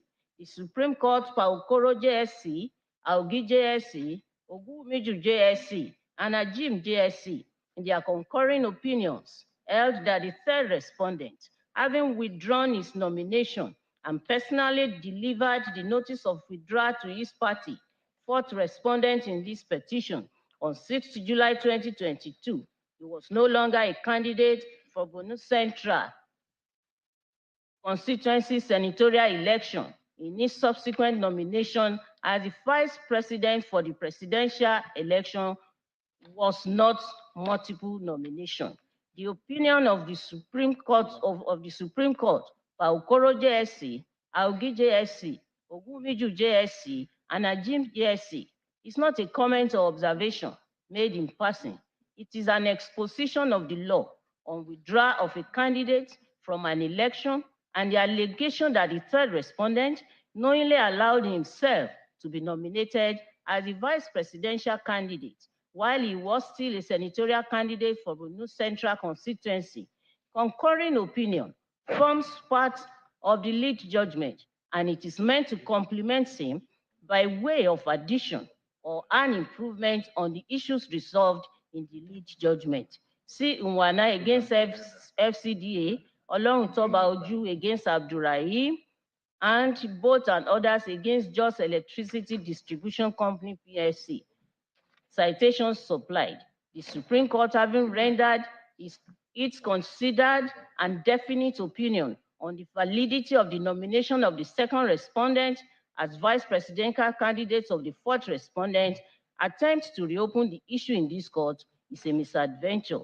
The second complaint is that the second respondent was at the time of the election not qualified to contest for the office of the president, as he was fined the sum of $460,000 for an offense involving dishonesty, namely narcotics trafficking, by the United States District Court, Northern District of Illinois, Eastern Division, in case number 93C 4483 on 4th October 1993.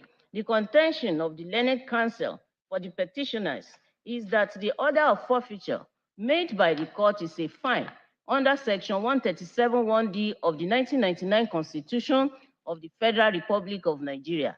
It is a settled principle of interpretation that when the words used in the provisions of the Constitution are clear and unambiguous, same must be given their plain and ordinary meaning, unless to do so will lead to absurdity. See Abegunbi and other cases cited here. The context in which the word sentence is used in Section 137(1)(d) of the Constitution connotes formal pronouncement awarding punishment after conviction for an offense. Conviction is a finding of guilt after an indictment, arraignment, and trial. See Kole also against FRN Mohammed against Olawumi, Modu against Federal Republic of Nigeria. Therefore, the words sentence, imprisonment, and fine used in section 137(1)(d) of the Constitution definitely connotes only a punishment imposed on a defendant following an indictment, trial, and conviction for an offense. See Babangida Usman against the state. Citation supplied at 40 to 41. Sharif against Federal Republic of Nigeria. Citation supplied. In civil forfeiture or a non-conviction-based forfeiture proceedings, in civil forfeiture or non-conviction-based forfeiture proceedings, the government only needs to show by preponderance of evidence that the property is a proceed of crime or was used to facilitate a crime. Criminal forfeiture, on the other hand, is seizure of a property connected with a crime after obtaining conviction and as part of sentence or punishment for the crime. Civil forfeiture is not a conviction or verdict of guilt after an indictment, trial, and conviction. See Jonathan against Federal Republic of Nigeria, citation supplied, where the Supreme Court per Kaas JSC considered the provisions of Section 17 of the Advanced Fee Fraud and Other Related Offences Act and persuaded by the decisions of the various courts across the world, held that civil forfeiture is an action in rem embarked upon when the interest of the government is merely to recover the proceeds of unlawful activity.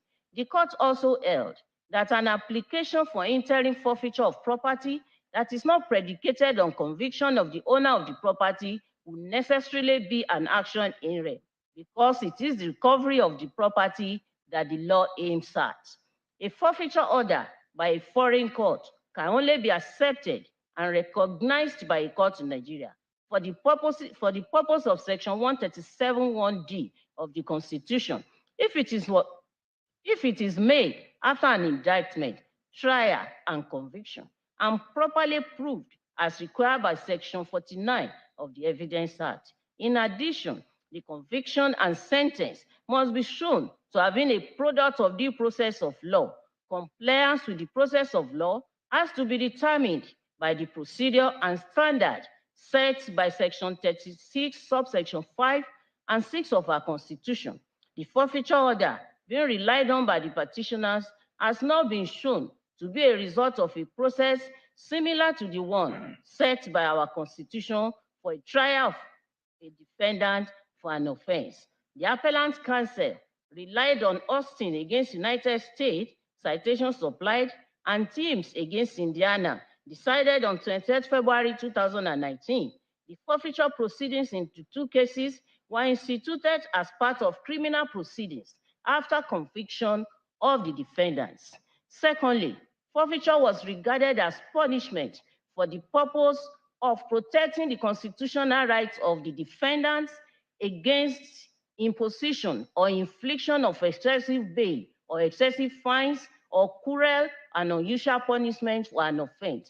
Eighth Amendment provides that excessive bail shall not be required, nor excessive fines imposed, nor cruel or unusual punishments inflicted.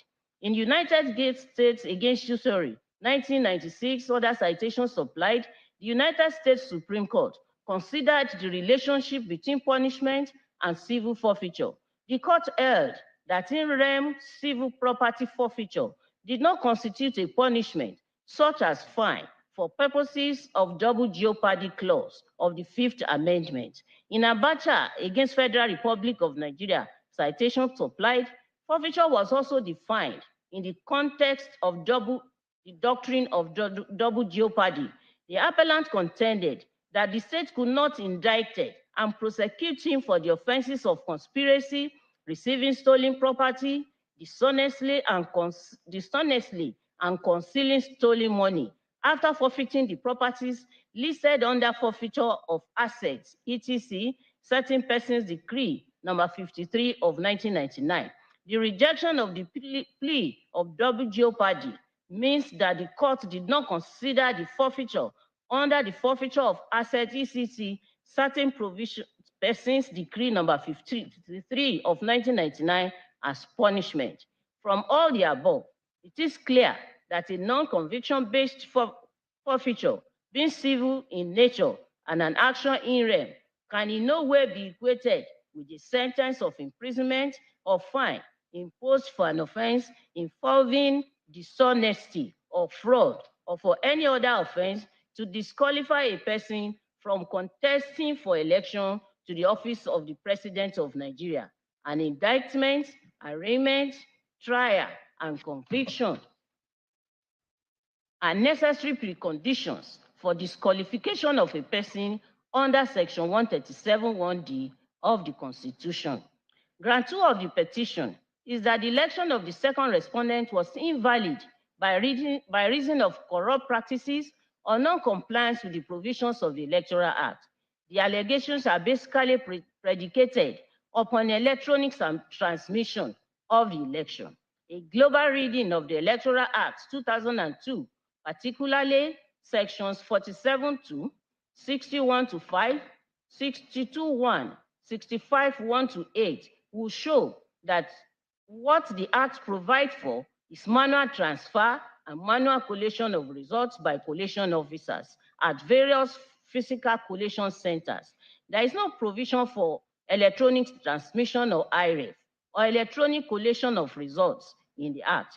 By paragraphs 38 and 48A of INEC regulations and guidelines for the conduct of elections 2022, the first respondent made provision for electronic transmission and physical stroke manual transfer of election results from the polling unit. However, paragraph 48C provides that if no result has been electronically transmitted from the polling unit, the provision of paragraph 93 shall be applied. Paragraph 92 categorically provide that at every level of collation, where INEC copy of collated results from the immediate lower level of collation exists, it shall be adopted for collation. By paragraph 93, where INEC hard copy and electronically transmitted results from the immediate lower level of collation do not exist, the collation officials shall use duplicate hard copies issued to the Nigerian police force and agents of political party to collect results. It is therefore not correct that it shall not be possible to collect results of the election where results have not been electronically transmitted. By law, the INEC regulations and guidelines for the conduct of elections 2022 is subordinate to the Electoral Act, where a provision of the guidelines conflicts with the Act. The Act prevails. See Odeneye against Efunuga, Nyesom against Peter citation supplied. Section 134(2) of the Act. By Section 134(2) of the Act, any circular, press release, promise, or stated intention of INEC that is in conflict with or expand the provisions of the Electoral Act cannot prevail over the Act. INEC guidelines cannot be elevated above the provisions of the Electoral Act so as to elevate electronic transmission of results over and above manual and physical transmission of hard copies and manual collation of results as prescribed as provided for by the Act, to the extent that non-compliance with the regulation automatically invalidates an election. PW4, the professor of mathematics, presented to this court as an expert witness, confirmed under cross-examination that IREF is not a collation system. He also confirmed that whether or not transmission to IREF failed or the image of result on the IREF is blurred will not change the result entered onto Form ECAT at the polling unit level. Under cross-examination, PW12 stated that petitioners had 133,000 agents. He was not a party agent at any of the INEC designated polling units or collation centers. None of the 133,000 party agents was called to testify that there was a dispute regarding any collated result at any polling unit, registration stroke ward, local government, state or national collation centers. So as to enable the collation officers at the various levels of collation to activate the process prescribed under Section 64, subsection 6 of the Act. PW 12 stated that the petitioners believed they have won the election if the results had been uploaded. When asked about the score of the petitioners by which they claimed to have won the election, he answered rhetorically that how are they supposed to know the score when the result was still being uploaded on the IREF? So this petition is about the belief of the petitioners that they will have won the election if the results had been uploaded on the IREF. Election petition is a serious issue. A petitioner is not permitted to engage in fishing expedition or a roving inquiry, as the petitioners herein did. It is clear from the pleadings and the evidence of PW 12 that the petitioners were from the onset engaged in a wild goose chase and inquisitorial adventure. By paragraph 9 of the regulation, a political party has a right to appoint one person as its polling agent for each polling unit, collation center, and one representative at each point of distribution of electoral materials in the constituency where it is sponsoring candidates or candidates for an election. According to PW 12, the petitioners exercise that right and add 133,000 party agents in the election. I stated earlier that none of those 133,000 polling agents was called, and not a single one of results forms collected by any of the agents was tendered in evidence. Electoral Acts provided a candidate who wishes to challenge any result declared by INEC with a potent material, which are the forms on which results are entered, signed by the first respondent officials and party agents, and a duplicate copy of it is given to the party agent. Any serious candidate ought not to depend on INEC for materials to prosecute his petition. By Section 167D of the Evidence Act, the failure of the petitioners to produce election result forms collected by their agents raises a presumption that if those forms had been produced, it would have been unfavorable to the petitioners. The first respondent in their pleadings and evidence through DW1 stated that the delay in uploading the results from the polling units to the IREF was due to a technical glitch which occurred on their transmission system, which was rectified within a few hours. All that the petitioners could do was to bring a PW1, a member of the second petitioner, who claimed to be a software engineer and an employee of Amazon. She had the temerity and the audacity to claim authorship of a document, a word of which does not belong to her. The first respondent never claimed that the glitch occurred on Amazon Web Services. It is obvious from PW7's evidence that the petitioners did not understand the explanation of the first respondent, or were just fixated on their belief that they won the election without any cogent and credible evidence. And they did not even bother to place any such credible evidence before this court. Were they expecting the court to go and gather evidence from the street or from the market, or to be persuaded or intimidated by threats on social media? That is not the way of the court. See the admonition of Toby JSC in Buhari against Yaradua on a similar situation like the instant case, citation supplied. Thus, the petitioners not only failed to prove non-compliance with the Electoral Act, they failed to prove that the non-compliance substantially affected the result of the election declared by the first respondent. It is settled that even if non-compliance with the Electoral Act is established, If there is evidence that despite the non-compliance, the result of the election was not affected substantially, the petition must, as a matter of law, be dismissed. See Abubakar and others against Yaradua, citation supplied. The third ground of the petition is that the second respondent was not duly elected by majority of lawful votes cast at the election, having not obtained 25% of the votes in FCT. The provisions of the Constitution must be read together to discover the intention of the framers of the Constitution. A court of law has no power to take away or limit the words of the Constitution or import into it what it does not say. See Elelu, Abib, and another. Against the Honorable Attorney General of the Federation, citation supplied.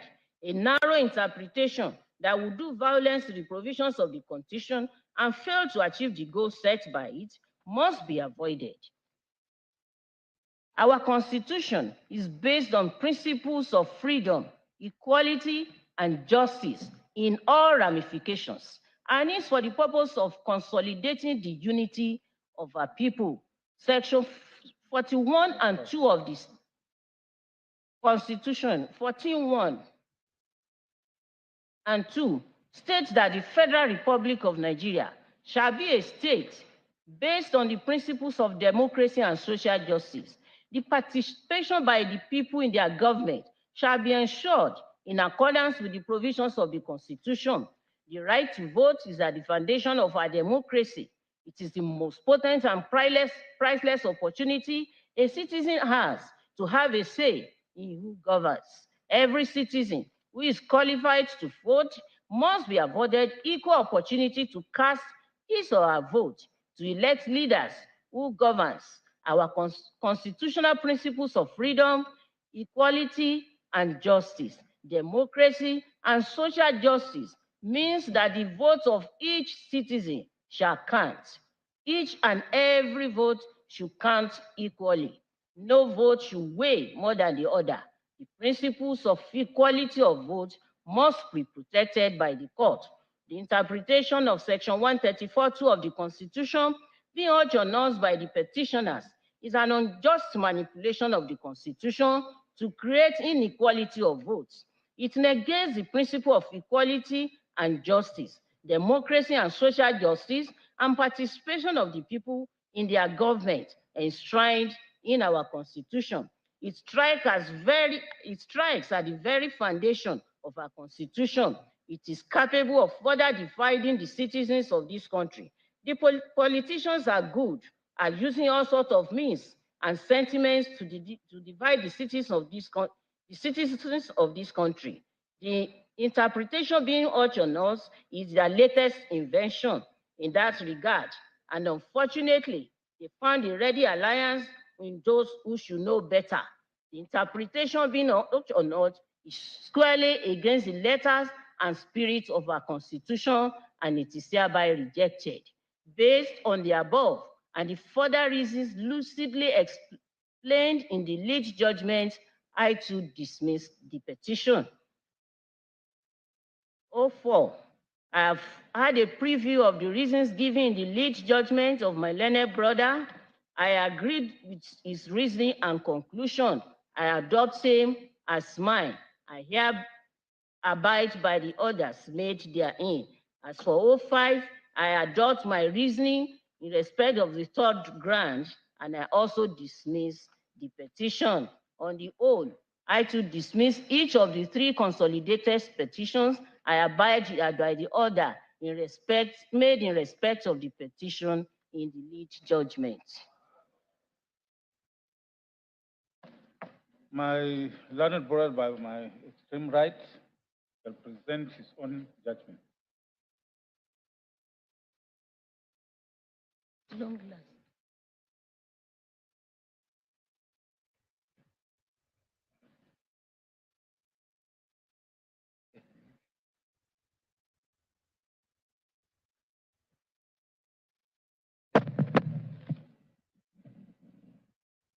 Just one more.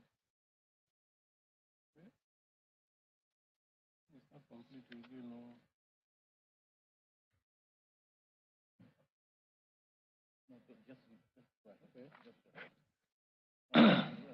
I'd earlier read in draft the rulings and judgments of my learned brother, Aruna Simon Samani, in these consolidated petition numbers CAPEPC 03, 04, and 05, 2023. I am in complete agreement with His Lordship's reasoning and conclusions on all of them. First, for petition numbers PEPC 04,